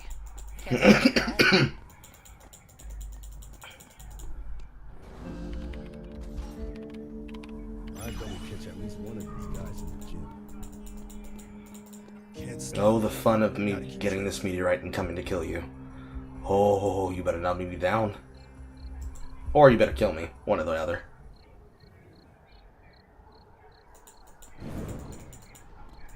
Can't stop. Gotta keep training.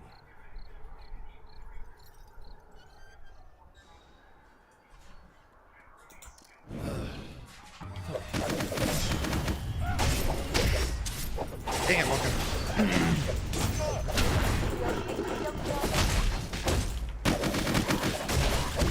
That's of course if this Yuki bot doesn't fucking slow me down from getting there. And he did. A tree of life has spawned. Motherfucker. There's a crash. I'm angry. Let's check it out. I wanted to see if Fancy was gonna put his money where his mouth was. Is this What? you're supposed to study? Don't follow with just your eyes. The bot slowed me down. I was gonna get the meteorite and then use Piccolo's bullshit movement speed to get to that door within the remaining like seconds that I had left. But because the Yukibot was fighting me, I couldn't do that. Oh, that's a shame. You better enjoy that freebie. Next one ain't gonna be free.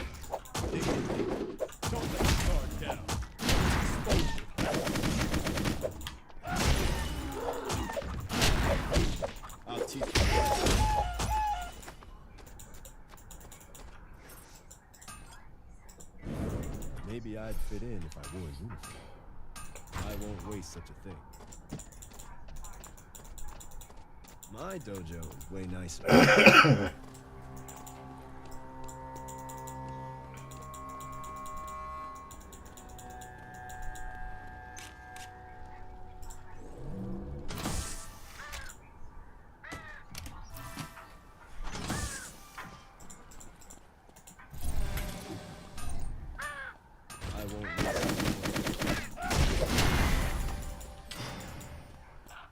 The meteorite has collided. The others must be trying to get to it. Bitch won't take the second one.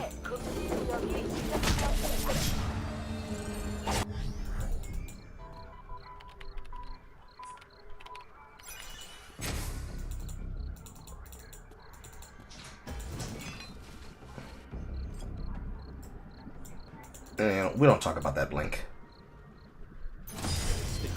Aw, he didn't take the second one. The others must be trying to get to it. Yeah, sorry, I was too far away from that one. Bitch won't take the third one.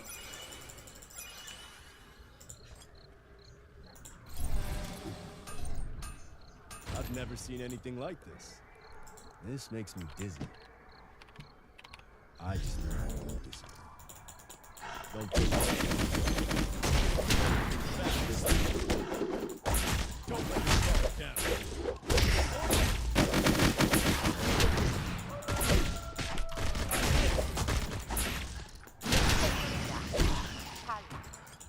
참가자가 루미아 섬을 지배하고 있습니다.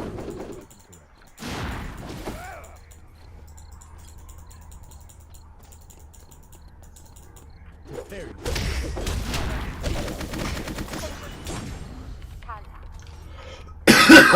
루미아 섬을 금지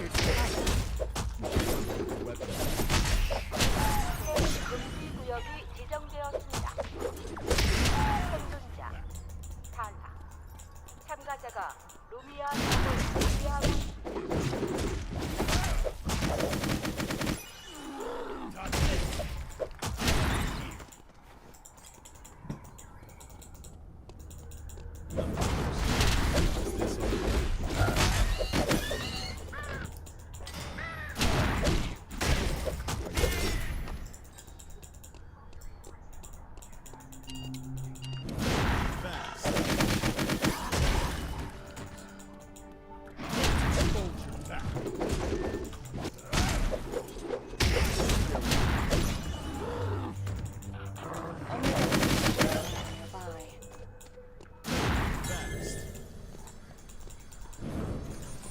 Don't take this the wrong way. Get back here, boy!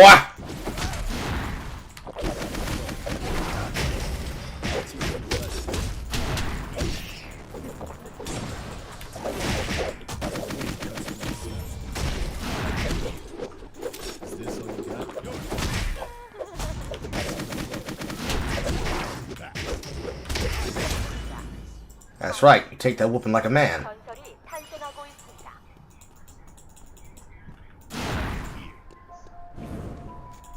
I didn't even have my weapon ready. A tree of life is near. Look around you. You're giving this to me for free. Funky, where are you? 구역이 지정되었습니다. I've got Nothing to worry about. I've got something for that ass. Never you mind. But I want to pay your mind. What's the cooking button again? I forgot. The same as the auto build button, the Z key. You can also click on it.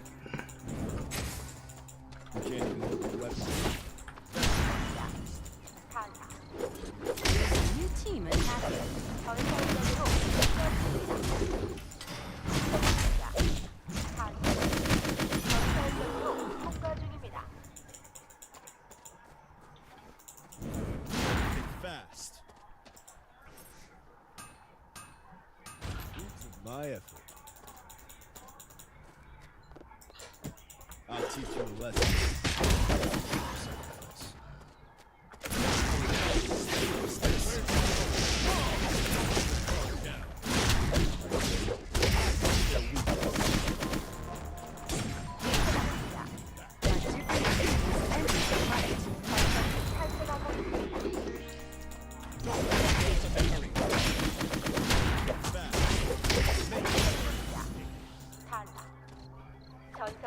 Mm-hmm. So this is where fate led you. Oh, I'm out. Shit. How did you die? An Aiden bot third-partied me real hard.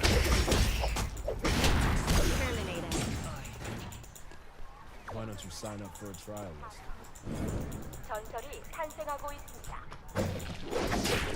I'm gonna use the restroom. I'll be back in a minute. Prepare yourself. Why don't you sign up for a trial list? So this is where fate led you.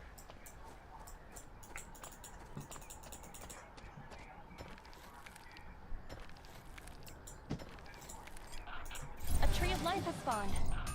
There's a meteorite nearby. Go, go, go.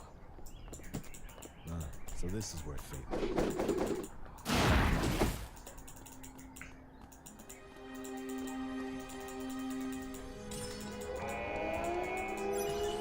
Follow just your eyes. So this is where fate led you.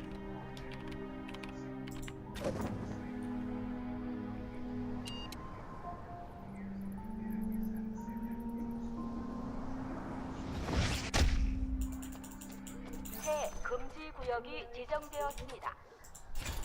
It's quiet as possible.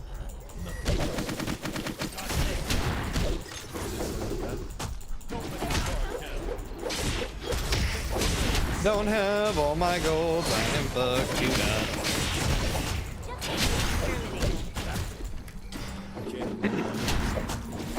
I think the problem was missing your card more than not necessarily being fully built. That too.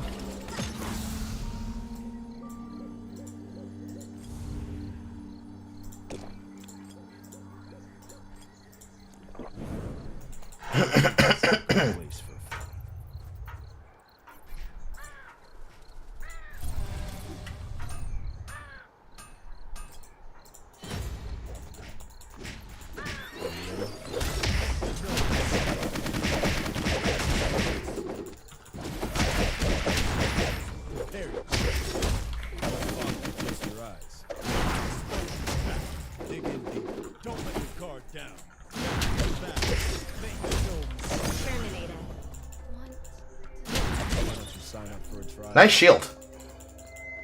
Mine's bigger.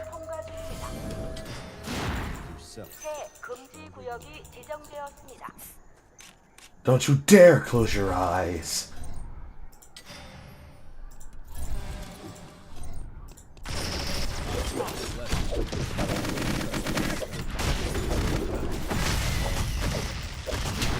I feel like every time I have to deal with Piccolo and such is always just constantly healing more than I could do any damage. Not healing, just shielding. The kill healing comes in after you're dead.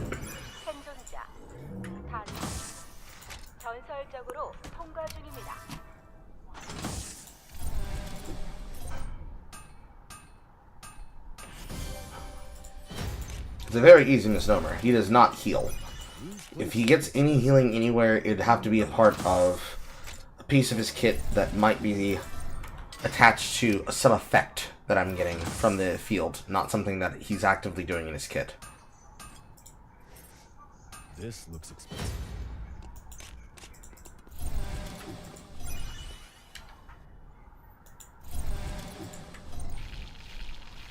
The fruits of my...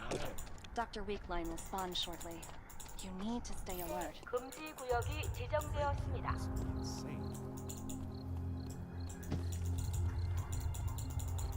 Are you ready?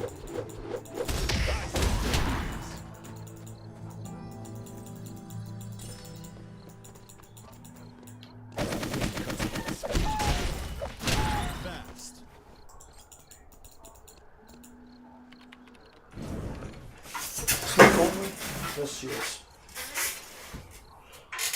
Yes, baby.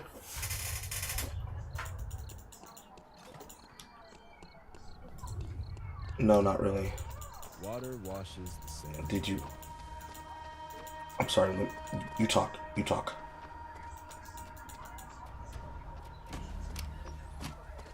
You're giving this to me? Yes, please.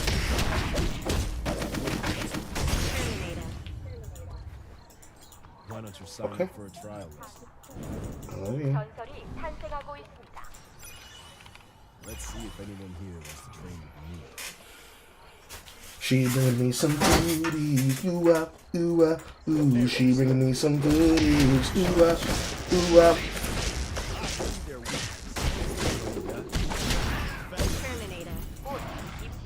She gonna be loving a man.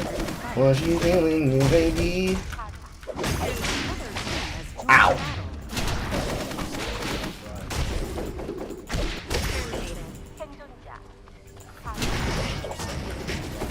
God damn it, who's next? Did you all just want to congregate in one goddamn area? What'd you do, Carl? I don't fucking know. They just came from nowhere and tried to put it in my butthole. Why are they all walking into your... What'd you put down? I didn't do anything. They have learning language model bots inside of a return when they need to fill slots for any mode, and they learn and adapt over time. And for some reason, Did they adapt to you? No, they just all started transfigurating on top of me all at once. If those were real life players, that would have been hard. Someone got their ass GPT'd. I was scared, dude. But I'm a good Piccolo, so I'm not scared. And now I have 2 extra attack modules I can't do shit with because I'm at the peak of my build. So I'll buy camera figures and recons instead. And then the other bot died in the storm. Speaking of which, while I do this, I need to check into my caregiver app before I end up missing being paid.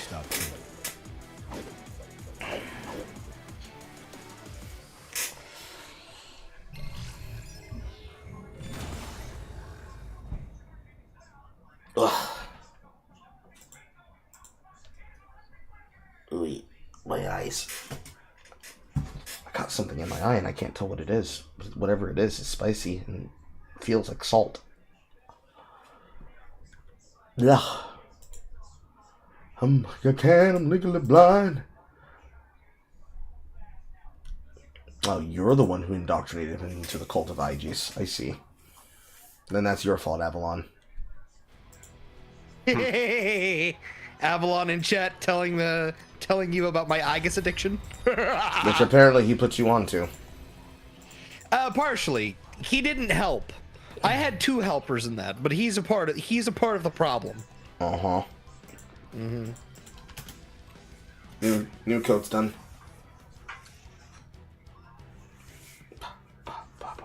Copy that, 1 sec.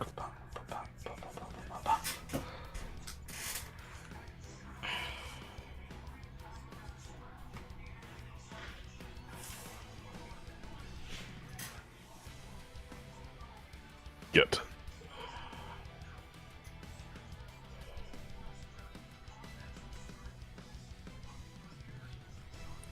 Code entered. Ding, ding, ding.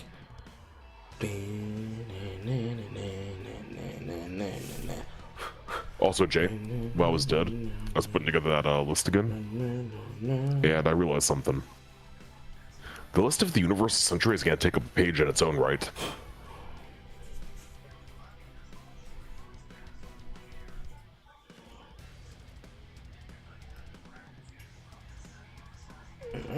New room.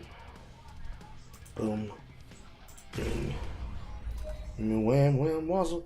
And my dazzle. Me wham wham wazzle.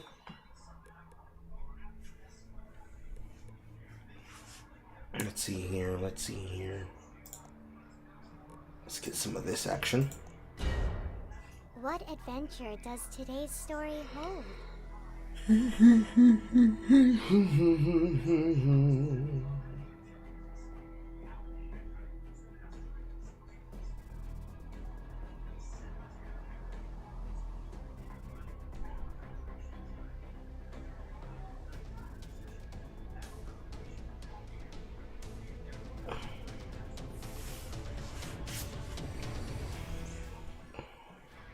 Huh? Somebody wasn't Who'd we connected. lose? Jay? We probably used Stay Funky. Oh. Did you disconnect? Rip. Yeah. Just reconnect. Yep. Okay. Okay, we're good. Today's dinner was leftovers, jambalaya, and rice with mixed vegetables.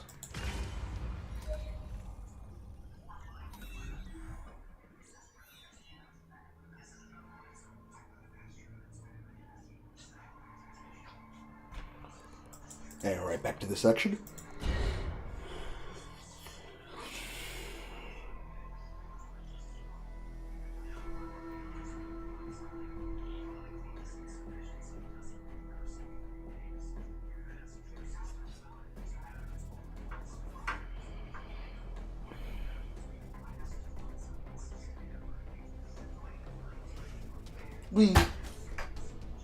And she said she'll call me when she gets here.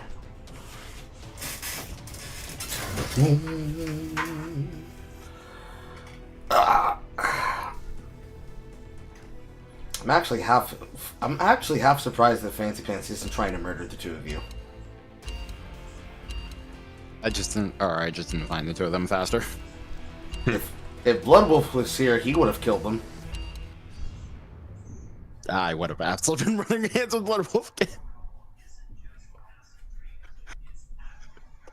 It's not even on purpose, it's just on sight. Look, just because I can't open up on you if I see you doesn't mean that you two can't open up on each other. Or the three of you, rather. No, he doesn't. And he likes to fucking murder me before I can even start. Look, he started gravitating to Darko on his own. I didn't tell him to do that. I didn't even get to play against his Darko and such. I'm just more talking about who was it again? Like Yuki and Jackie. Uh-huh.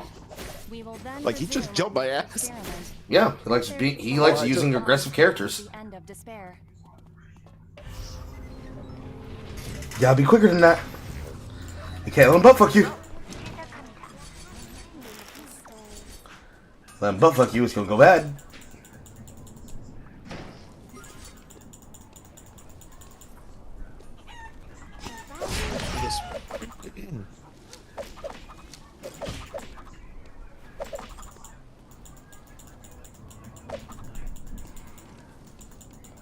You think that's bad? You should be lucky that I imposed the rule on me not jumping you when I see you. Yeah.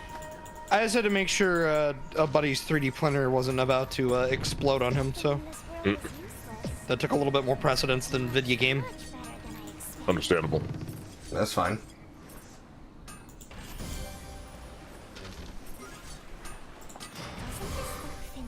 Gonna start this now? Alright. What are we starting? I can use this right now. We don't start off an expert. As epic as the Iliad. What will your ending be? I'd be okay with this?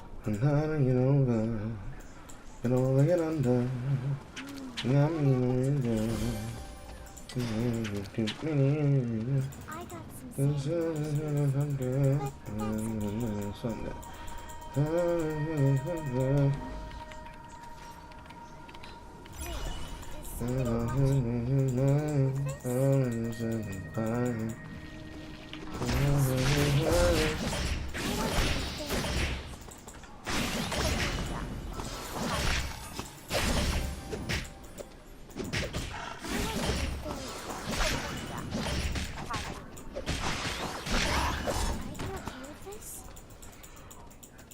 Me have to build my gear faster just to kick your ass. It was good stuff.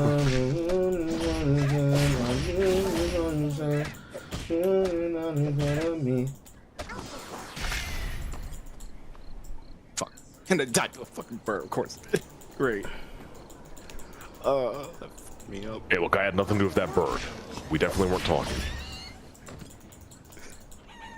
I definitely didn't put a hit out. He'll find his bird seed in the mail. Look. He knows where his feeders are filled.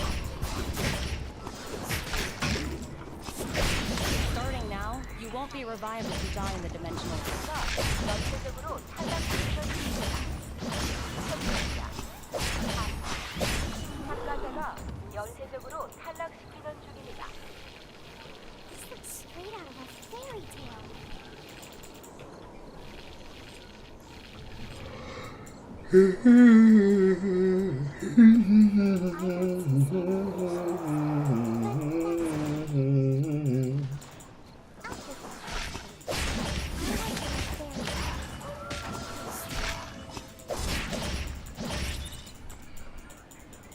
Cause they thinking about it.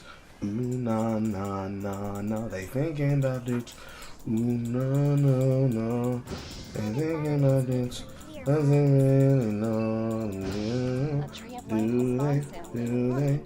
Do they want to see about that time? Hey. Dimensional rift has opened. Go in with your team. I'm gonna go murder Fancy if he is in the combat lab. The dimensional rift is close. Nah, I'm not doing that. The meteors have collided. Go. A meteorite just collided. No one's in the combat lab. I'm sad. So I'll be taking my free item. Yeah, yeah, yeah. This will make for an incredible story. How far does this thing go? If this is a school, there should be a library.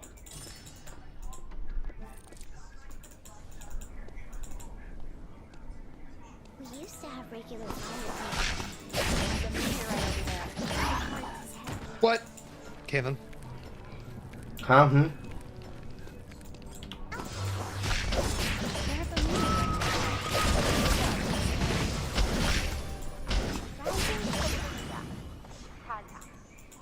참가자가 루미아 섬을 지배하고 있습니다.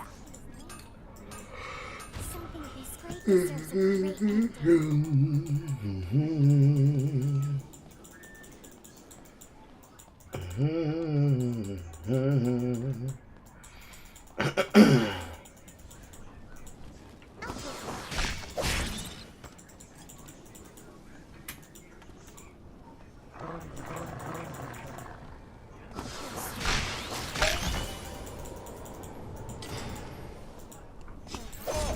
And now I go to the second combat lab. Alpha's over there. Watch out. And I murder who's standing inside. Inside. Unfortunately, I'm still nowhere near close one. Aww. Watch out for Y'all making me sad on the inside because nobody want to go to combat lab. Aww.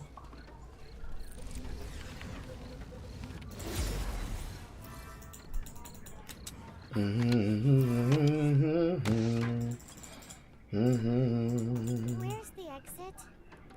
How far does this thing go? I'm sorry. There was no something this great deserves a great ending. I mourn for you. Okay, I need to go help a friend, so I'm gonna have to leave early. My apologies.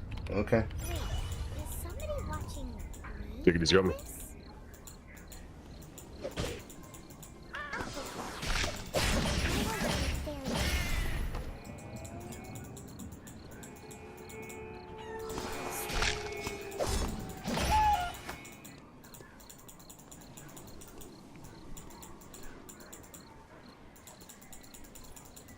Do people really throw away books here?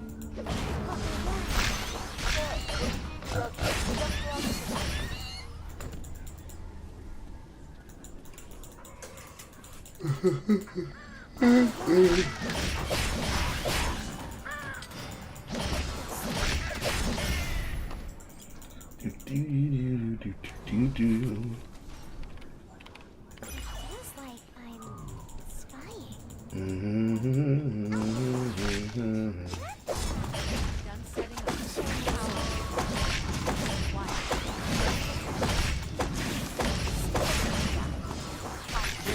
Team attacking. 참가자가 루미아 섬을 지배하고 있습니다. to dip.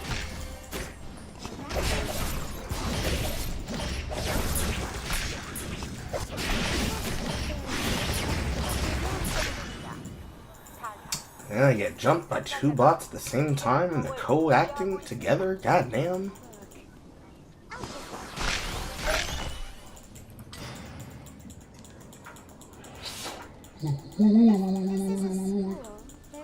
Gonna knock on our door.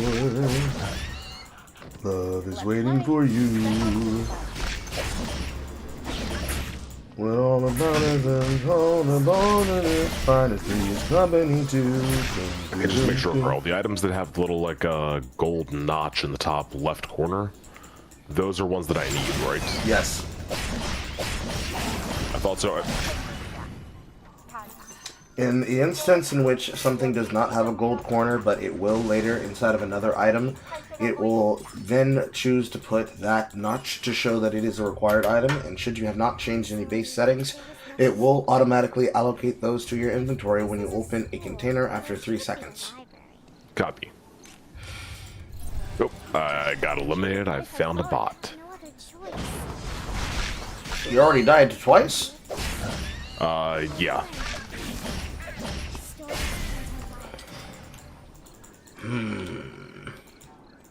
Fancy Fancy's still in.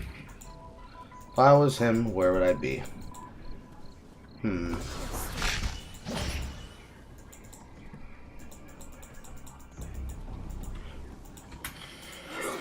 don't see activity in Uptown. He would have already come for this node cluster that's inside Fire Station. Animals probably love him. There's a tree of life growing nearby. The bot is running from police station to gas station. And not consistently. Because even bots can use Limmy. If I were his Fancy Pants, where would I hide?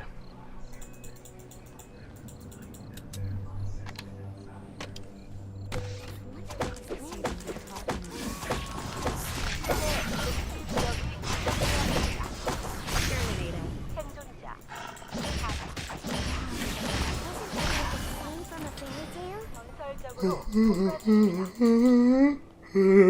empty school is sad. Apparently the answer is in plain sight, because I can't fucking find him. Bet he won't go to the 3rd combat lab. I shouldn't expect much, but I God damn it, I'm not close enough to that.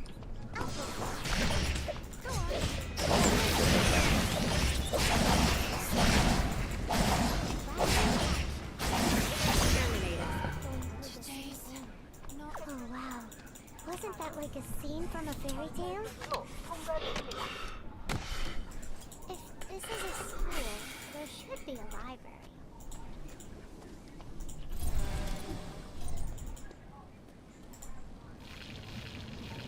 Something this great deserves a great ending.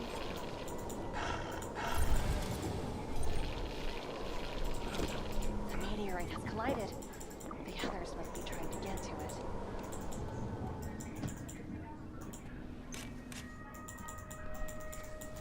새 금지 구역이 지정되었습니다.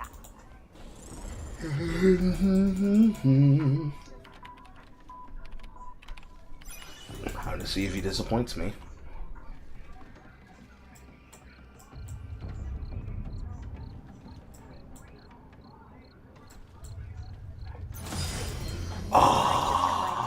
Let's go.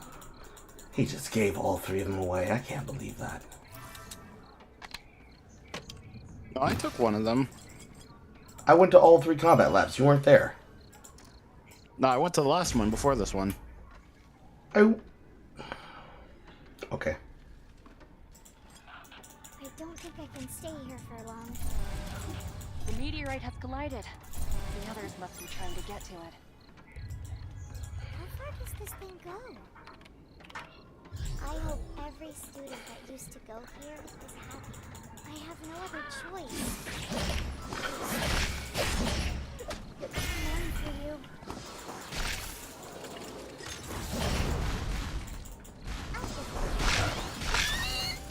I'll share my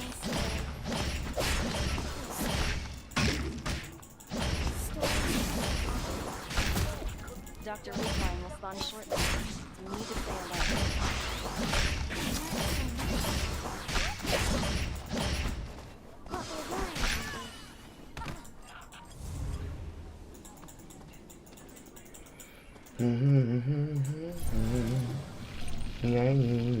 Straight out of a fairy tale. I hope every student used to know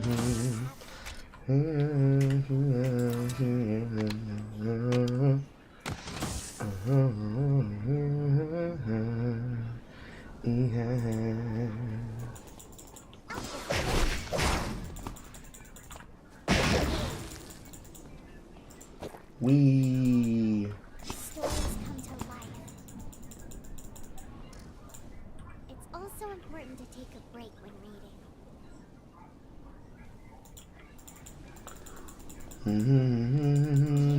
reading. I'm surprised he didn't choose to go for that. If he had done that and he had actually taken me by surprise by waiting for me to start crafting, he might have actually killed me.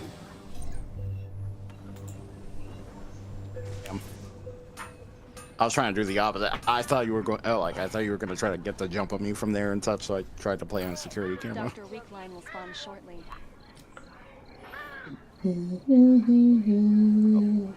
I read that wrong.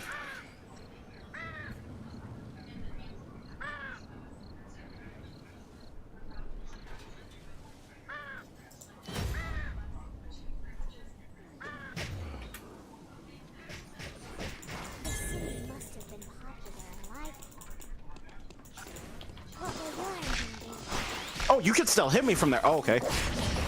All right.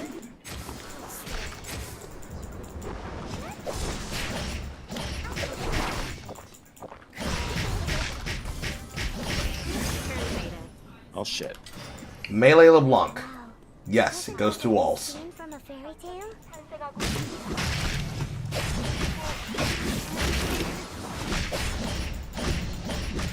I was being freaking sneaky there.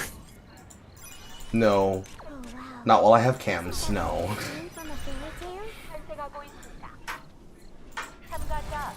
Maybe if you had snuck up on me. But once I saw you, no. We used to have regular fire drills at the library. 잠시 후 임시 안전지대가 활성화됩니다. 안내에 따라 이동해 주시기 바랍니다.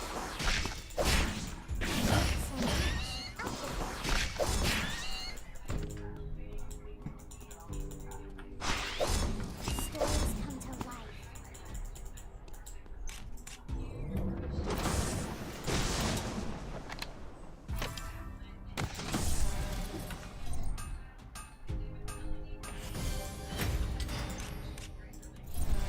The city must have been popular and lively.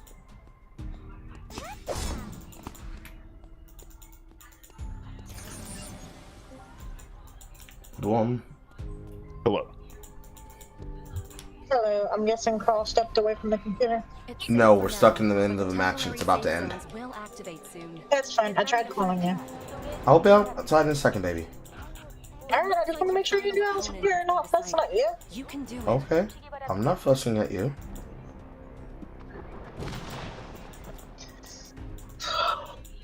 Has today been a hard day? We the manager kept freaking out that we were short-staffed, but we did have 2 call-outs, so I guess it's tired. Okay, baby. Okay, I'm gonna set up the next room, but I'm gonna put myself in spectate, and you all can play while I'm outside attending to my husbandly duties. You just want free pizza. I want to kiss your face. That's what I want to kiss. Alrighty. You're that fancy pants for content mules now. Yeah.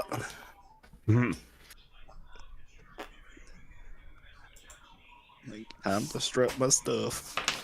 This is where Fancy Pants is going to turn on the lethality, and all of a sudden he's going to turn into an entirely different person, like an anime protagonist in a shonen battle anime. He's going to pull out the good old fucking Obito bullshit, saying, "Oh my god, I can't believe that happened! Just kidding! This is exactly the moment I've been waiting for." I can't do it while Collar's watching. But now that he's outside the room, I have to show how I've been training. It's gonna be a fucking 5-minute arc of talk no jutsu bullshit. There ain't even no talk no juice. It was just straight hands. Also, bring your key out so I don't have to turn off the car to open the trunk. Okay. Thank you. Go to your room. Thank you.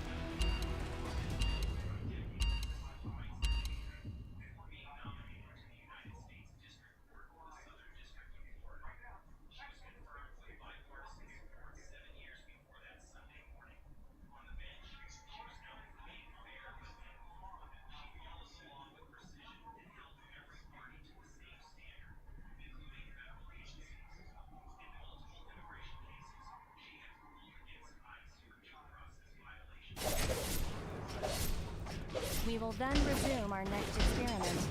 Let there be glory to the pawns Hello. who reach the end of despair. Hello. Hello. So I think I may have found another game for game night. If people are interested in. What's that? Well, when it comes out in early access, Slay the Spire 2. Really, that's multiplayer.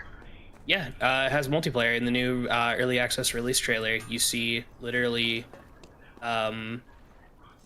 4 players picking and stuff, and all like dueling at the same time against the foe. Well, that would be fun. Yeah. And I'm going to send you the pictures, so you need to be able to see them. yeah, they just released the early access trailer, so this is kind of like new information I'm seeing too.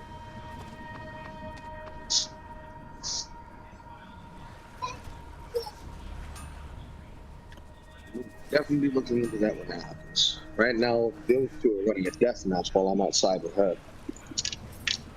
Hello. Do you want to get in on the action? I'm gonna finish up some homework first. Take your time. Then I'll join. Okay, take your time. They just engaged with me in Deadlocked. Lance Spence got to start Deadlocked for the first time tonight, and he got to have Coach Carl in his ear. Mm-hmm. That's a different Carl that was the Yeah, it's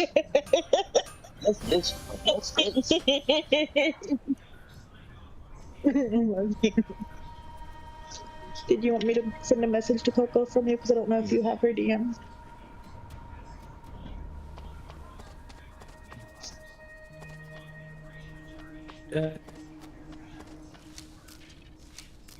Okay, what did you want me to say? I'm sorry to hear that you got half of what you were expecting, but I'm not putting up words. Okay. Congratulations on your new baby. Hope you recover well.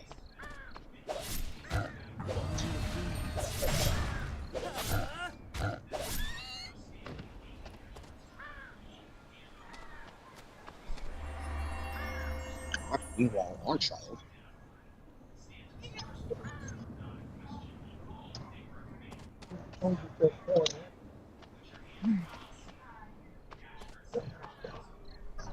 Okay, then how can Daddy help you? You already knew how to press the button to go start over again. Okay, Julian. Is that what you want me to say? Just Carl says congratulations and wishes her a speedy recovery. Yeah, because I don't want her thinking about the twin that she lost. She's already thinking about her. Okay.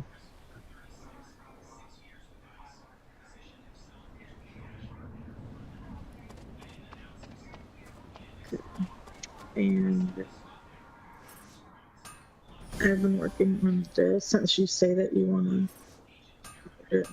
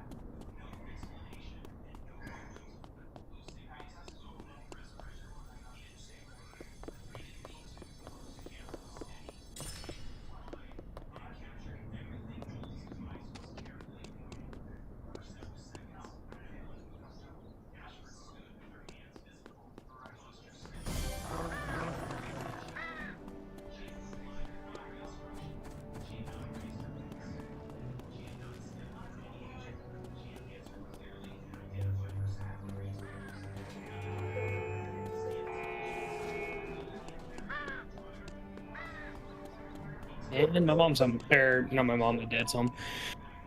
I'll be back in a second.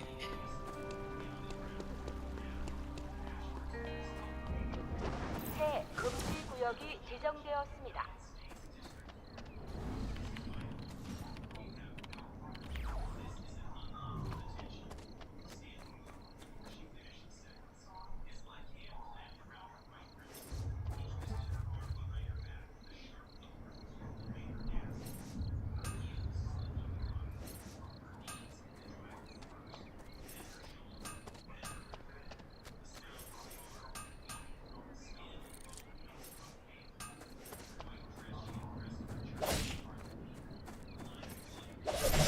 It was a mistake.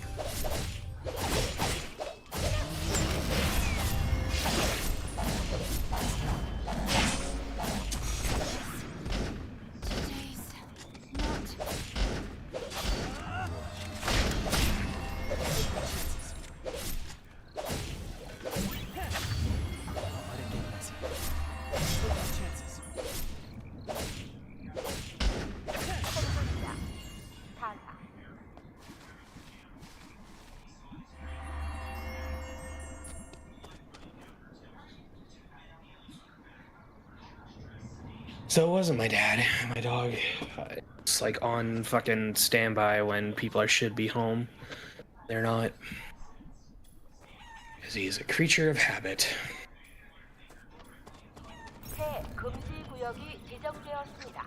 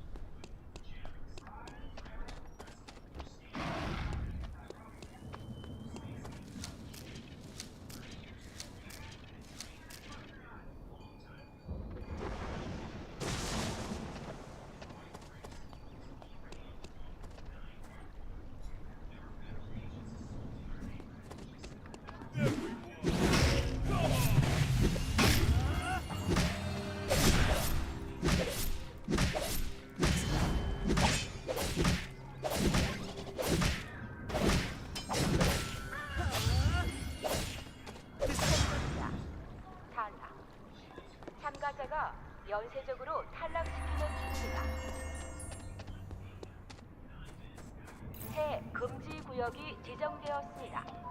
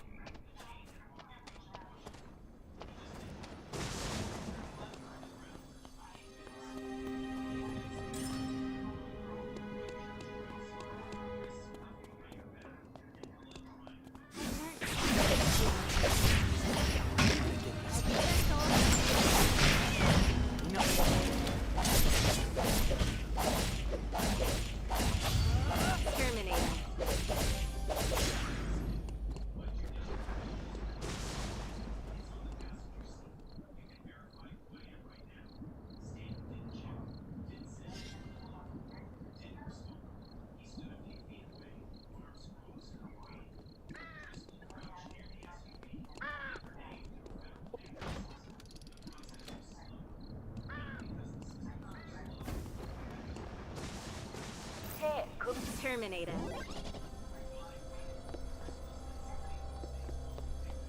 Terminated.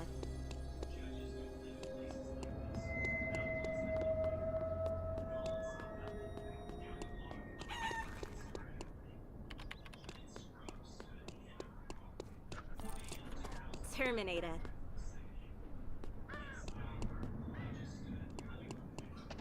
Terminated.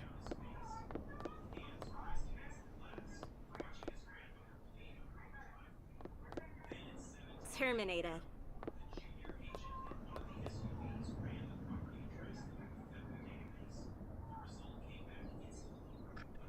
Terminated. Terminated.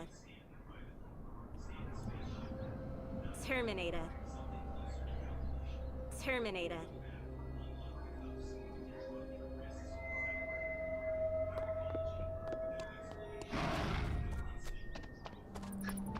Terminated.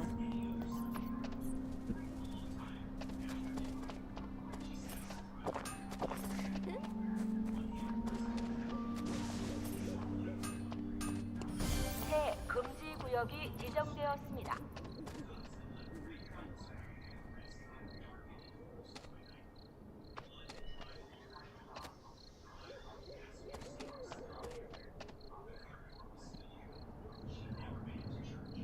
Terminated.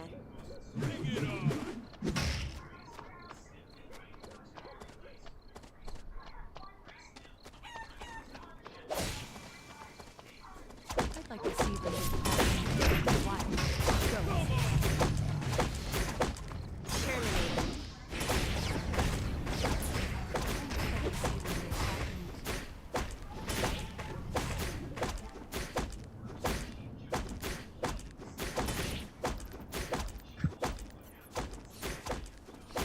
Done setting up. Terminated.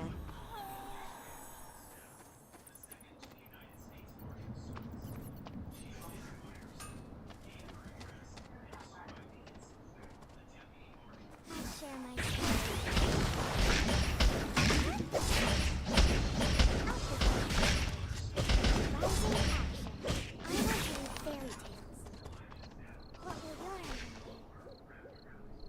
새 금지 구역이 지정되었습니다.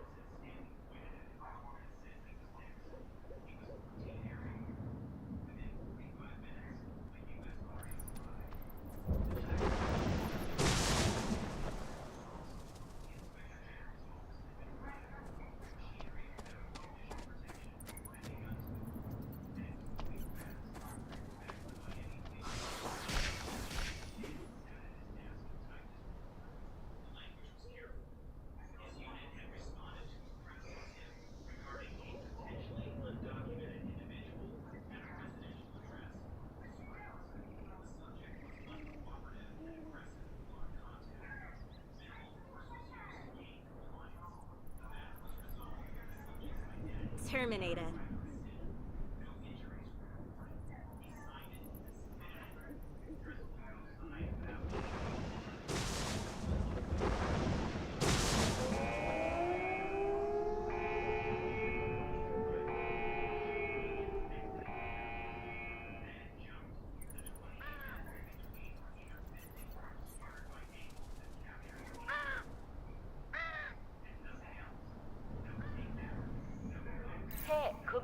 구역이 지정되었습니다.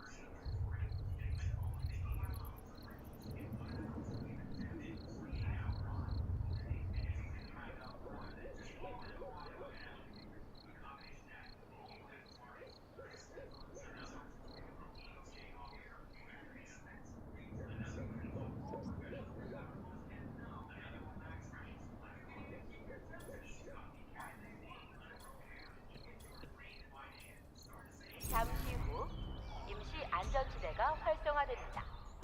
안내에 따라 이동해 주시기 바랍니다.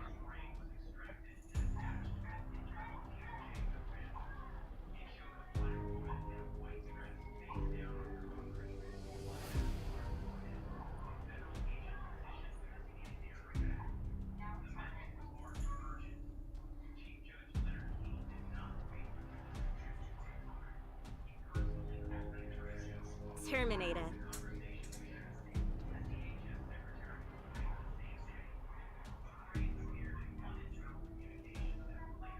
Terminated.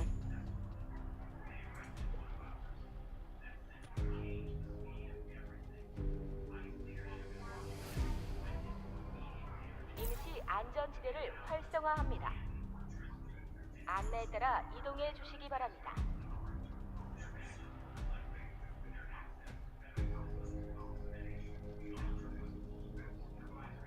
Terminated.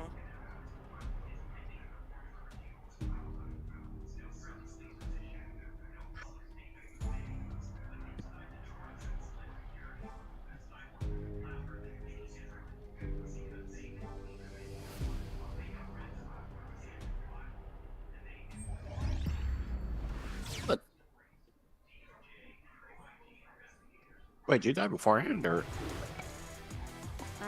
Did I overdo it?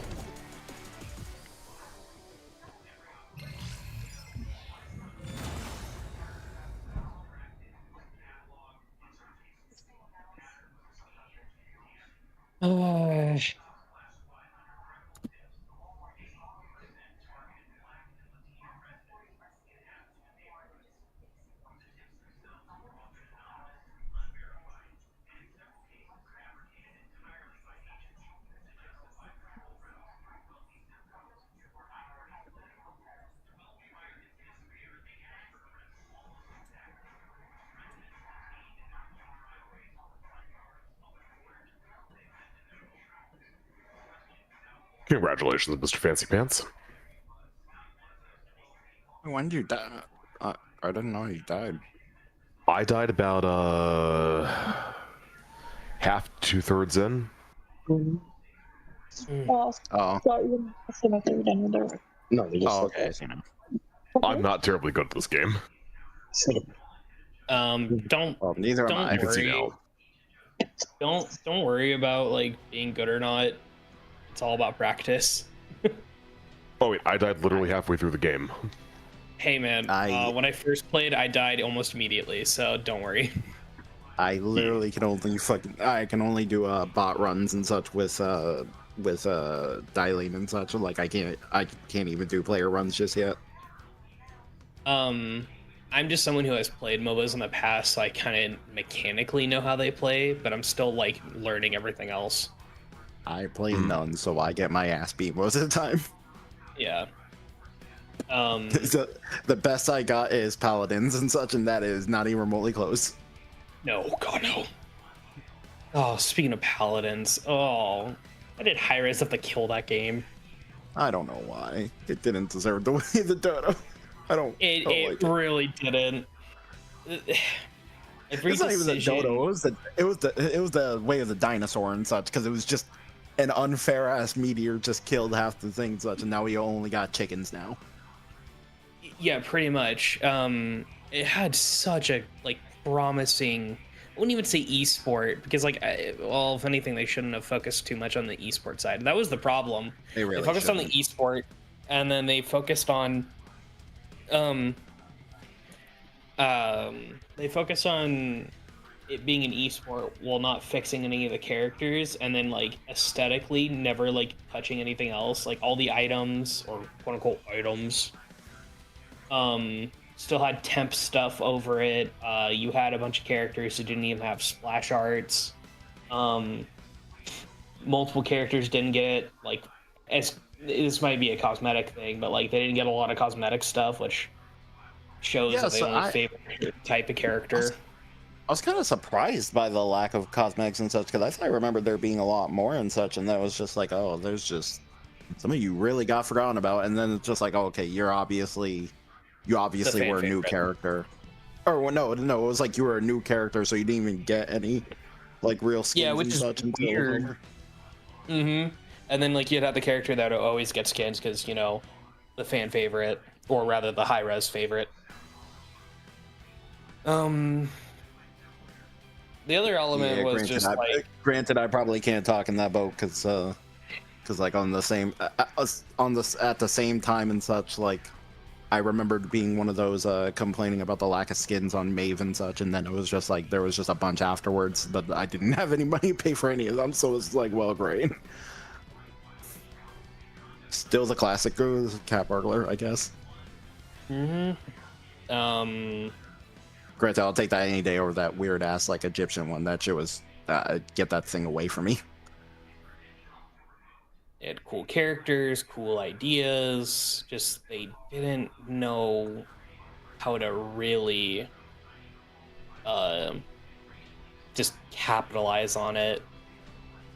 Even coming back to it, I still like the way how they like it's like it seems kind of funny from like what I heard about with Overwatch and what I dealt and what I'm dealing with Rivals and such. That it's like it feels weird that like Paladins already had most of these answers and such like years ago and such, and no one just seems to want to at least like look at some of the notes that they had and such. Like what like I really like it's just like I don't know why people don't think that it's like this is why there's a lot of anti-heal builds and such, because it's like it just gets too hectic when you have too many people who can just burst heal too quickly and such, and no one can freaking stop them.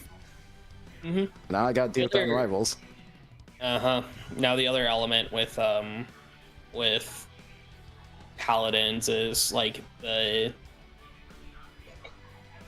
it kind of was like you know how like with Smite, how the justification for all these characters that it's the combination of gods and myth coming together as one. For Paladins' lore, they just didn't give a shit, and they just threw in any concept that was interesting, and if the concept was a rejection from Smite, they would throw it into Paladins. Oh, I didn't know about that. Well, you can kind of tell with some characters. I didn't really play as much Smite.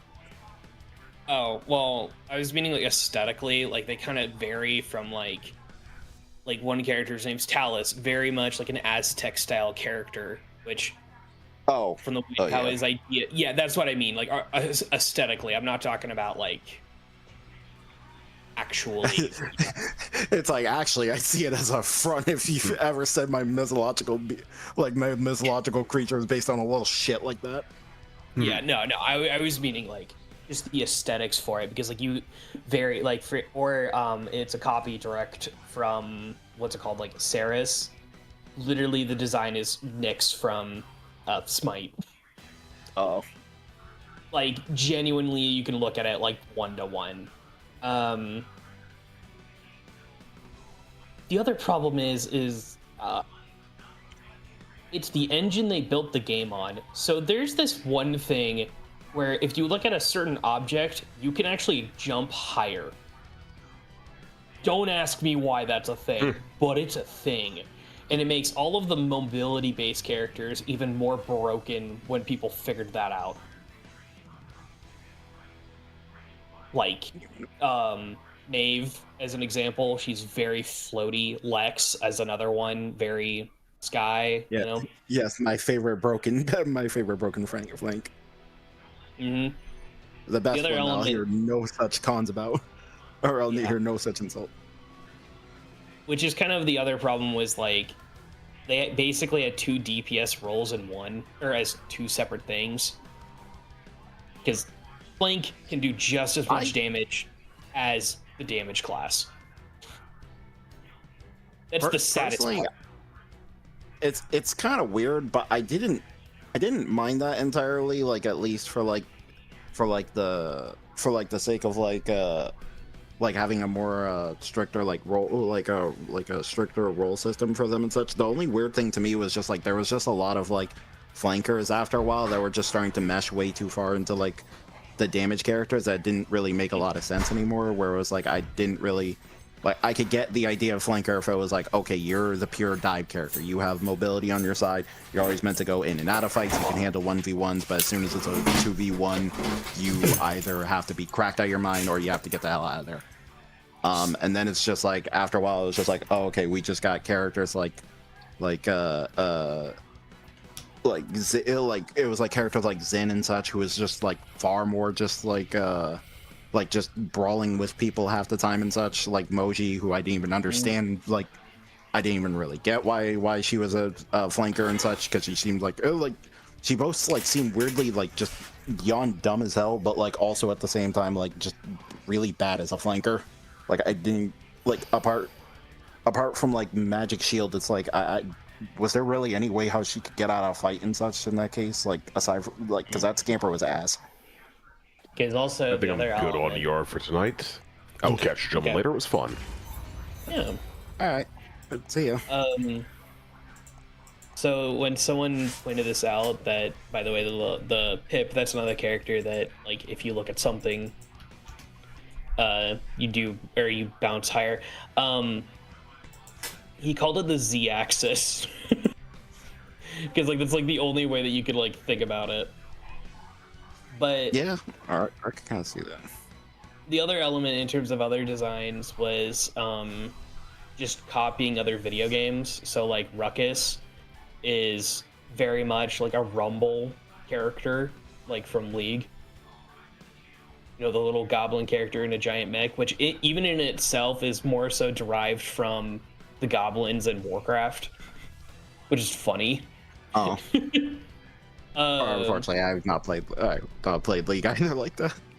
Okay, so in League, unlike other fantasy races, their little like creature character are called Yordles, and they're basically like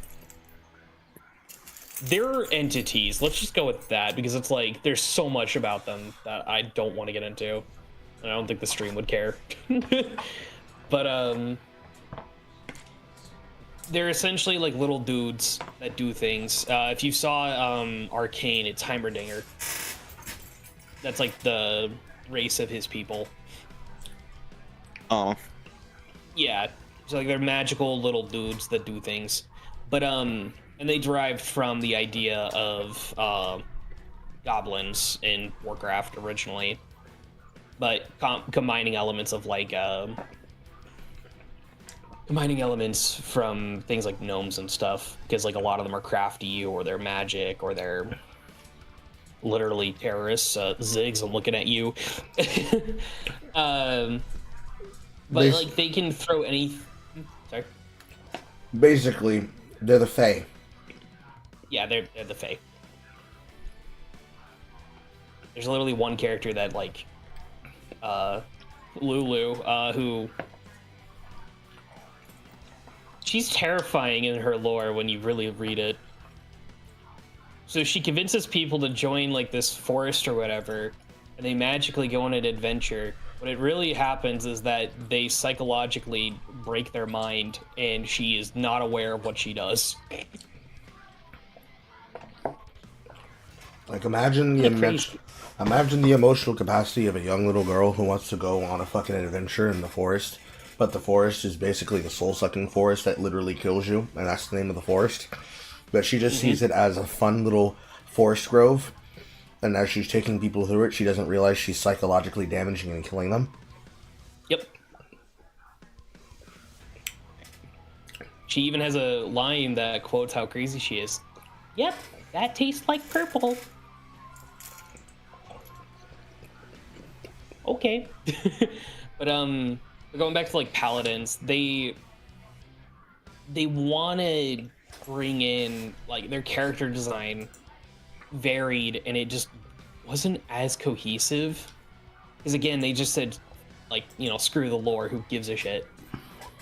They can make whatever concept they want and it would fit, because like there is no real concrete element to it. One of the damaging parts about paladins, because with no concrete lore, it's like anything can work, but it's like, what's the reason this person's here? Because we want it to? Alright, Dry Bear Gaming. Sure. Mm-hmm. You go ahead and do that design. Let's see how that works out for us in Smite. Oh yeah, that's right. 90% of our creators are gone now. Yep. I was mostly bummed out that I was kind of bummed out, like for as little as I like really cared about the lore, I was kind of bummed out that most of the magistrate characters were like there was like a real lacking amount of them, and the only ones that were there were just some of the most boringest like assault rifle characters in the game. Yep. Mm-hmm. That was also the other thing, is like the variety of like the styles of weapons, like Victor, Tyra, Leanne, Styx, Kinessa. They use snipers and rifles. Cool, you know?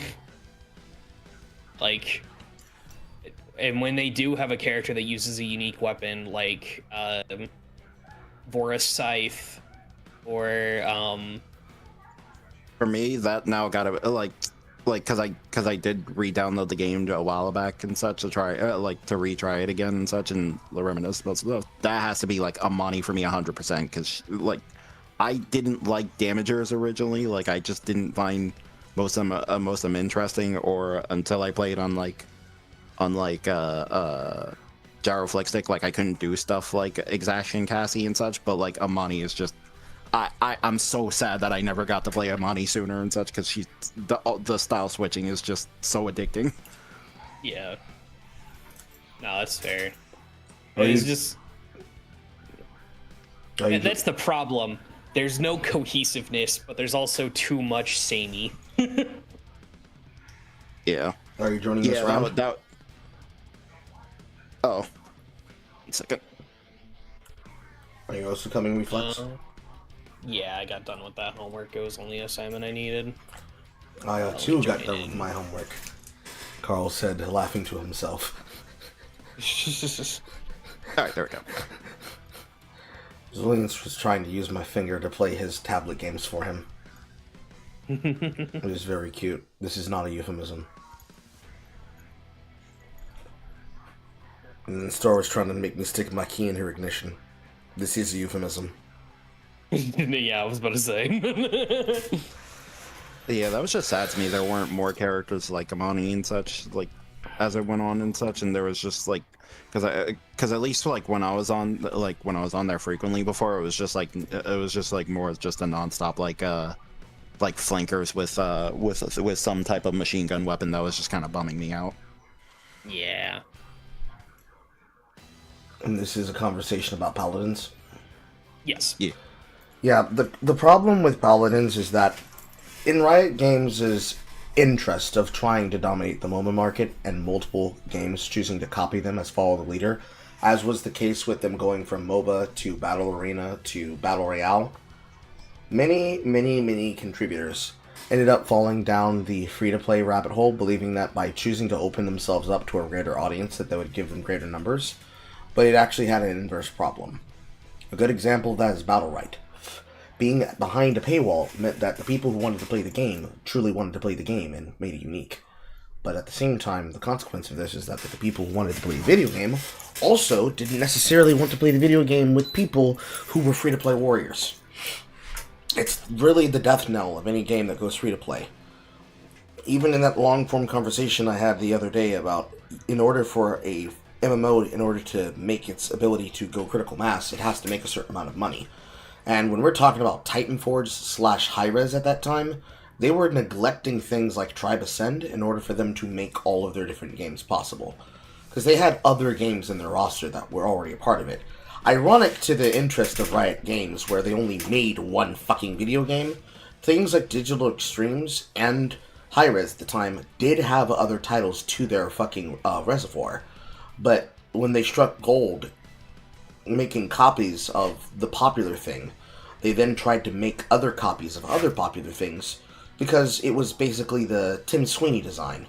And ESG's desire to basically dominate the marketplace with Fortnite, they tried to cover it with as many different caveats to keep you on the ESG platform as possible. Because if you're not playing Fortnite, you're playing something that you bought on the Fortnite store page. And if you're not playing a sub-mode of Fortnite, you're playing a game that you bought on ESG, so that you always remember, oh yeah, and if I ever get bored of this game, I can just go play Fortnite. Hi-Rez tried a similar format with Paladins. Former players that were professionals or higher tier players get scouted for their technical prowess or their artistic prowess, like Dry Bear Games, who literally became a part of the core team of Paladins. And in their philosophy of trying to make a hero shooter, they really didn't necessarily know what kind of hero shooter they wanted to make. They knew that it needed to be a hero shooter, and they definitely put time into those designs, some more better and greater in the entire field of hero shooter concepts than others. Some obviously copy and pastes with a little bit of changes between them, but without really having the same kind of mentality behind the idea of Smite, they were just running on fumes. Because the monetization of Smite funded Paladins. So, as the monetization of Smite 1 continues to slow down to a lull, all the creators are leaving, literally switching over from Smite 1 and Smite 2 to Deadlock, the development of Paladins begins to crumple like a bag. Yeah. And so they just lose interest. So one thing that made Paladins very interesting when it was in early access beta was its main game mode was meant to be this very long, drawn out kind of payload style game mode where you go from one base to the other base and it's like attack and defend. The unfortunate thing that happened with this was they really didn't capitalize on that because players said players like gave the feedback saying the games felt super long. Let's ride the wind. Which I can understand. But at the same time, it like that was how they were originally balancing a lot of the characters. So when they went back to the drawing board of control point push, where the center map was like the control point, if anyone captured it in King of the Hill style, they'll push a payload to get another point. That's how every map was made, and the characters that weren't balanced around it suffered, and they had to face like massive, like I wouldn't say reworks, but they were just kind of forced into playing that style of game. And then future characters were balanced around that philosophy of capture the main point, then they push. I don't remember as much when I played during the earliest period of time, but all I mainly remember from it is Torvald that still gave me PTSD to this day. That's fair. It was a brick wall made out of shield. It was not a man anymore. And the shield never crumbled, no matter how hard you try. And every time you do try, he just got an ult and such, and then just got to blow you away for free.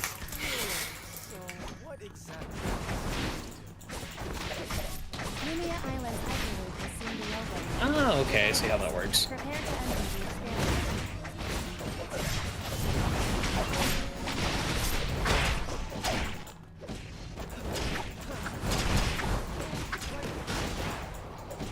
Okay. We will then resume our next experiment. Not gonna lie, this is like my first time playing this character. Because I told Carl I have both skins for this character. He apparently got very lucky in his chances. He's taking the league train here. If it works, it works. If it don't, it don't. I mean, I won't complain if I get a Cassie skin out of nowhere.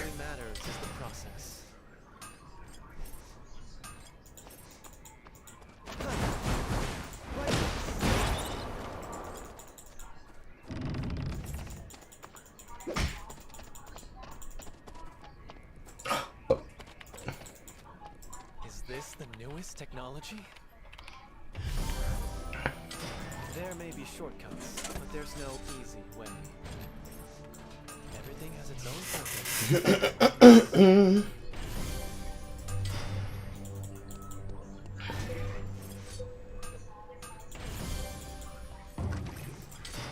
What really matters is the process. What should I take with me?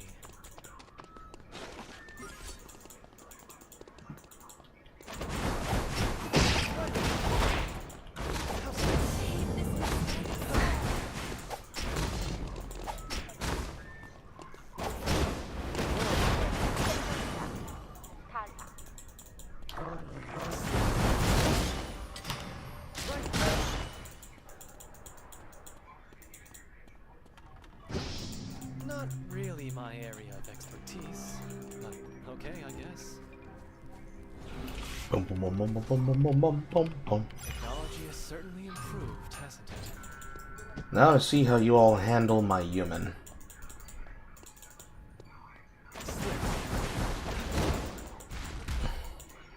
Back to the earth you Oh, I just made a mistake. That's fine. No one's gonna be able to punish me in time.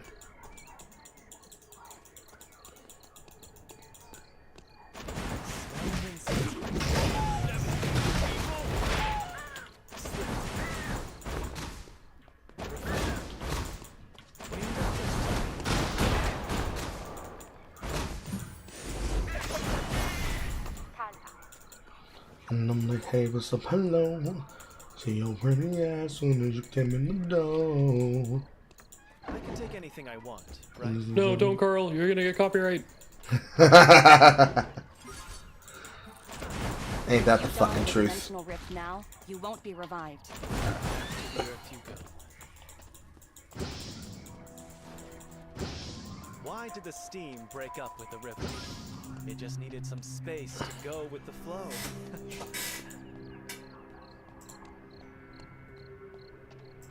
So, no one's here?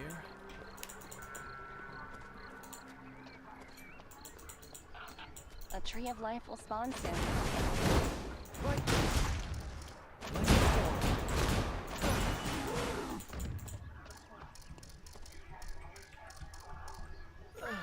Time for a little break.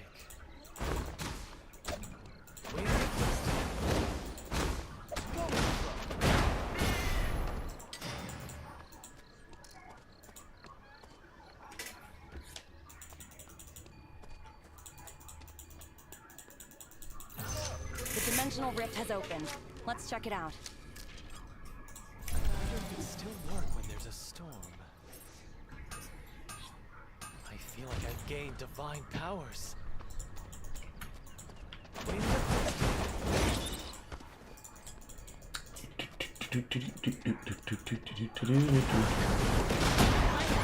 Let's go. You can now purchase items at the kiosk. Should I recite it?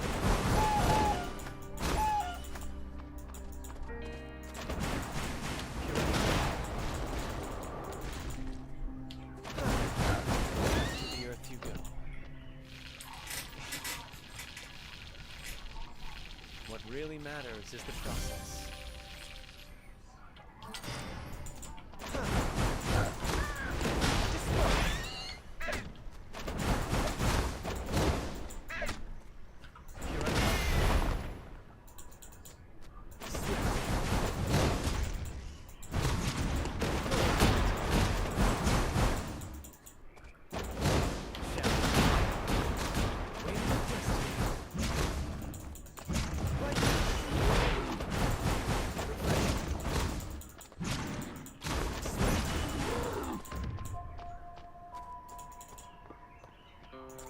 recite a poem? When I was young, the nearest hospital was 2 hours away.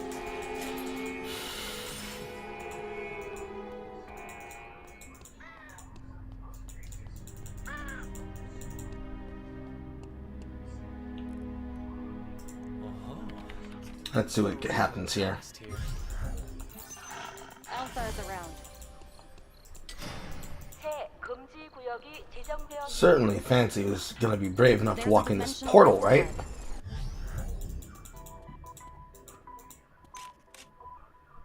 He wouldn't let me down, would he? Oh. Hurry up. It's dangerous. I could use a drink now. I should just get ready for disappointment.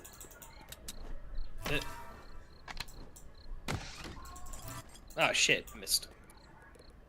Oh, who's the real Taoist here? There really is something holy about this place.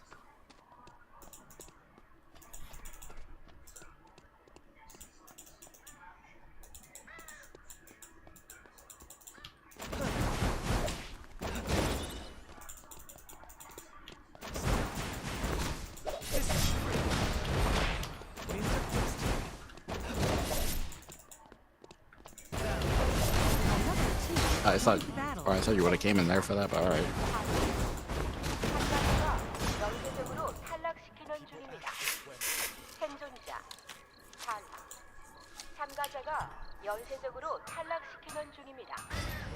I've ridden the wind.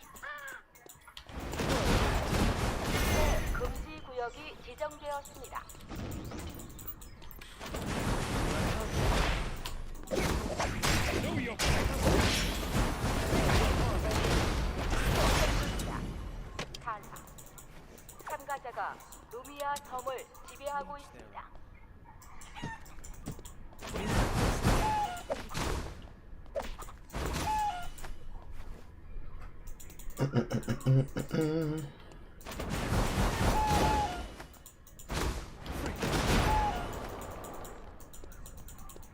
Get that ass back to school. Back to China, Illinois. Get that ass back to school. Back to China, Illinois. China, Illinois, China, Illinois, China, Illinois. Thankfully, there are no mosquitoes. Guess I spoke too soon. I see a tree of life has spawned.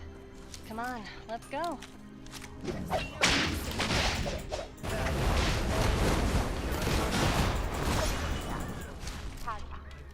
참가자가 루미아 섬을 지배하고 있습니다. Science is truly fascinating. More so than being a Taoist.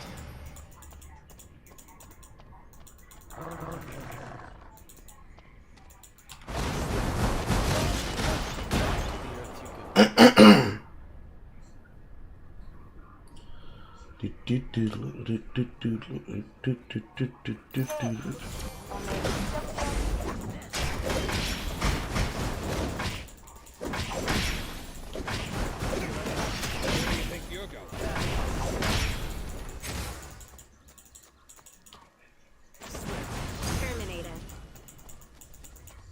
Balance and growth in harmony. Damn it! That's what it's all about. That fucking fighter, we missed that portal! Okay, yeah, that time was a big touching.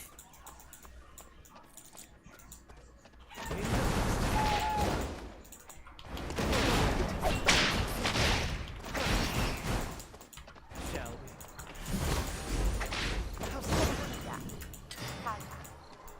전설적으로 통과 중입니다.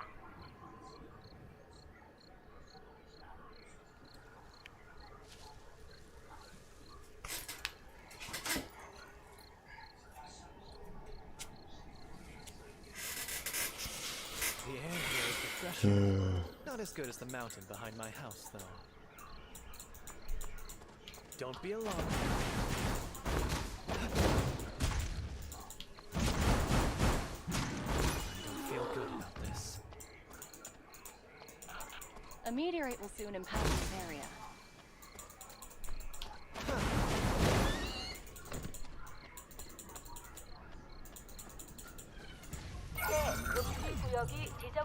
Now pain train time.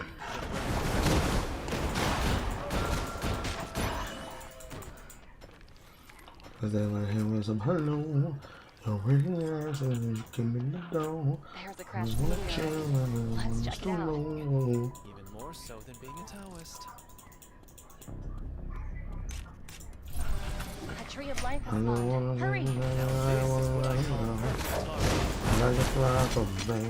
Look around and see and slime my baby, yeah, baby.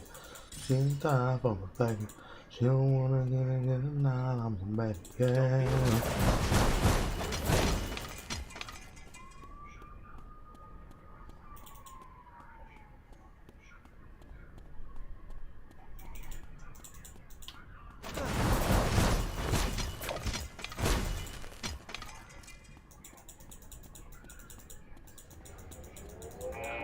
You're getting closer to Dr. Whine's spawn point.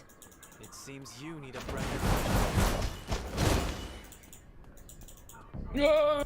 No matter how I look. I'm back here. I just want to talk. I just want to talk. I just want to talk. 새 금지 구역이 지정되었습니다.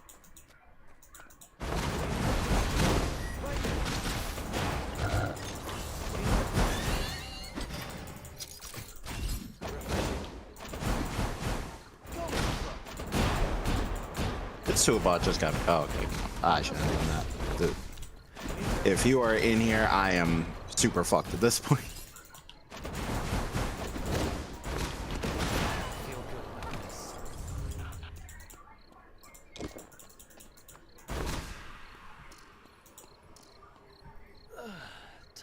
No, that combat lab was important.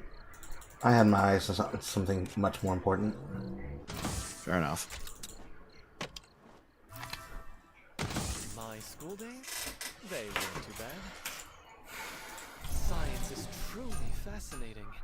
Even more so than being a Taoist.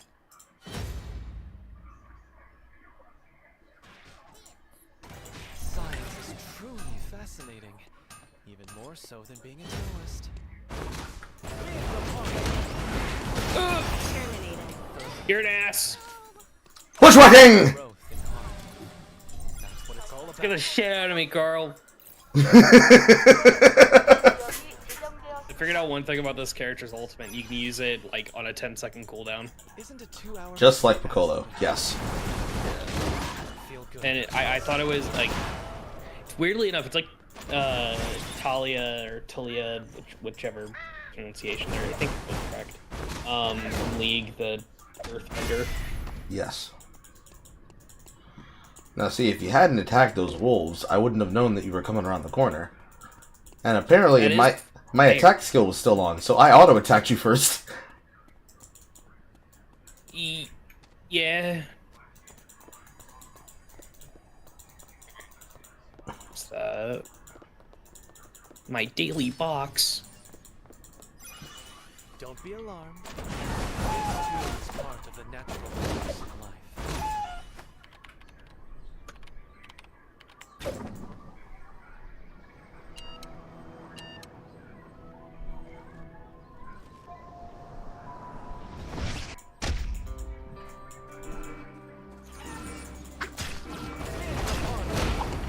I knew it! I knew it!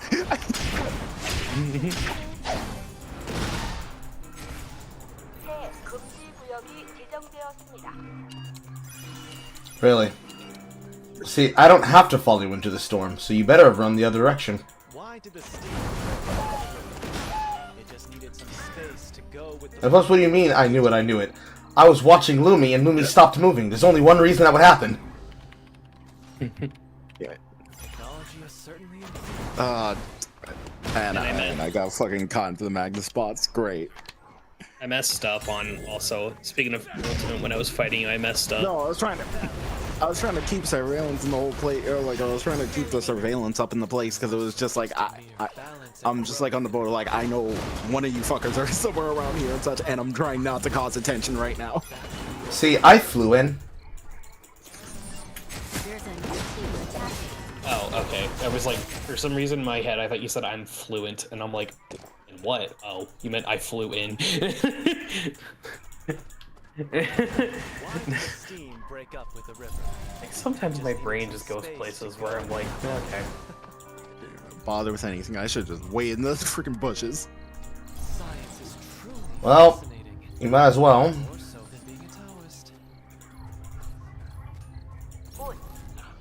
Don't let your guard down. I need a better plan for like playing an assassin like Cassie. A different team has entered the fight. At least during that time, I was just like mostly on the boat of like stop getting into fights that I can't just dominate someone on. Like, or at least for what you call it, or at least for the at least for like getting into like also those AI fights and like or the purple or like the wicker fights and such.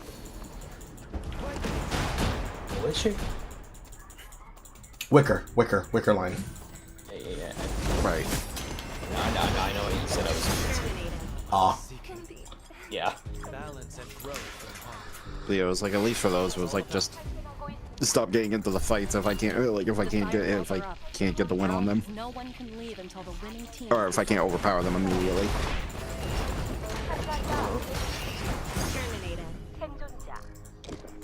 Balance and growth in harmony. That's what it's all about. That one was definitely. Oh, I was gonna say it is really funny that the character with a rocket launcher essentially uses pistols. Yeah. That is really funny to me. And the bot blew up in the storm. Play one without me. I have to use the bathroom. It'll take me a while. Okay. Let's take a break. He was not prepared for the human. However, he did avoid the ultimate, so that's smart. Unfortunately, Blood Cloak. You think Adrian is bad?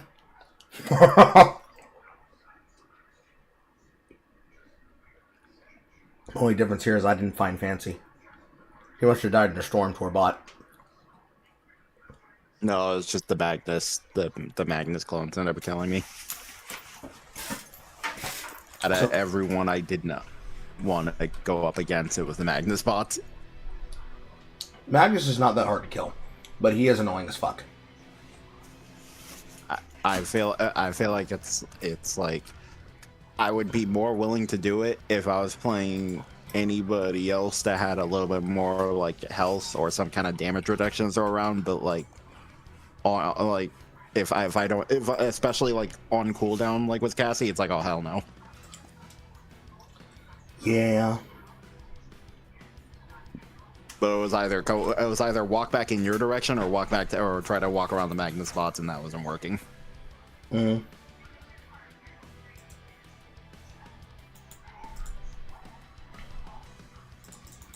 And now, as you all take your time, I'm putting together a build. Because the automated build was dog shit, and I refuse to use that shit.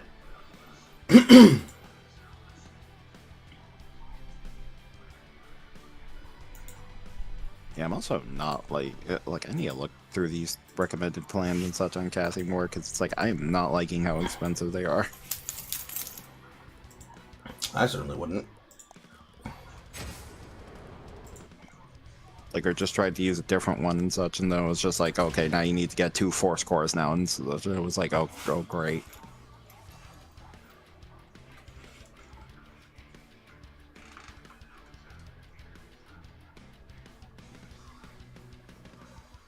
Let's see here, stop power, open wound,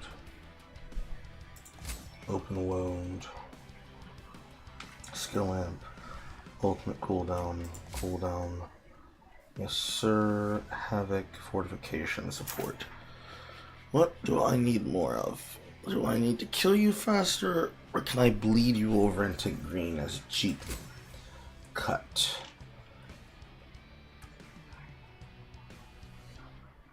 Immobilization doesn't matter. Ugh, I can't take coin toss or penny puncher. I wish I could.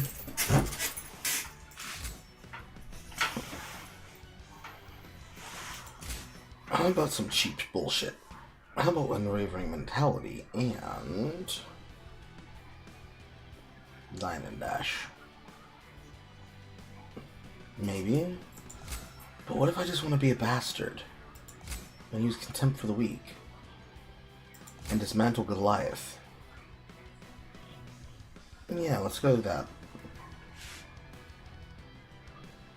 Bears, my beloved.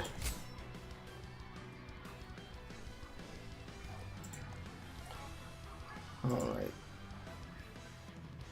Moon, Sun, Lich's Grasp, Empress, Blood Cloak. That is kind of different. That's already Debilitation. Probably just Fencing Mask.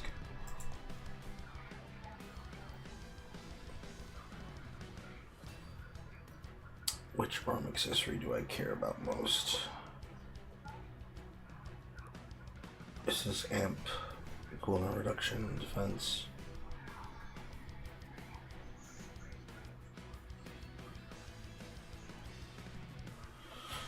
I don't think it's ever Biotic Confusion, but that can help.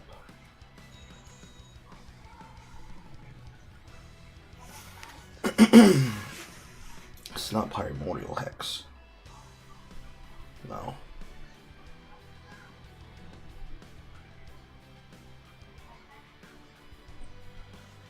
I mean, I guess I can get away with this.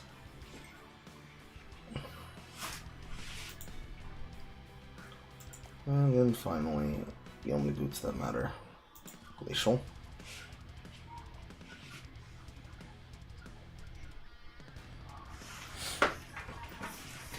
And then it's 2 reds. You. And then depending on if I want to give up Eye of Horus. Something blah. Because if it's not that, it's Timberless Monarch.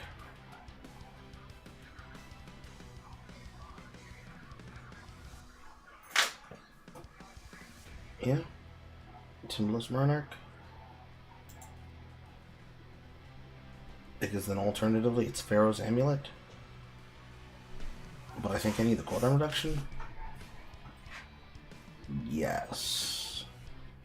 Yes.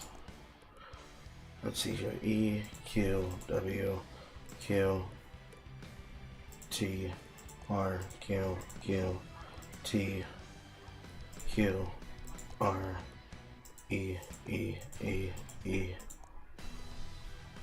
R, W, W, W, W. Experiment new. Boom, done. No, I forgot to specify my starting material. Forest, cemetery, iron ball, oil. Boom, done. Alright. Tough Actington acting.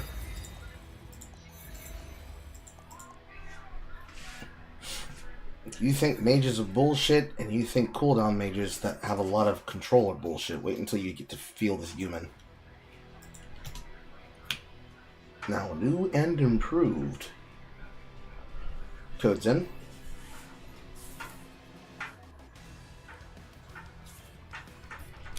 Fighting for the marbles. The marbles. The marbles.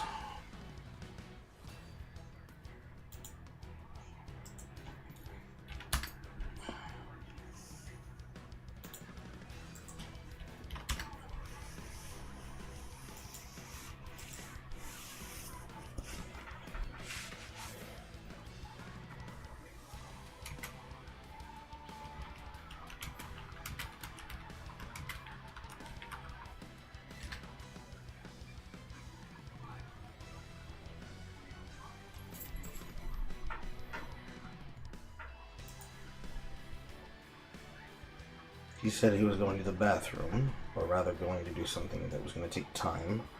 Where are you, Fancy Pants? Quack. Or what? We're waiting on you. I'm still just trying to figure out about like or a build I can understand better with Kathy. Okay. Me and you, Blood Wolf. Not really sure where to really start out with her.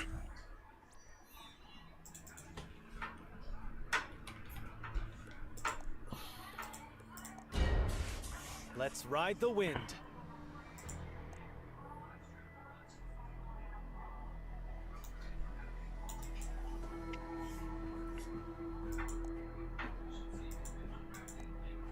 These builds use stopping power, attack crescendo.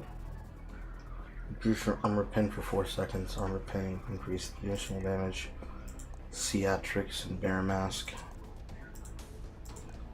Versus my Dismantle Goliath and Bear Mask. And Recharger and Open Wounds.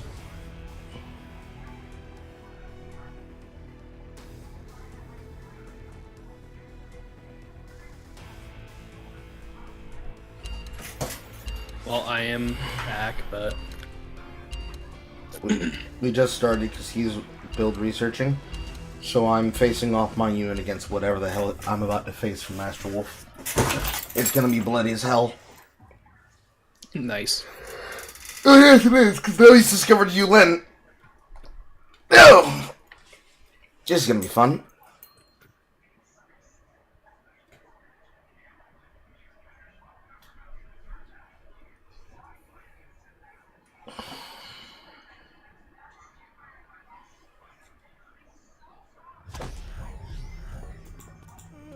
So, what exactly am I supposed to do?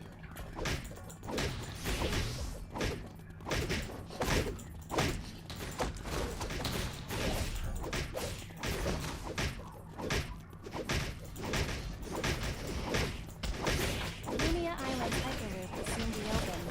Survivors, prepare to enter the experiment. We will then resume our next experiment. Let there be glory to the pawns who reach the... Let there be glory to the pawns that reach the end of despair. Kappa. Not really feeling it. Oh, I caught a big one.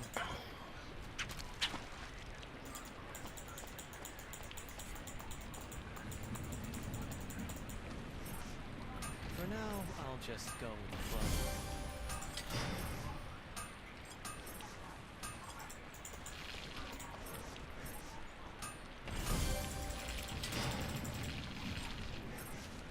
Everything has its own purpose, even this.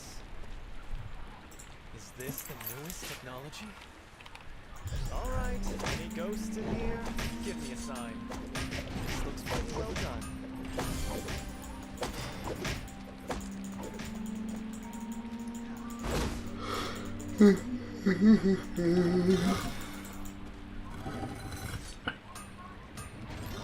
Not bad at all. Let's see. It's still running. There's a storm. What really matters is the process. The wind feels. And now the shit starts. This place is full of junk. What a ho, what a ho, what a ho. Oh my nigga wanna go with a bird.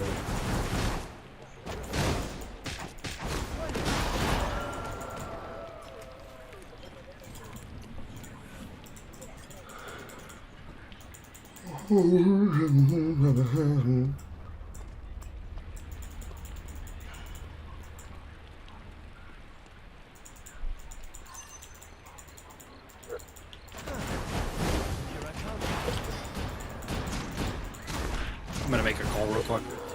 Okay.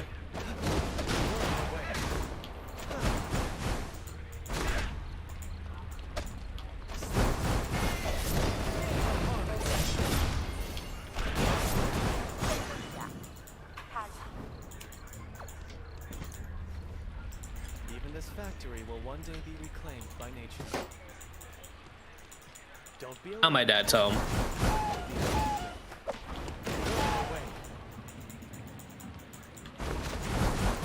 The moonlight will fall soon.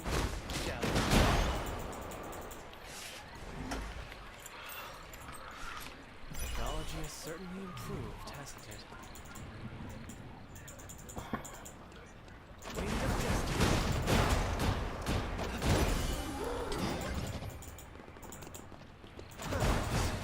Take my chance.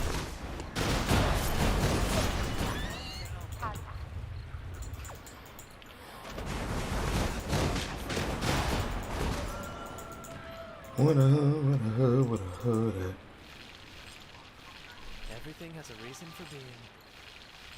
Looks like it's been abandoned for a while. I feel good about this.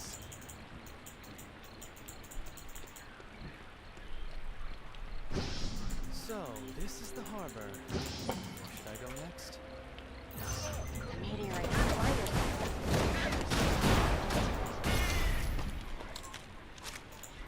It can still work where there's a storm. No, we're making it that lab.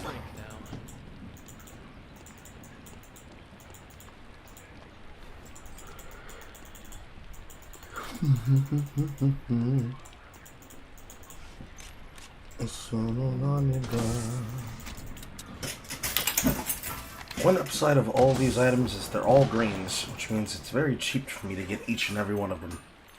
Now this is what I call perfect. That's good. The air here is refreshing. Not as good as the mountain behind my house, though. Let's see. A natural course. Like this.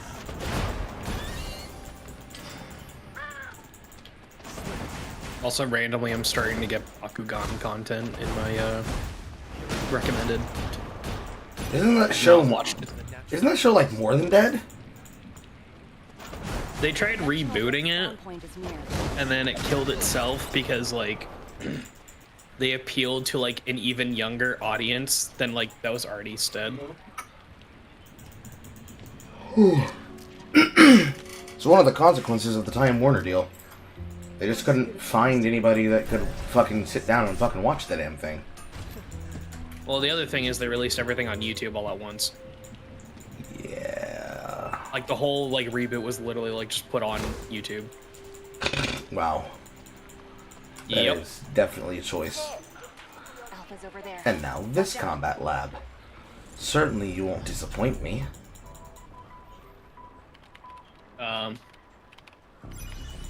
So they put the entire thing on YouTube all at once. The original plan was it being a weekly release series on Netflix.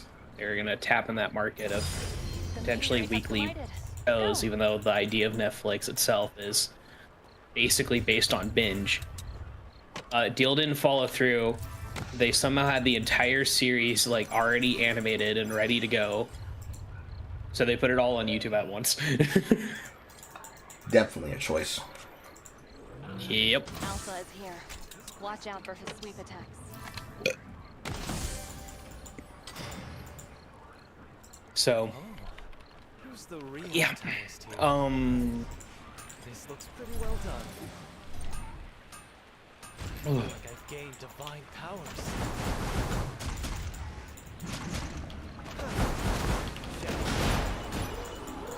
But the original like show wasn't bad. That was the thing. Yeah, it wasn't bad. It's just one of those consequences of the Saturday morning cartoon block. Yeah. The other element was the reboot for the show was meant to coincide with the game when they rebooted it. And there's two formats on playing the game, and both are confusing on when they're supported, to say the least. So because they're marble based, they have a mechanic in the game where you like flick the marble onto like a grid that will pick up like little things based on the magnet. And depending on how the Bakugan is itself, it can act in different ways depending on how you open it. So like there's spring-based ones where when the first thing they hit, it spring loads itself trying to either hit the opponent Bakugan to prevent it from getting any little magnets, or it's a sturdy one where it will block it, or it's just a standard, so it kind of does both. Like a balance of the two. Really interesting. Didn't really plan out the way most people would think, because it would make the turns go by really long. Then there's just the pure card game where the Bakugan themselves are irrelevant. Don't ask me why, but they are. Not as good as the mountain behind my house. You can now use a launch device. Are you ready to fly?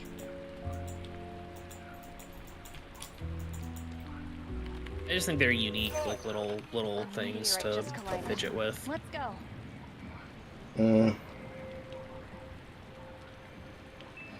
Certainly, it's got to be as good, if not even as more cracked than Battle Beat 'em On. Battle Beat 'em On, unironically, was crack. So was its video games on the GBA Advanced.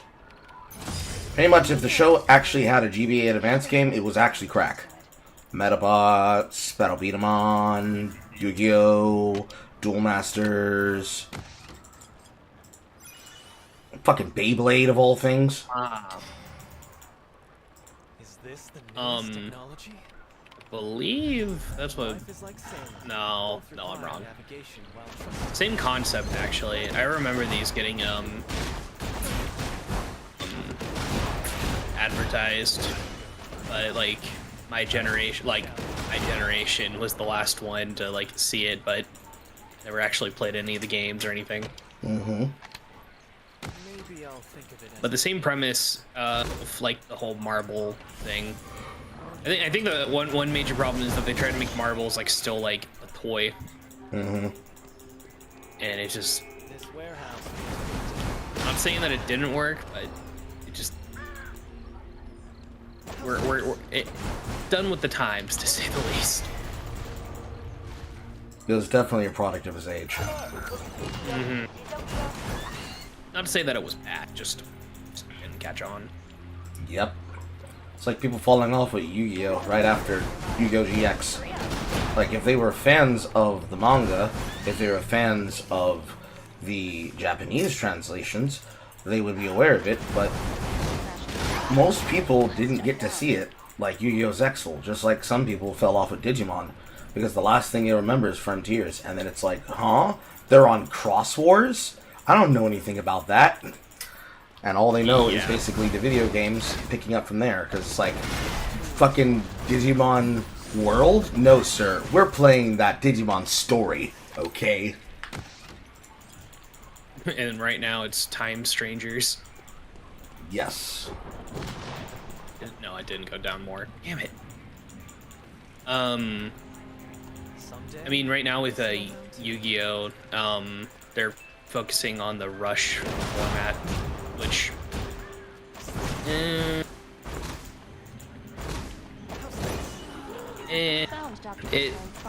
it's not for me.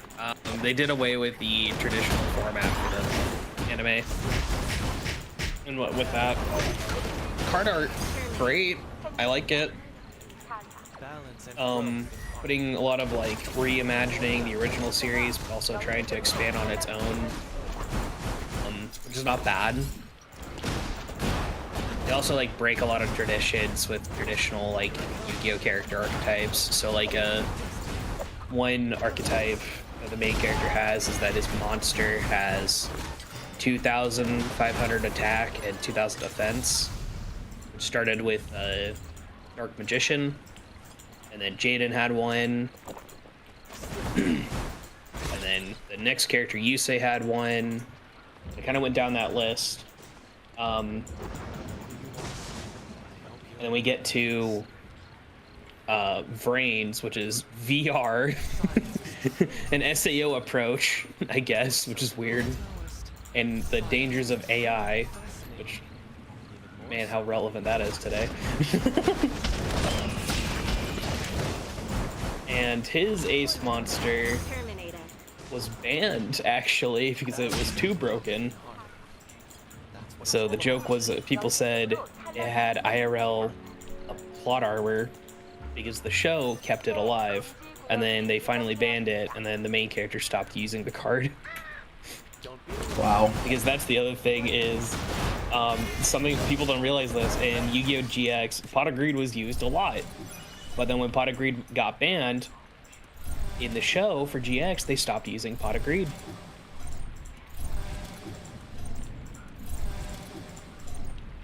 Kind of crazy. The wind is in my favor. But honestly, those shows aren't too bad. I've seen all the GX and the original Japanese dub, and the main character's writing in both English and Japanese is very telling. Of like a stark contrast.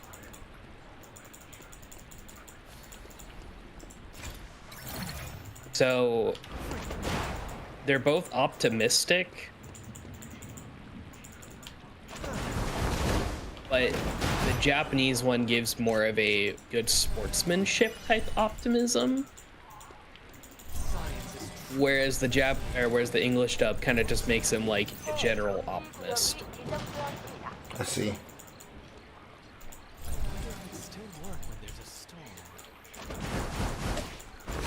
Like he always like congratulates his opponent for a fun game in the Japanese dub, whereas in English, no hate to the writers or whatever, but they kind of, I wouldn't say make him an asshole, but more like they just, he just kind of does his thing.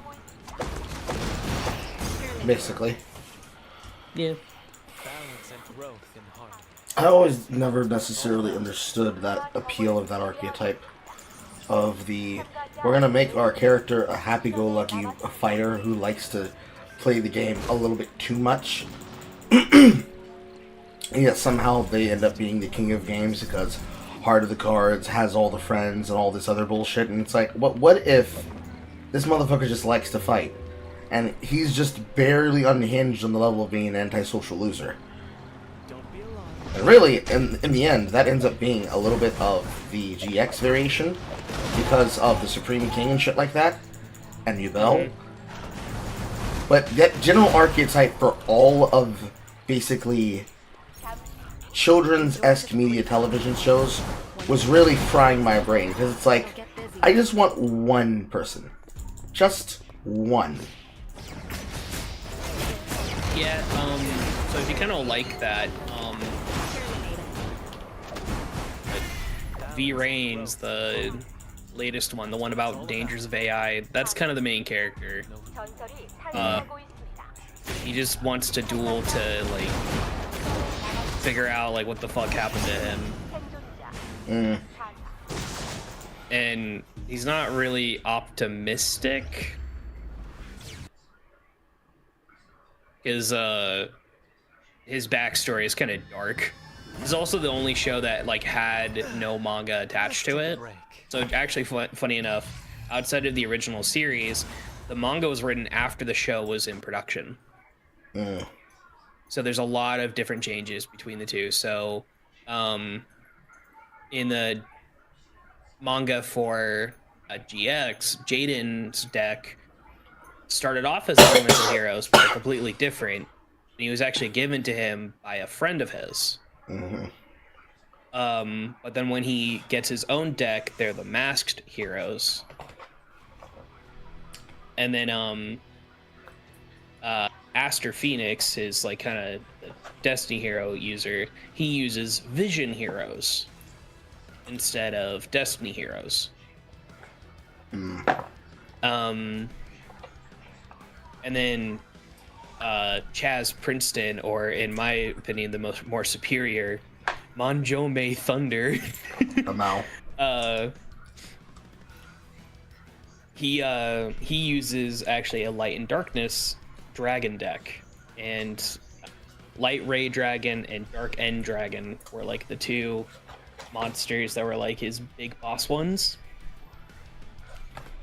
And the main antagonist for the manga was a character, which is later a card, called Tragodia. Very powerful card in real life. and that was kind of like the main like evil big bad, and it wasn't this big story revolving around it. It was kind of just like very self-contained, smaller one, but still had like a world-threatening ending story. Mm.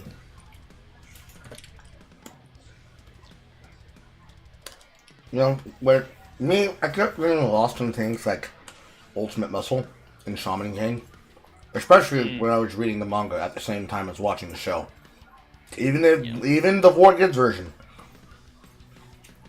the ending of Shaman King was being watched by young Carl at the same time that he was watching Yu-Gi-Oh! GX all the way through. I was so fucking confused. It was mainly because at that time I understood broadcasting syndication. So, like, I was never angry like most people were about the 4Kids changes. Like, what do you mean it's a candy cigarette?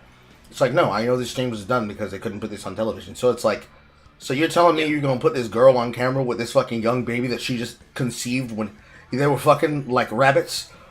Okay.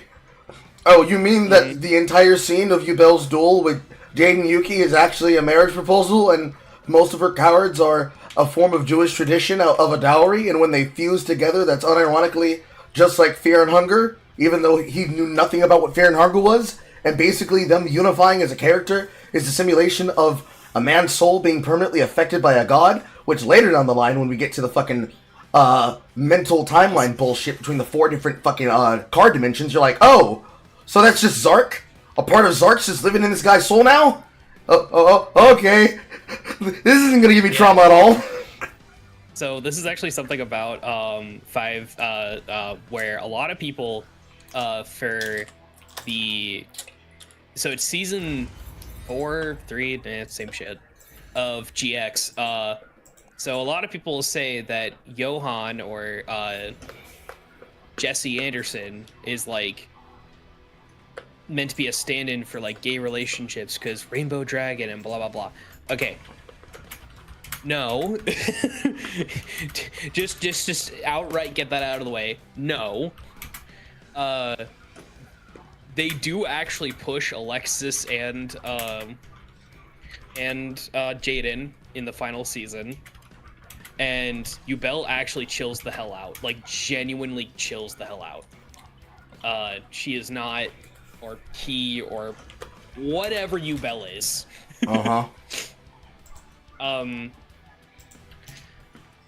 They kind of push this idea that Jaden and Alexis, like, are like an old married couple.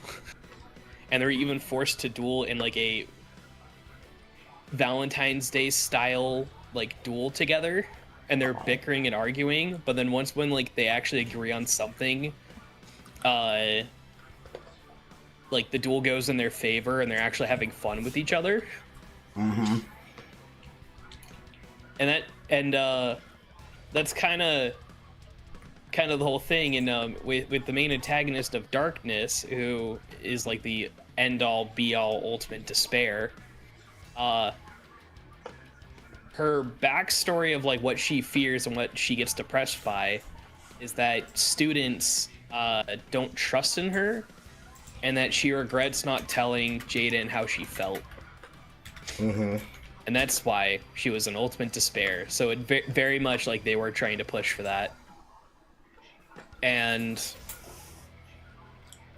a lot of people who only watched the Japanese or the English just never saw that. It was basically something else that came up with like Digimon Adventures Try. I forget which character it was, but one of the characters that was supposed to be a fan favorite when they were kids about the will they won't they just was like, nah, this nigga stole your bitch and impregnated her. What you gonna do about it, bitch? I forget who it was. I think it was the lead character with the goggles and one of the sly cool kid types on the side. But whoever it was big enough that multiple Digimon fans were ranting and raving about it. As one does.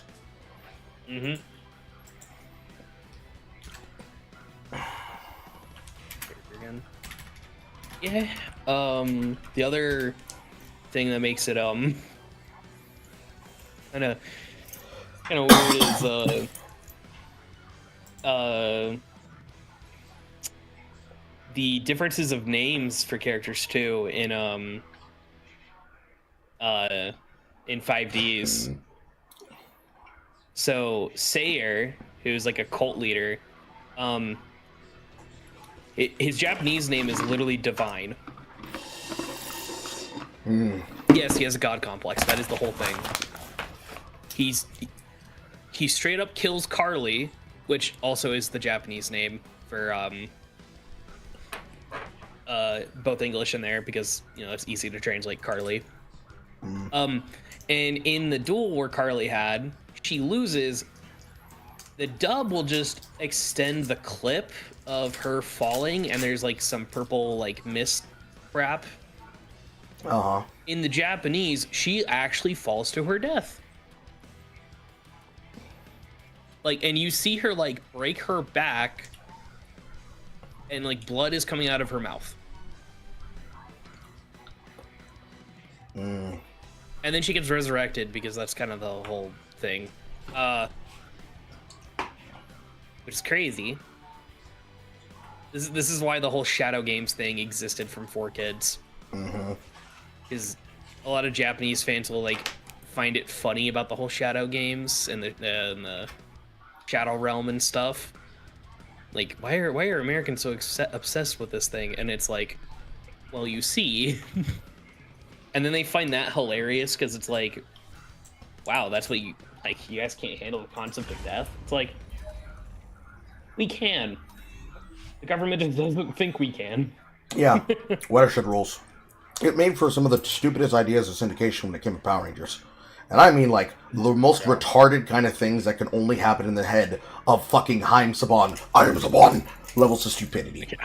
So, one of the famous examples was Mirai Sentai Time Ranger. The Quantum Ranger character is meant to die. It is a part of the plot of that show. However, because of how good Dan Southworth was as a performer, they just said, no, let the nigga live. Let him and Wes and his character go off into the fucking sunset and it'd be not a problem. And QQ Sentai Go-Fi had the same concept, which then led to some of the most badass scenes and clips ever of all before you even had to say the name JDF or Thomas Oliver, which was, Carter, I'm gonna run hands with a gigantic enemy just 'cause Grayson. Yes.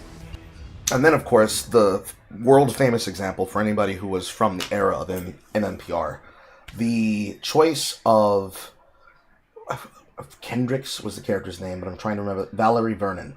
Valerie Vernon's character alongside, I'm forgetting his name, but it's the Leo character for Lost Galaxy.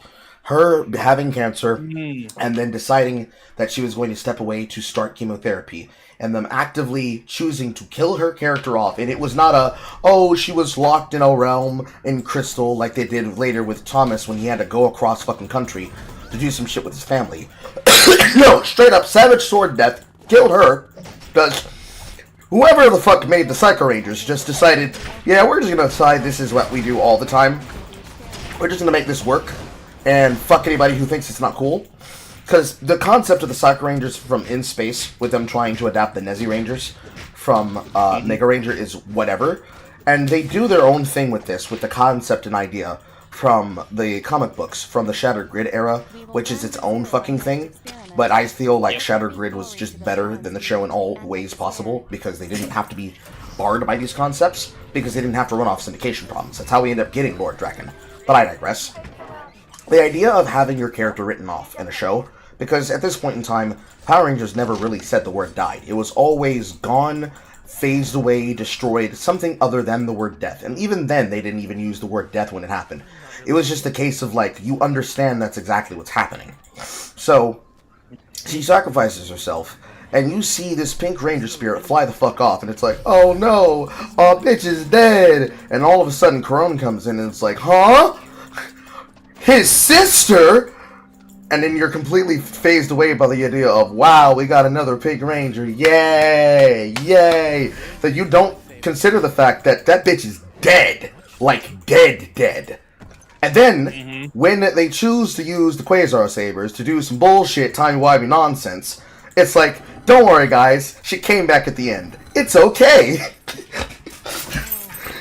Ignoring all the other things that happened there, like them choosing to adapt using the Aura Changer as the transformation device for the Black Knight, for Black Bull / the Magna Defender, ignoring the fact that literally Leo's brother dies, air quote, from our perception he was dead, dies, and comes back as basically the host of the Magna Defender, before he then gives him permission to use his abilities as he walks off into the sunset with his small child, which was also a part of the same lore of the series. It was just played in a more like, my afterlife is ready for me, my family needs me type shit, rather than the actual understanding that they came across with, which was, I am a roaming spirit, I am angry, so I will fight. Ah, I've come to respect you. Now, I understand that your brother would like to fight, so I will give him my abilities, so I'm going to the afterlife with my child. Goodbye. It feels like the ending to Mama, and I don't know if you've seen that, but it was a horror film. It was about two girls being locked with basically a horror creature of a mother in the woods, but they were like going to basically ritualistically kill themselves in an instance, but one of the kids basically had a better grasp on reality than the other, but the younger sister was like fully attached to the mother, so at the end of the film, spoiling this for people who would be interested in it, but you'll probably not remember anyways, when the climax of the series comes, and they're on the cliff about to die, the daughter character accepts that she doesn't want to go with the mom, and the younger sister does, and as they're falling down the cliff, it's this whole sanctimonious moment of them like happy and smiling and giggling with each other, because they get to be together in the afterlife and shit. And then they hit a branch on the way down off the cliff as they drop in this grand phantasmatorical fashion that they like to do in like the mid-aughts. And then they disappear into a plague of locusts. It was one of those kind of endings. And ooh, yeah. Yeah. With Power Rangers, they like to use the concept of just like fading into or fading out from darkness. Very obvious with characters like Zenaku. Very obvious with characters like what Ricardo was playing in Samurai. I'm forgetting that villain's character's name. The guy who's basically a half human, half demon from Samurai. Decker. That's his name. Yes. And the whole philosophy of, we're never going to say the word die, but we know that that's very much what we mean. With the only character before that having been the sacrificial choice of Zordon. It was always something that was there in the background, but a character refused to basically mention it. Because it's like, we could never say that Zordon's going to die. We could never say that a character's going to die. But it would always be the case of a concern of like, they were destroyed. It's the kind of shit that they would do with decom films during the early aughts, mid-90s. Especially with things like Halloween Town High. I remember very firmly with Calabar's Revenge that was the case. Like, they were very big fans of using emotional language in conversations like, my father was blah blah blah blah blah, and then you witches destroyed him! They really did not like saying the word die or death. Depicting it, something else entirely. But actually saying the words, never. Never, never. I don't know if that's because of Haim Saban's influence. Probably it would be. Because hell, all of the television shows that were made were effectively made for that Fox TV family channel, Just Kids Nation, which was what that's what the brand and what the business hired him for. But it very clearly does not work when you're talking about shows that can't just use the camp factor, that eventually emotionally grow up to get that shit over the fucking pond. It doesn't work anymore. Perfect case example of that was Big Bad Beetleborgs. Another case example of that was VR Troopers, but VR Troopers was dog shit for a lot of reasons. They were able to make it work with Mystical Knights of Tir na Nog only because they had that original vibe going for it. They were not bound by the rules of having to use other shit, so they could literally do whatever the fuck they wanted. But it was just that nature of never wanting to use the words, ever. There's, like, maybe a handful I could probably think of off the top of my head, where it's like, a character that died was just a non-human character, and that's the only time. That's it that I can really think of. Like, a non-human character gets to say died or destroyed because they were a robot, and that's whatever. but nobody else human ever got to have that. Hell, even when it came to, like, obvious things, like, when they adapted the Die Ranger plot that was meant for One Tiger, for the Fang Ranger, for Kiba Ranger, into Lightspeed Rescue for the Titanium Ranger, that was also another case example of the exact same, context and manifestation. Like, this tattoo is going to crawl up your back, and when the Viper bites on your neck, you're going to die! But it's very much like, you're just going to be destroyed. Especially with the idea of, like, when you hear the reveal about Captain Mitchell and both the Pink Ranger and the Titanium Ranger being siblings, and he has to assume that his son is dead, but actually he's just being held prisoner, and then he escapes, and then he gets the chance to be a whole person, all of the elements of that shit is far beyond the pale for a lot of the things.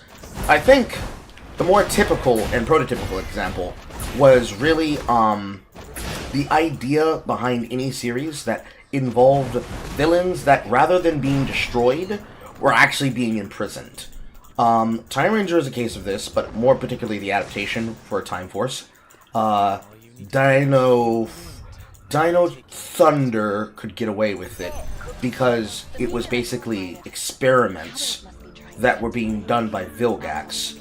Ninja Storm had the idea of the Abyss of Evil, which basically was hell. Like, it was just literally a form of spiritual hell. No, 100%, that's what it was. Like, they just come up with roundabout concepts. I mean, even in Samurai, the idea of going into the void was basically a way of saying that you were going into the afterlife. So that whole moment where the Samurai Rangers are committing to the idea that they're gonna possibly die and risk their lives, and it's like, nah, this, like, nigga, this is our bloodline. We were born to do this shit. Fuck you! Many people don't recognize it, but that was probably the most metal they had gotten. Because the only other time that they had done something of that veracity, and it still was not the case that he was dead, it was another one of those he was made evil twists, was Mystic Force. The actress for the Mystic Mother actually did succumb of cancer, but the Mystic Mother, the Snow Ranger, and the Korag, the Dark Wizard, which was actually Lianbo, under mind control until he breaks it because the power of love is mightier. He was one of the many characters that, when it came to things like Zenaku, and it was just mentally being dominated by an evil villain, and even then, they actually manifested that for the carry-through of for Wild Force. The idea that these people are basically going to survive the plot of their series. I'm pretty sure the ending of that was that he got to travel the world with Zanaku like they were fucking flatmates and shit. Like, I've been with you for so long, it doesn't fucking matter, bro. All I just wanted was just my Grand National and shit, and then they're fucking fine. Meanwhile, you've got the whole life and death persona going on with ideas and characters like Megazord and shit, that the only way they could ever manifest accepting the destruction of the character was basically to make the character a separate personality. So you had Alex Mercer, and then you had Mesogog. And then when Mesogog turns into the giant fucking freak dinosaur, it's already a separate person. And they would revisit this concept constantly. So if a person ever truly was dead or destroyed, it had to be because it was just the villain alone, never a human being killed as a consequence of sacrifice for a villain. Hated it with a passion, because I felt like it stopped the real stories. Fancy Pants, you're an asshole. Fuck! I died. I have no idea what you're talking about. You stole my item, asshole. I have no idea what you're talking about. I mean, if you want to run the fade with him, I can let you do that. If I find you and him, I can just let y'all fight it out, and then I fight the winner after they get to recover.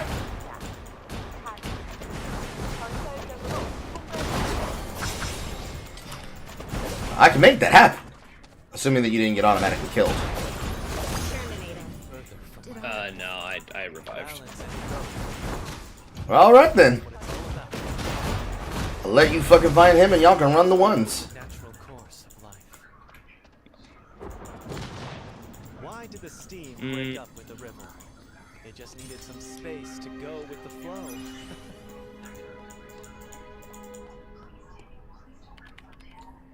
I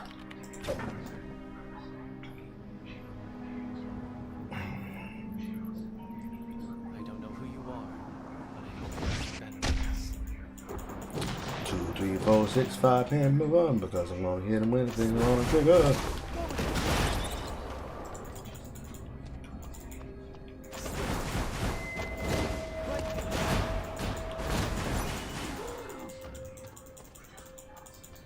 No, leave me alone. I need to fight him. There's a tree of life growing. Go get it. Look out. Make this temporary leech's blood wolf. Ah.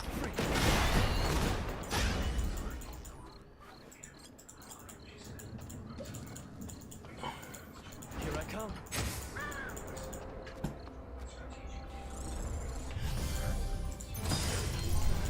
Another free combat lab. Even more so than being a Taoist. You know, giving me all this money so I can get the blood items for free is a mistake, you know. This is what I call perfect harmony.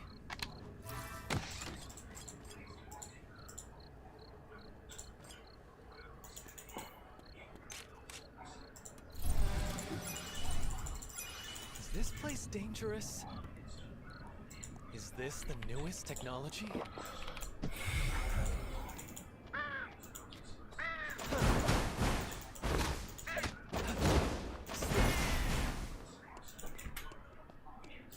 I saw you. I meant what I said. I'm gonna let you find them. And he better not be on top of Wick.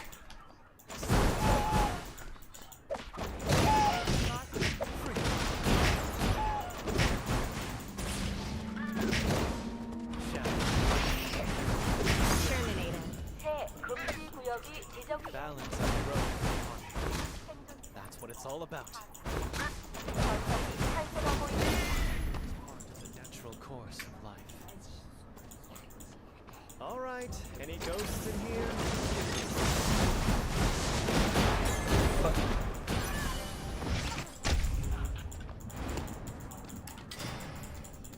I think not. It's mine. I found it first.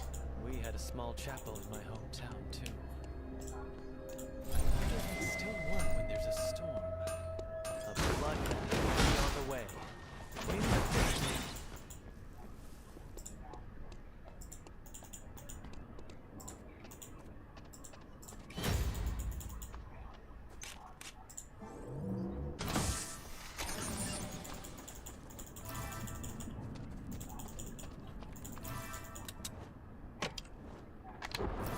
Now, if only Bloodwolf had actually pushed on me at that point. Science is truly fascinating. Even more so than being a Taoist. Here I come. 새 금지 구역이 지정되었습니다.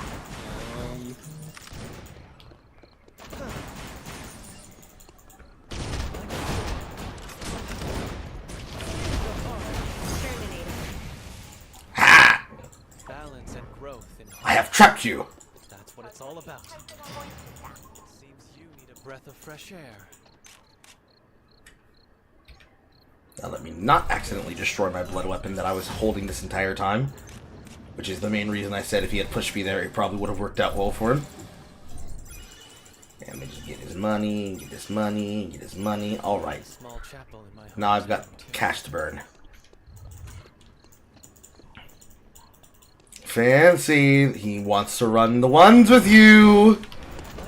Don't jump this fade. I don't know what you're talking about. You know exactly what I'm talking about. He's gonna let you know what I'm talking about. See, I will even escort him. I'm not gonna let anybody kill him. I'm gonna escort Reflex to the fade with you. Oh, sorry. That was on my auto attack thing. Sure. Okay. There really is something holy about this place. Rest for a bit and get ready. Once the temporary safe zones activate. This temporary safe zone, boy. Mate. There aren't many Let's safe do places this. left. Move to the place I'm showing you.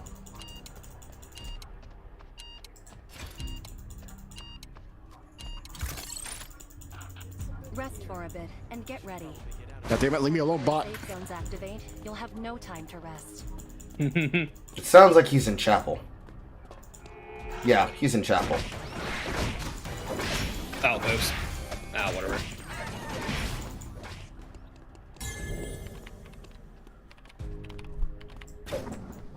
So in that case, in case he's there, I'm going over there. Safe places left. Move to the place I'm showing you. Ow. I got animically killed on the bomb drop. I don't know why. I was in my safe zone. I was literally crossing over. But whatever. This means you can't. This means you can't duck him. Although it looks like you got disconnected. You're walking outside of the safe zone. Okay, never mind. I guess this Aiden bot's gonna fuck me up then. Alright. Oh no. I was being stupid there. Well, I died from the safe zone. Figured out what that meant. How did you die? Apparently the temp safe zone was not actually a safe zone. No, when you're standing in the safe zone with another person, your timer will count down non-stop. You need to kill the Magnus spot. Oh, okay, so that's how that works. Okay. Well, that was anticlimactic. Well, I didn't even know. That's That's okay. We're gonna run one more because it's about to be midnight, and that's gonna be the last one. And he's gonna run that fade with you. You're gonna go into combat lab. You're gonna take your licking like a man. You know what? I don't want to play that character right now. I'll play someone else. Who do I own? So screw it, I'm going back to Lee.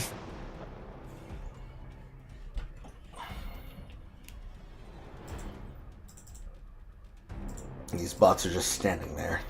Like you menacingly. won't even need to wait till the end. I'll just come for you now. I love cute girl that is obsessed with food. 11? No. Oh yeah, 11. You know, I also just got Felix the other day, so I was like wondering how he plays. And I love cute girl that's obsessed with drinking.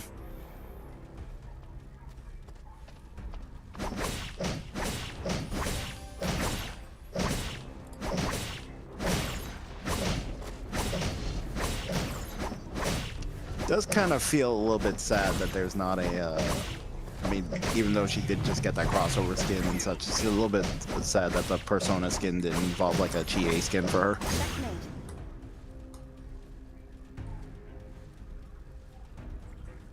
I want the...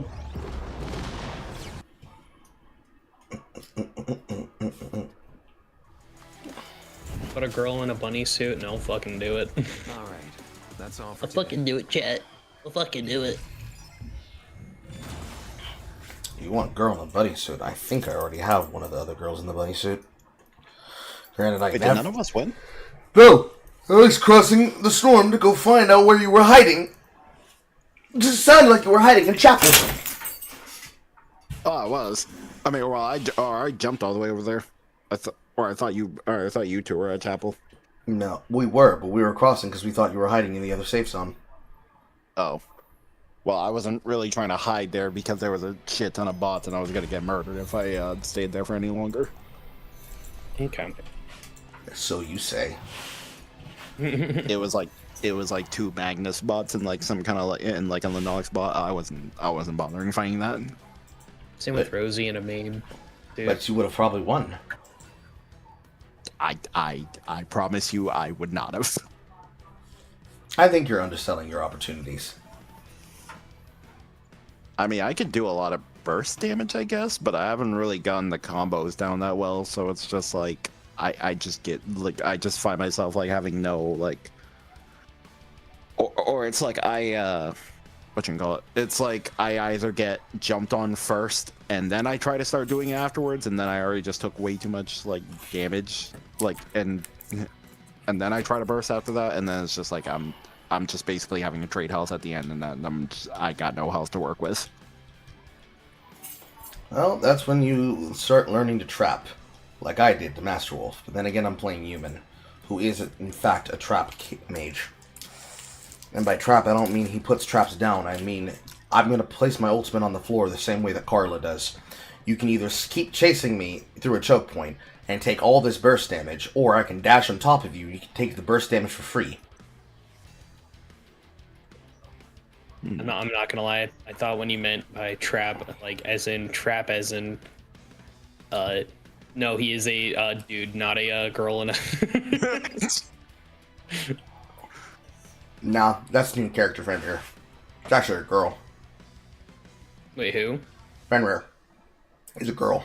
Wait, Fenrir's a girl? Fenrir's a girl. Huh.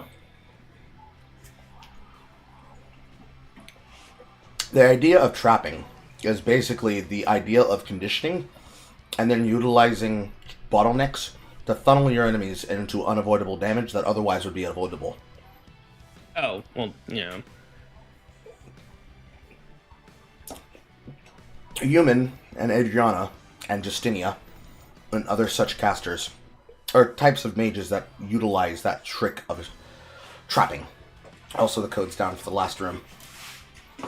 Okay, also for Fenrir, they say he. So Okay. actually it's a dude. There might be a case that when they said she, they must have been the voice actor.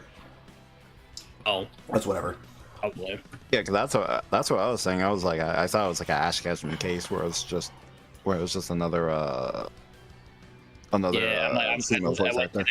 I went to his story, and like all of it was referring to him as a dude and a boy.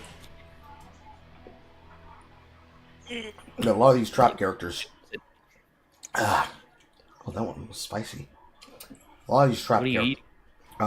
Sour Starbursts. But there was a giant sugar packet, and it made my soft palate hurt. Oh. These trap characters specialize in choke point control, but some of them don't usually get the opportunity to really shine. Characters like Theodore, for example. He is a traditional Korean-style launcher, and with that comes the setup of things like his Warp Gate, which effectively is just Jace, but unlike Jace, he does not have a melee form. So everything revolves around him playing spacing. And then when he gets an opportunity, opening up on people like that is more or less the job of the backline character who also is supplying artillery damage. So he's a 2-in-1. But he's not a traditional caster mage. He has to auto-attack in order for his casting to work, because his Q is tied to a passive cooldown that is auto-attack reliant. So he Qs and the autos, and then he Qs and the autos, and when you start trying to run away from him, he drops his W, and then he Qs and throws his E through the gate, which then has an additional effect. And then his Q fires on a long range and fires twice, automatically every time he Qs through the gate. That kind of control basically means he wants to fight on a position where he can actually have a zone of control around him, but he doesn't truly have the ability to control you not walking towards him, unless he basically puts the gate right on top of himself, but it also just allows him to have a lot of control power. Because he could play on the opposite side of the gate and basically make you walk through it, because the direction that the gate's facing would shoot the beam towards the area he's kiting from. So let's say he places the gate on the north end, northeast, facing away from himself. But the target is a Razi that's approaching from that northeast direction, who bounces on his head to get behind his wall. What he'll do is he'll probably blink behind his wall, but the wall's direction isn't going to put the beam in the opposite direction he's facing. It's going to shoot the beam on the wall, on the direction he's facing. So Razi bounces over his head to get over his wall. Haha, I've cornered you now. But then he blinks the other direction, and he starts hitting her, and when she tries to attack him, he Qs in her direction. She tries to walk towards him. The first Q hits, and then the wall's double Q hits her again. So think of it like a mirror. He throws it through the warp gate the same way Jace would, but the mirror effect actually means that he's covering his own spacing option while making distance. So do you want to get shotgunned from both directions with an ability? Probably not. But characters like Human, he is a traditional poke mage, a traditional spell slinger. And as a traditional spell slinger, he actually gains cooldown reduction when he hits his abilities. So he's a character that very much is known for being able to win team fights without ever actually hitting his ultimate, because his ultimate, unironically, is in fact a zoning ultimate. You can throw it out and miss all the damage, but it doesn't matter. But ideally, you want to hit it. So what you do is you put people in choke point situations. You put down the ultimate, you cast out your abilities, and then using his dash, which then acts as an activated, enhanced form of his skills, With the ultimate already charging on the ground, you use the W enhancement as a crowd control spell to push them into the ultimate. That, or you use the choke point to naturally create space for your body, where the player is going to try and stay away from him to do damage, but still try to be close enough to be in auto attack range. So in his situation, he tried to play Razi against me in the chapel. I used the south corner chapel doors in the center console of the chapel area to play rope-a-dope with him, because I saw him on cams, but he tried to cross me at the console. He then walks to the north side of the church, I take the south side of the church, but I have more vision control than he does. So by using my vision, I simply play rope-a-dope with him and keep poking him through the wall. By the time he finally sees me on the proper side and starts to commit, I place my ultimate through the choke point on that south-wide door next to the console, and I throw all of my enhanced skills in his direction on top of my normal casting skills. Now that he's slowed by the effect of some of my items and my choices, as well as a Biotic Infusion auto attack, which you can basically assume is Lichbane, coming through on top of the next rotation of spells, he has to either immediately use his spell to disengage and use his blink to disengage, or he has to try and commit to the head bounce, which he did not get because I rope-a-doped him into thinking he could. All of that was like 5 seconds of gameplay, but all of that is literally the mind games around a lot of these mages. Some of the mages are going to be Heimerdinger based. Some of them are going to be like Adriana, and they have to place their zone of control correctly and also manage their dashes so they can have escape tools. They're very much team fight types of mages that sit in the background and do their job, and when enemies are no longer aggressing them, it's like, now I'm going to paint the floor with my fire, and you can now play the minigame of running away from us, very slowly, because I'm slowing you. But Yumin is the case of a kind of chain gun battle mage that he's kind of like Rise, in a way. He has a shield. Honestly, he has a shield. Yeah. He's got some bullshit. When he's allowed to function and you let him into his zone, it becomes dangerous for you. I'm waiting on Bloodwolf. He's not in here yet. He's done. Oh, okay. Yeah. No, wait, hold up. I didn't see that. I think for this one, I think it would actually be better if we don't go for the bots for this one. Like, I want it to just be like pure, like, nah, just come back at day 4 and fight each other at the end. Really? Just for the last match. Yep. Okay, well, I'm gonna play the one character I actually do know how to play. I mean, he apparently wants the fade. Just get all the stuff, no building, just a duel at the end. Like, be peaceful until we get to the final zone. You want to fully avoid him instead of trying to fight him throughout. We can compete for resources, but no like full on killing until like the final part of the zone. So you want to wait until day 5, not day 4. Yes. The man wants to farm his ass off. Do you accept these terms and conditions? Sure, I don't know. I'll just try to get all the items I can. And level up as best I can. I'll crush them all to pieces. And if he said if that's what he says he wants. I mean, I'll agree.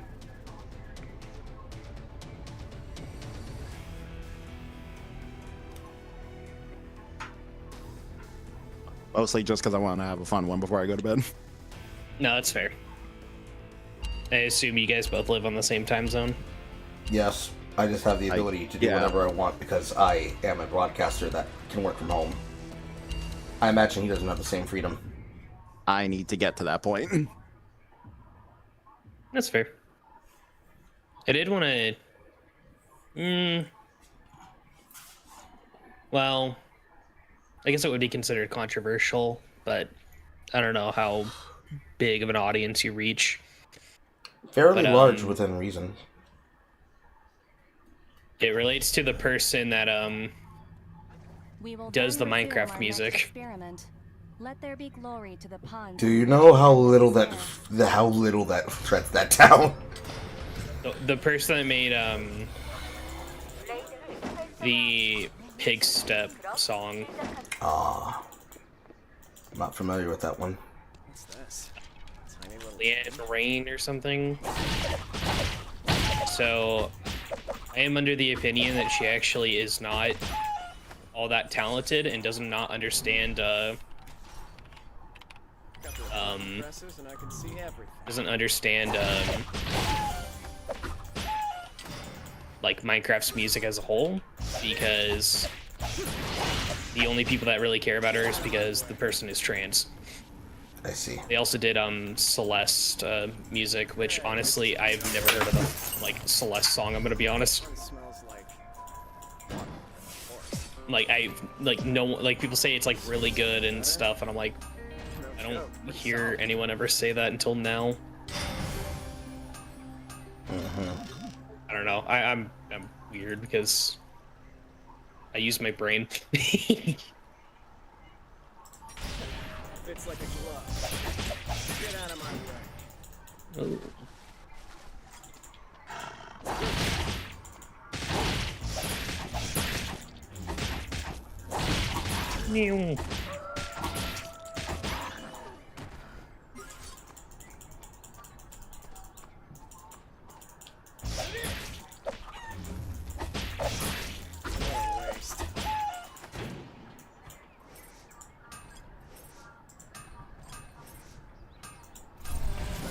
Pretty solid. No problem, my arm's waterproof.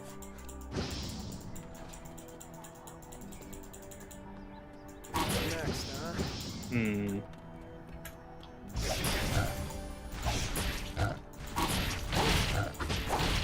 Get out of my way.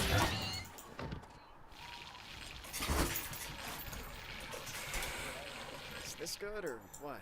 Make sandwiches, make sandwiches. I take the bread and I put it with meat and shit. Make sandwiches, make sandwiches, make sandwiches. Get out of my way. So when you say compete for resources, are you allowed to attack each other then?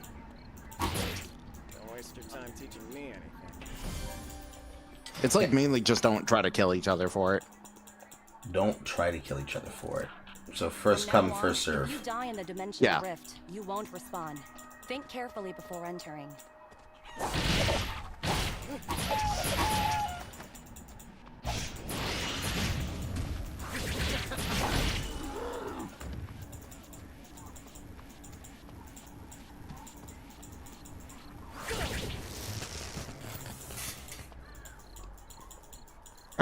I mean, I guess it's fine if the revive kits are still active, just trying to avoid, like, having to be, like, dead before day 5. Okay. A tree of life will grow somewhere nearby. Sleep? Why?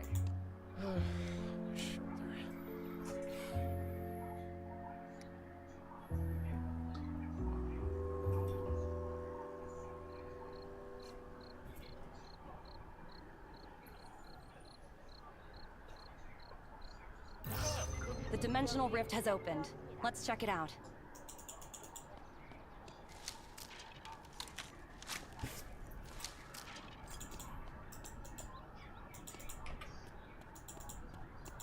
What kind of dumb creatures are here? The meteorite has collided. Go! What a waste.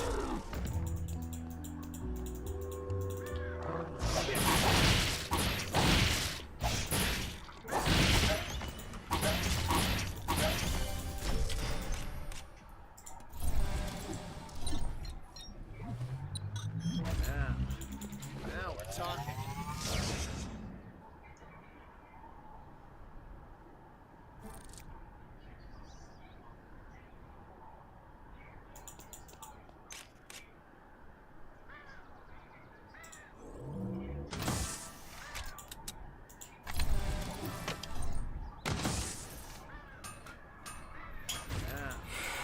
Now we're talking.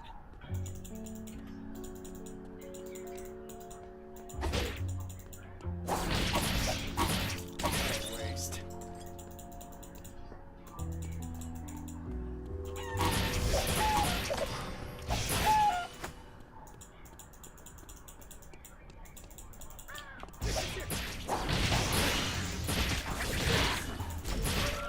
From now on, if you die in the dimensional rift, you won't respond. Think carefully before entering.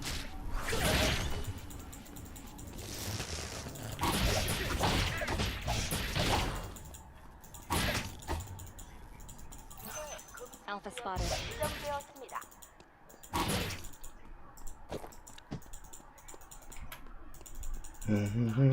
There's a dimensional rift ahead. Alpha has spawned.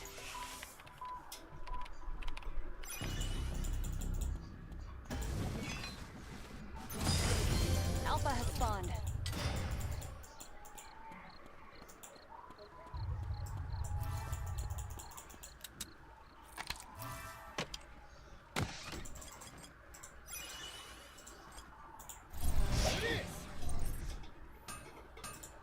Just needed to focus for a bit to make something this good.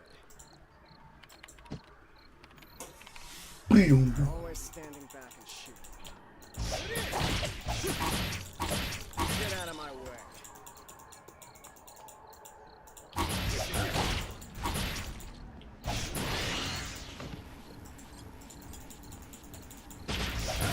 Seems like the meteorite will fall nearby. Careful with your head. Get out of my way.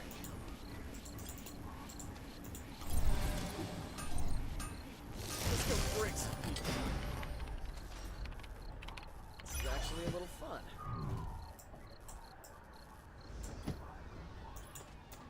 Don't test me. My arm is just a decoration. 새 금지 구역이 지정되었습니다.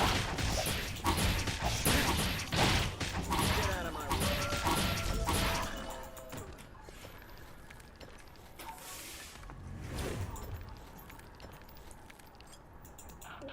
There's a meteorite nearby. Hurry up.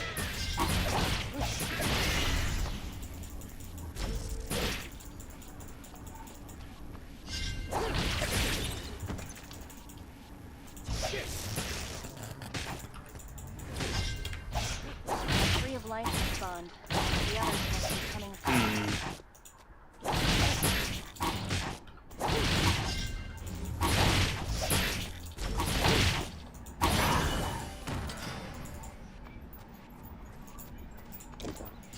Always standing back and shooting.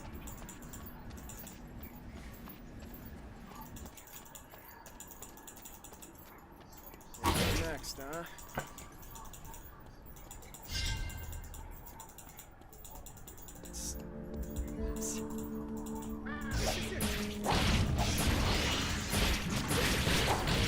Get out of my way.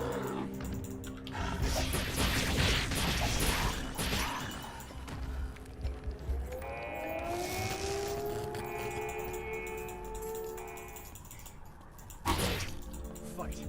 Prove yourself. Omega will spawn nearby. There's a crashed meteorite. Let's check it out.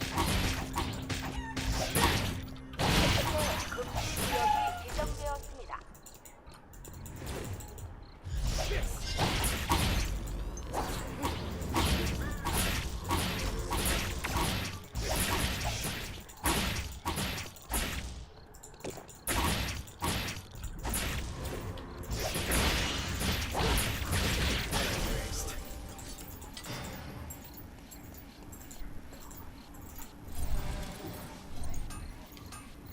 Let's go break.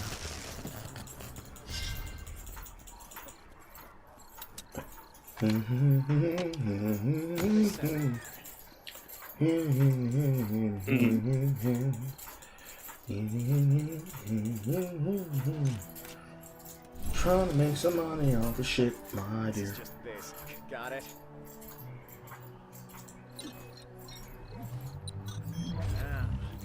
Now we're talking.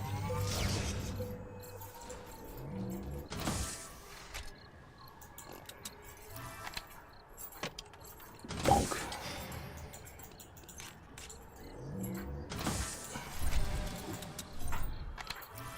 Two different items. Boom. Just needed to Boom. focus for a bit to make something this good. A meteorite will fall soon.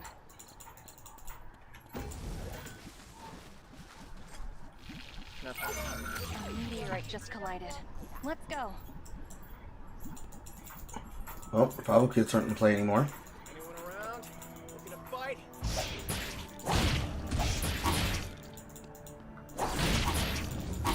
What a waste.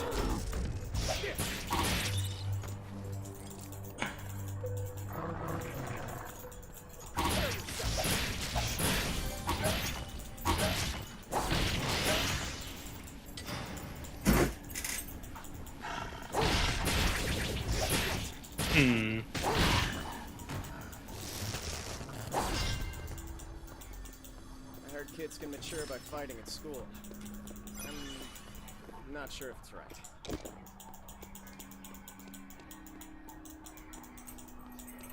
Ding ding ding ding. Ding ding ding ding. Ding ding ding ding. Ding ding ding ding ding. Ding ding ding ding ding ding ding. Ding ding ding ding ding ding ding ding ding. Ding ding ding. Ding ding ding. You've found Dr. Weakline's spawn point. You're up next, huh?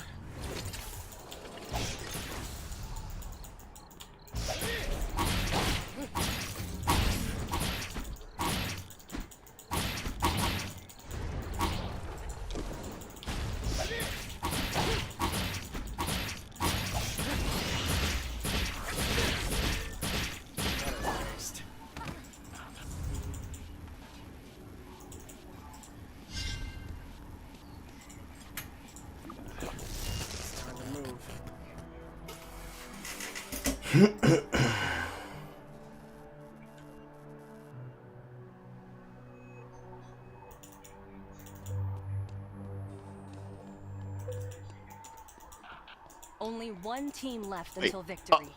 Oh. What? I fucked up. You fucked up how? I tried to go into the blue room and fight the giant robot guy. I was almost close to killing him, but the timer ran out, and I was like, okay, maybe I have just a little bit more time. It does say I had the timer up, and then I just died instantly. Rip. Well, shit. Well, looks like we're running the fade now.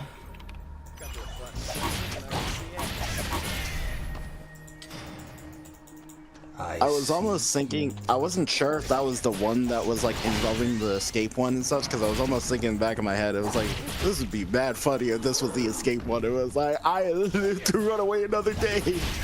But then it was just like, oh, okay, well, I guess I'll just try to farm this robot at least and such. And yeah, I didn't mean to die there.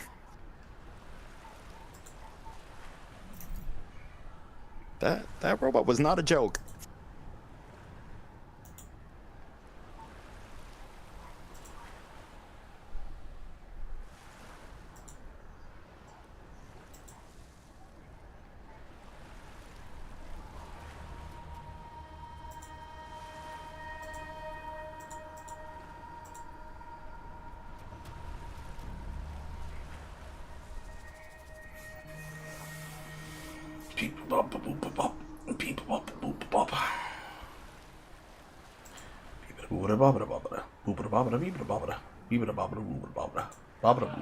The next battle will be your last. Good luck.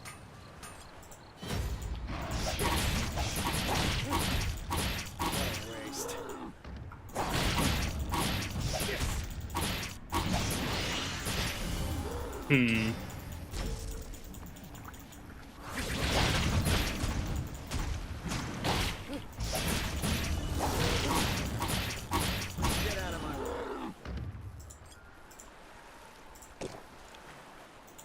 don't want any sand getting into my arm.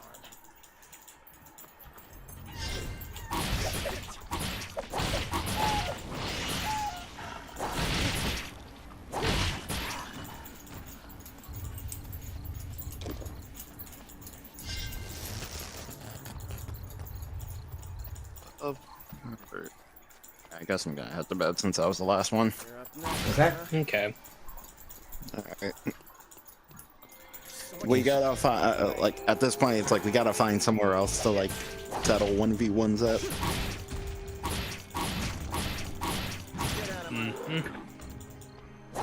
I don't know what, and I don't know if, whatchamacallit. I don't know if there'd be any fighting game in particular to interest anyone in here with. And I know for sure it definitely ain't gonna be 2XAO.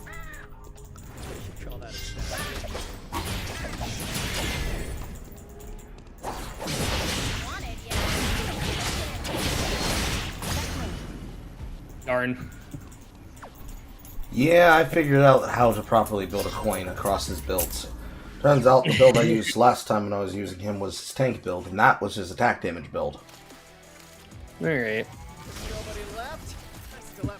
Man, I'm surprised it's only 10 o'clock here. Surprising. My time. Alright.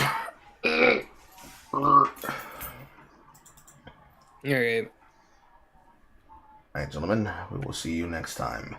Same bat time, same bat channel. Yay! Goodbye. Alright, then. Goodbye, audience. Goodbye, chat room. Wait, actually, now I think about it, I guess there's that Marvel Rivals, like, 1v1 place. Yeah, The matting and everything. Yeah, y'all can settle that if you want to. I am not into Marvel Rivals, so... Okay, fair enough. Unfortunate. Yeah, I